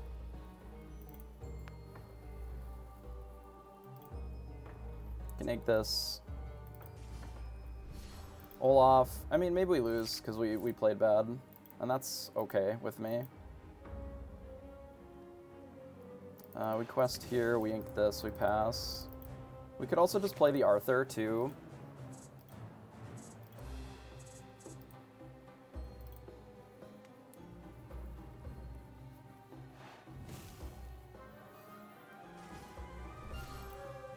Sure, they've got the snake line.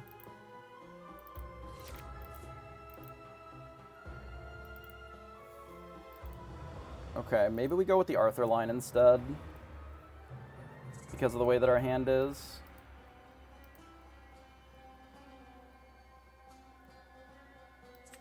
Instead of the Surfer line.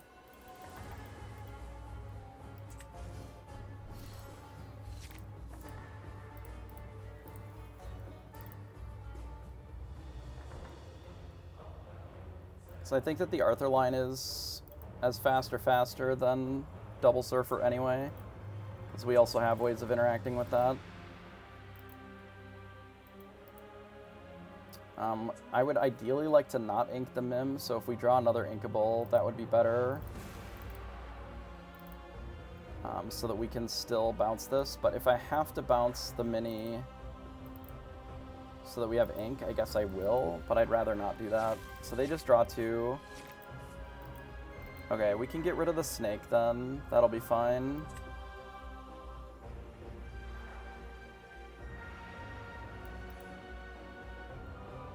We could also get rid of the fox. So the problem is if we get rid of the fox, then it limits our ability to...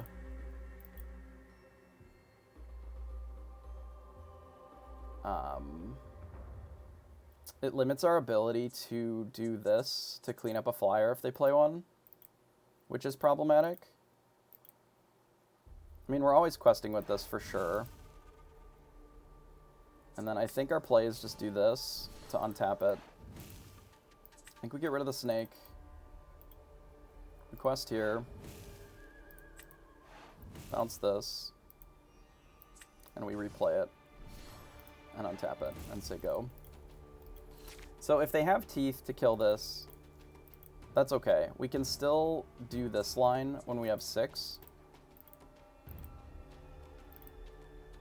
I don't love it.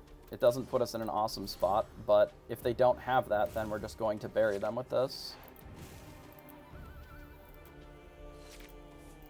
Okay, so we quest here, untap this.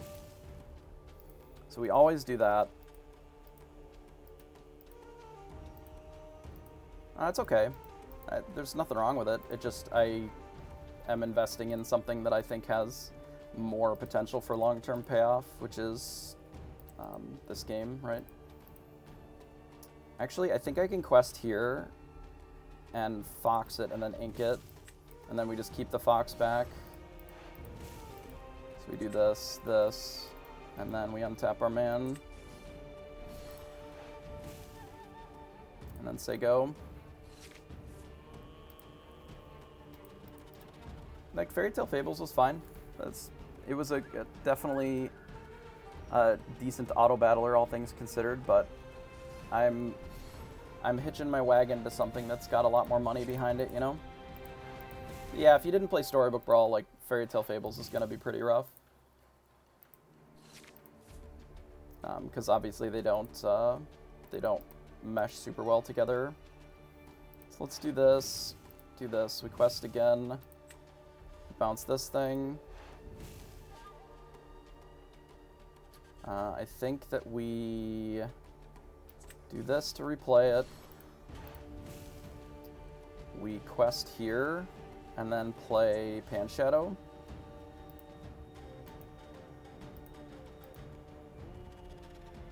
Inking Minnie Mouse, I guess. And then they're just dead next turn.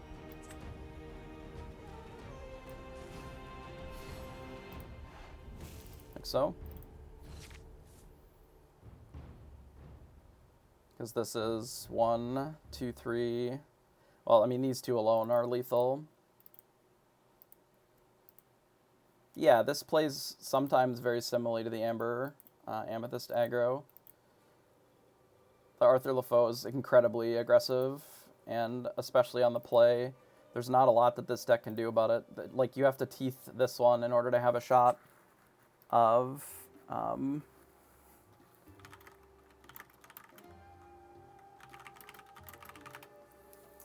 So if they don't have that answer right away, like, you can just bury them.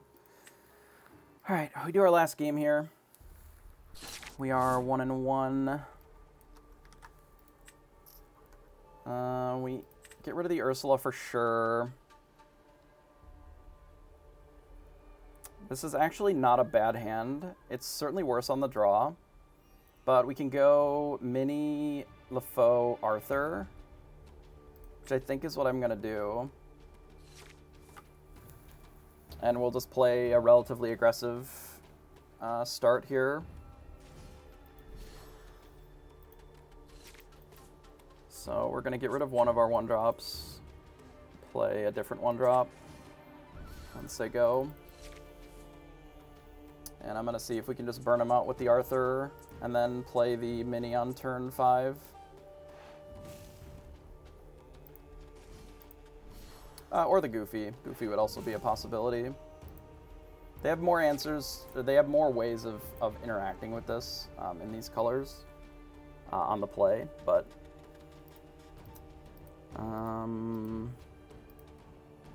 Alright, so we quest here. I don't necessarily need another 1-drop this early. I don't know when I'm ever casting this Friends on the Other Side, but we might need it, depending upon how the draws shake out.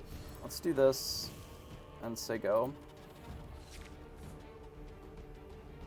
If they decide to ping this with teeth, I'll probably just smash with my Minnie Mouse then. But if they decide to go with the flyer line, I think I can race it with the Arthur.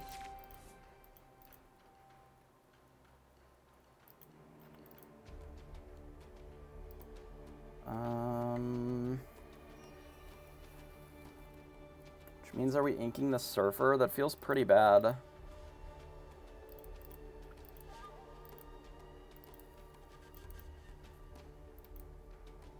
So what are my turns going to look like? Like, next turn I'm questing with both, replaying the Arthur. So I guess we're just never playing this Maui. Let's do this. And then I guess say go here. Like, if they have a really aggressive draw, it's going to be bad for us, but we can maybe use this Goofy. Like, that's another reason why I don't like the Minnie Mouse, because they have answers to it. Pan Shadow would be the worst outcome here, I think, just because it gives them another big evasive threat. A Rabbit is okay. I mean, I don't love it, but we'll maybe try to play the Goofy in a couple of turns. We can Fox this next turn if we want.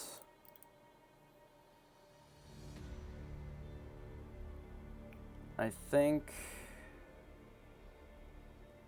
we're doing this. Arthur, bounce here.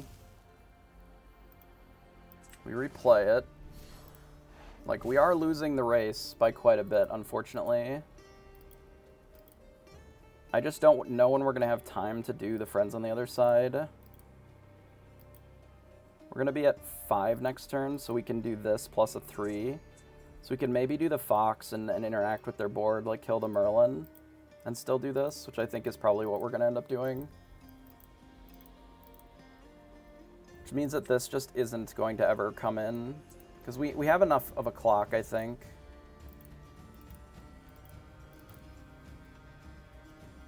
That we need to slow down their clock a little bit. I don't think that we can just play Goofy straight up, but I think we can take a turn and like mim and hit, and then we can play Goat and then do that instead. So I think it is just this. And then we pass.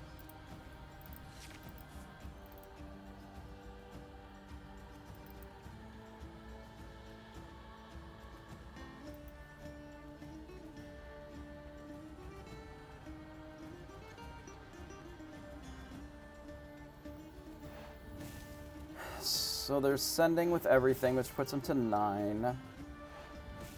I assume that they're going to bounce this.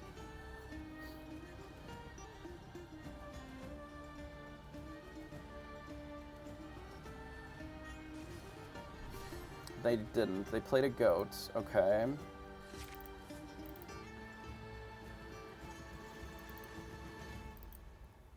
So Tremaine is still really bad for us if we do this line, because then we have to sack one of these two.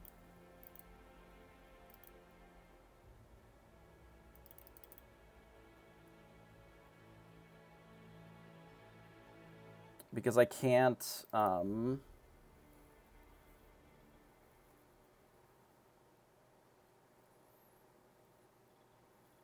not bounce the mini, I guess, in order to play the Mim Fox.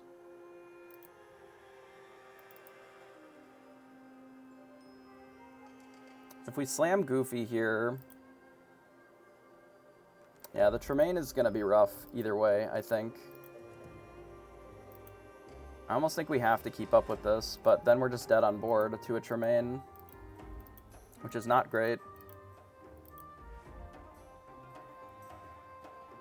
I don't know if I'm winning this race.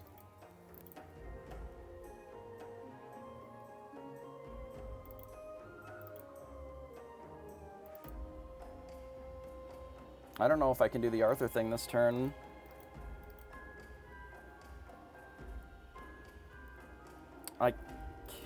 No. I can like quest with 1, go to 6, and then we can Fox. But then why don't I just Maui at that point? I don't think this is it. We're just not on the play here.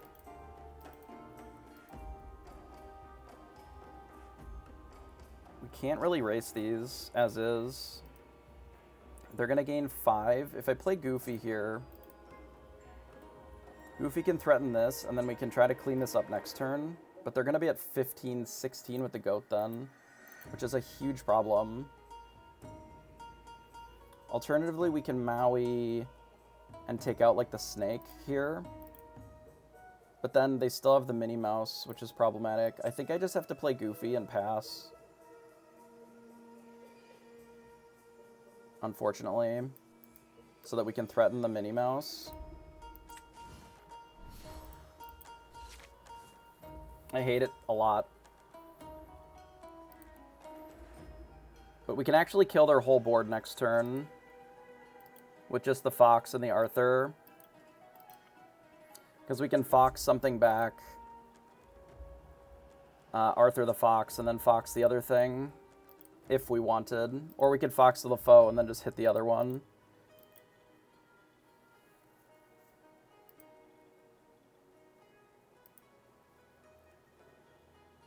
We're one short of being able to like double cast this. I think a sideboard would be not great for the way that this game is set up. Because then you just like wouldn't run narrow cards. And instead of running like really narrow nonsense, you would just run like the tightest, most aggressive list, and then you just sideboard into a different thing. So this is unfortunate for us, being able to draw an extra card and put the rabbit in their hand. There's a little too much on the board right now, which is problematic. The Goofy helps a little, but if they're still adding stuff to the board, it becomes a bit of an issue. They're teeth and ambitioning this, I suppose. That's fine.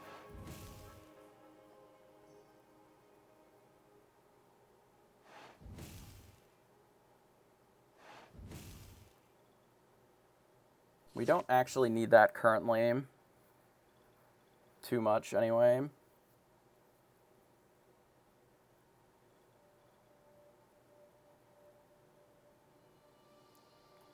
So, how are we going to do this? We can hit Goofy here. Goofy here, Maui here. And then we still get to keep the Fox. We could leave ourselves really vulnerable to Tremaine, which I don't think we have to do yet. But again, Tremaine is still pretty bad for us. Like, we need to play this Ursula next turn, essentially. So I need to figure out how I'm going to set that up. I think I have to ink this mini, which definitely makes our board a lot worse. But I think that that's the play.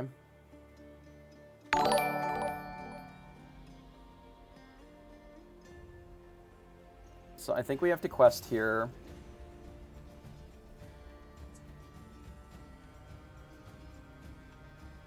I do think that this is right. Can we race? They go to 18. We can go to +3, 4, 5. We can go to 11. No, we can't really race. We have to clean up the board. So, yeah, I think this is still the play. We hit here.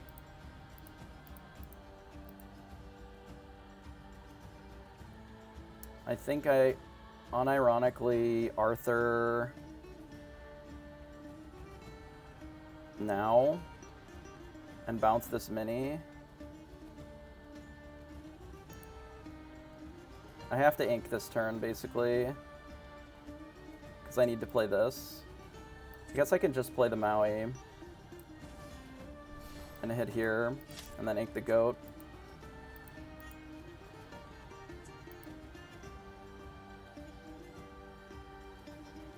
If I quest this way, then they can just hit here, and then they still have to make me sack one of the problem things, or they can hit this way and they still blow me out. Like, I get blown out no matter what, right? It's really unfortunate. The Tremaine gets us either way. We're in such a bad spot to the Tremaine here.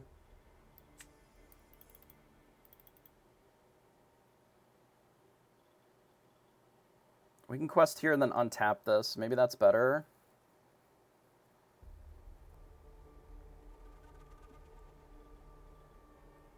Then they just hit here. Okay, I need to get value out of this now.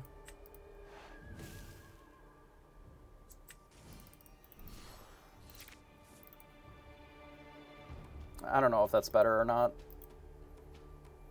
It'll leave us with like a Maui. Or they might just B-prep here after going to 17, which is also really bad for us. And then if they have the Tremaine, they're still like in a really good spot.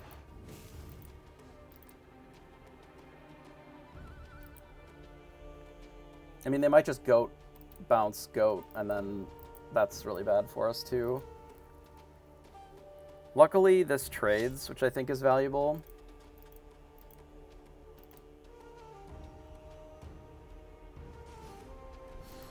So they played an Ursula, which is really bad for us too.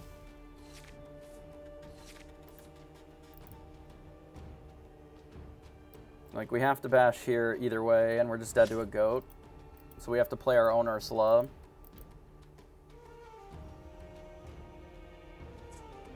Which I guess means getting rid of the Olaf.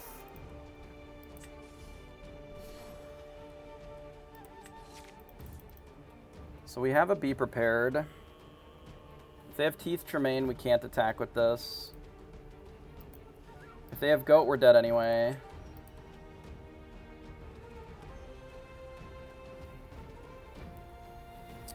Going to 9 I don't think matters.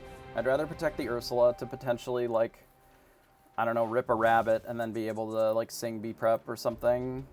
Like, if they play 2 more things.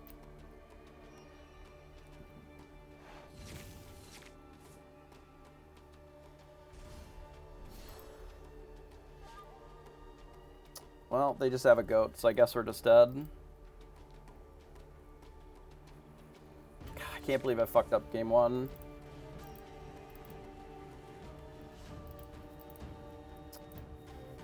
Threw this game in the garbage. That's too bad. But such is life, right? Sometimes you win, sometimes you lose. Alright, GG. Have I eaten today? I have not eaten today. That is not ideal.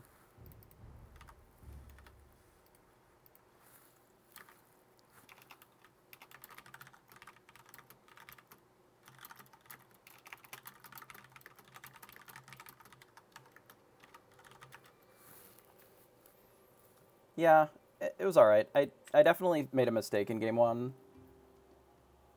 I don't know why I thought I needed to play the Arthur there. I think our clock was fast enough without it. I'd have to go back and look at it, but I don't think there's a reason in that spot to have played the Arthur. Like there's just no reason to there. Because,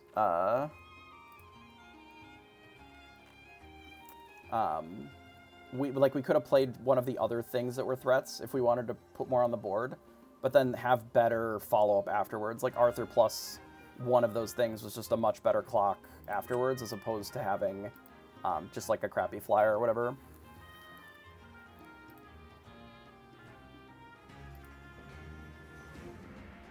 Yeah, that's tragic. I mean, we could still win, unironically. Like, we could still get first because our breakers are pretty good.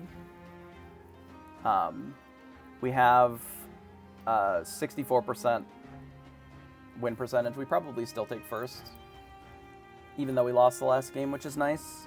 I don't know why I'm not showing you. So if we assume that it is just 5 rounds, then we're still taking first here, because the opponent win percentage is so high for us and so low for our opponents. The only one that could have leapfrogged us was here, and I think that they lost their last round. Yeah. So we may still win yet. But yeah, and that's why you make sure that you have enough food and enough water to make sure that you are playing optimally, of course. You can't always play perfectly. Like, that is impossible, right? But you try to minimize those spots, and we had the ability to play around that 4th one, even though it was unlikely that they had it.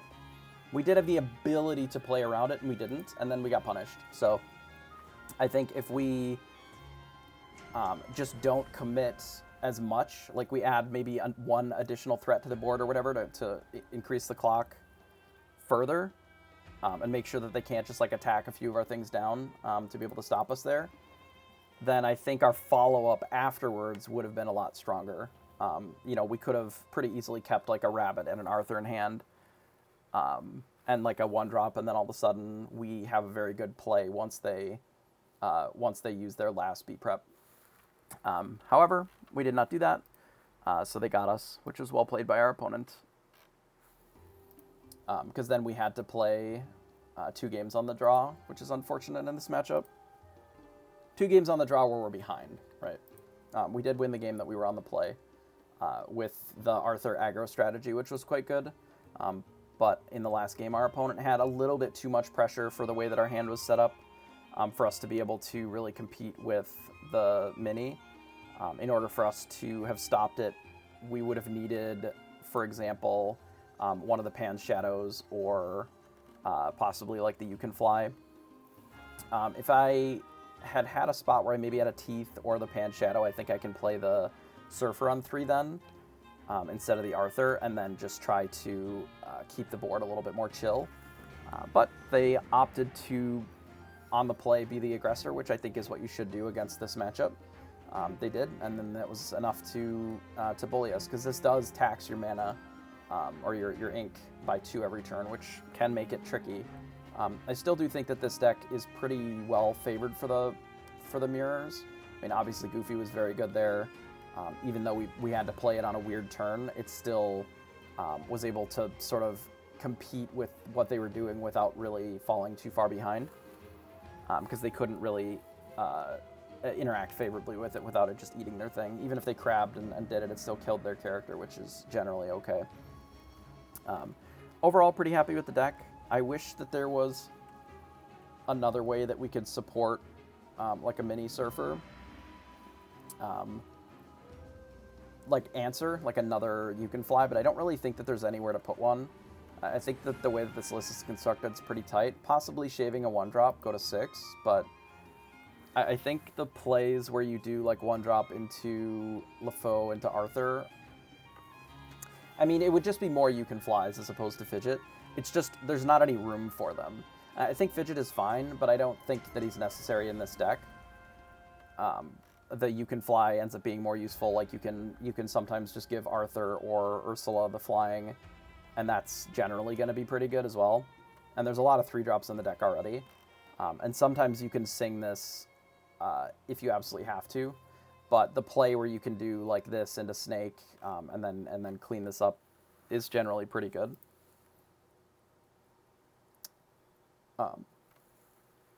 Pretty happy with the deck. Not sure if this is what I'm going to play or this on Saturday yet. I do think that this list is pretty clean as is, and I like the Tremaines. Like, this plays a lot differently. It's a lot less aggressive without the Arthurs. There's a little bit more Inkables, so it's a bit more consistent. It has more, like Friends on the other side, so it's more focused on like drawing cards and controlling the early game with the Kuzcos instead of really investing in on the Arthur plan. But we'll see. I'll think about it. I think overall, our performance is still pretty good. I don't know if it's done yet or not. It is. Okay, so these are the standings. So I did take first, which is the benefit of going 4-0, right? We did play against some pretty strong opponents.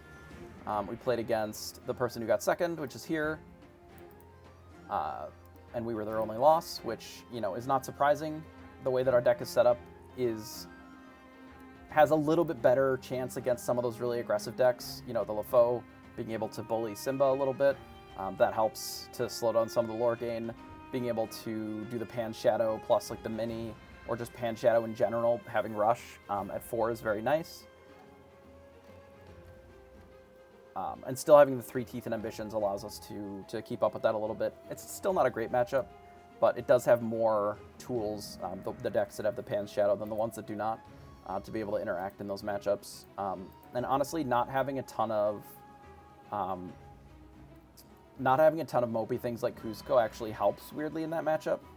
Because if your turn 2 play is Kuzco or Snake, and they went 1-drop into 1-drop, bounce your Kuzco, that can be pretty rough, especially on the draw. But if you end up doing 1-drop into kill their thing, do this, and untap it, then you're a lot less behind when they bounce this, because you can use this to like deal with the Simba or whatever. And it's interesting. And then the Arthur, obviously, sometimes you can just race them, with this combo, or just doing Arthur into, Arthur plus the Pan's Shadow into Goofy, or doing some combination of a lot of different things. Where this deck really seems to pop off is when you get to like 6 and 7 ink. So when you can be doing this combo while also playing another card in a turn, like 6 specifically gives you, it opens up all your 4-drops as plays in addition to doing this combo. Which it ends up feeling really strong. I don't mind the play where you did like 1-drop into whatever or nothing or Snake, and then doing Arthur and then just untapping them both on 4. I think that's fine. Like, you quest with it, untap it, quest with Arthur, bounce it, untap the Arthur. Like, then you have these 3 in play, and I think that's pretty reasonable, and it's quite aggressive. So I think overall, a pretty good event. Pretty good event, and I'm quite happy with it. If you haven't given this sort of package a try, I don't think that you should try it. It's absolutely terrible. Don't ever run it on ladder against me or in tournament, but it is actually pretty strong, of course. I think the You Can Fly is very viable. I think Fidget is okay here. I think Jetsam would be okay as well.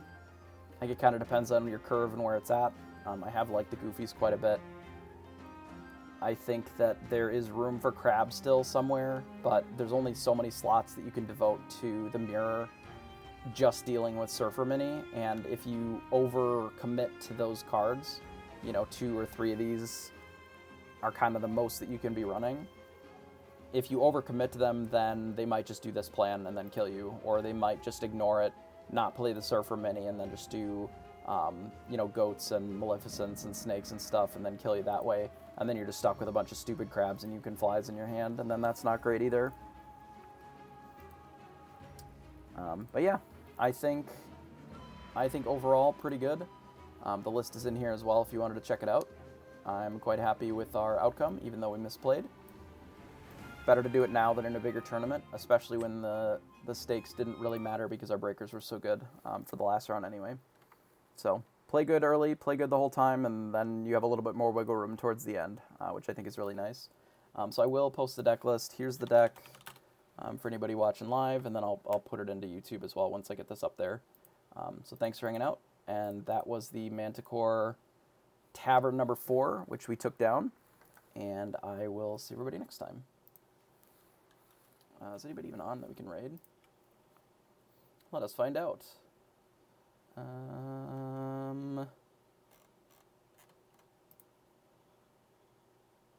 I don't know if anybody other than me. Oh, there's a whole bunch of people. Nice. All right, let's send them over to Riplungs because they were watching the whole time, and that's great. All right.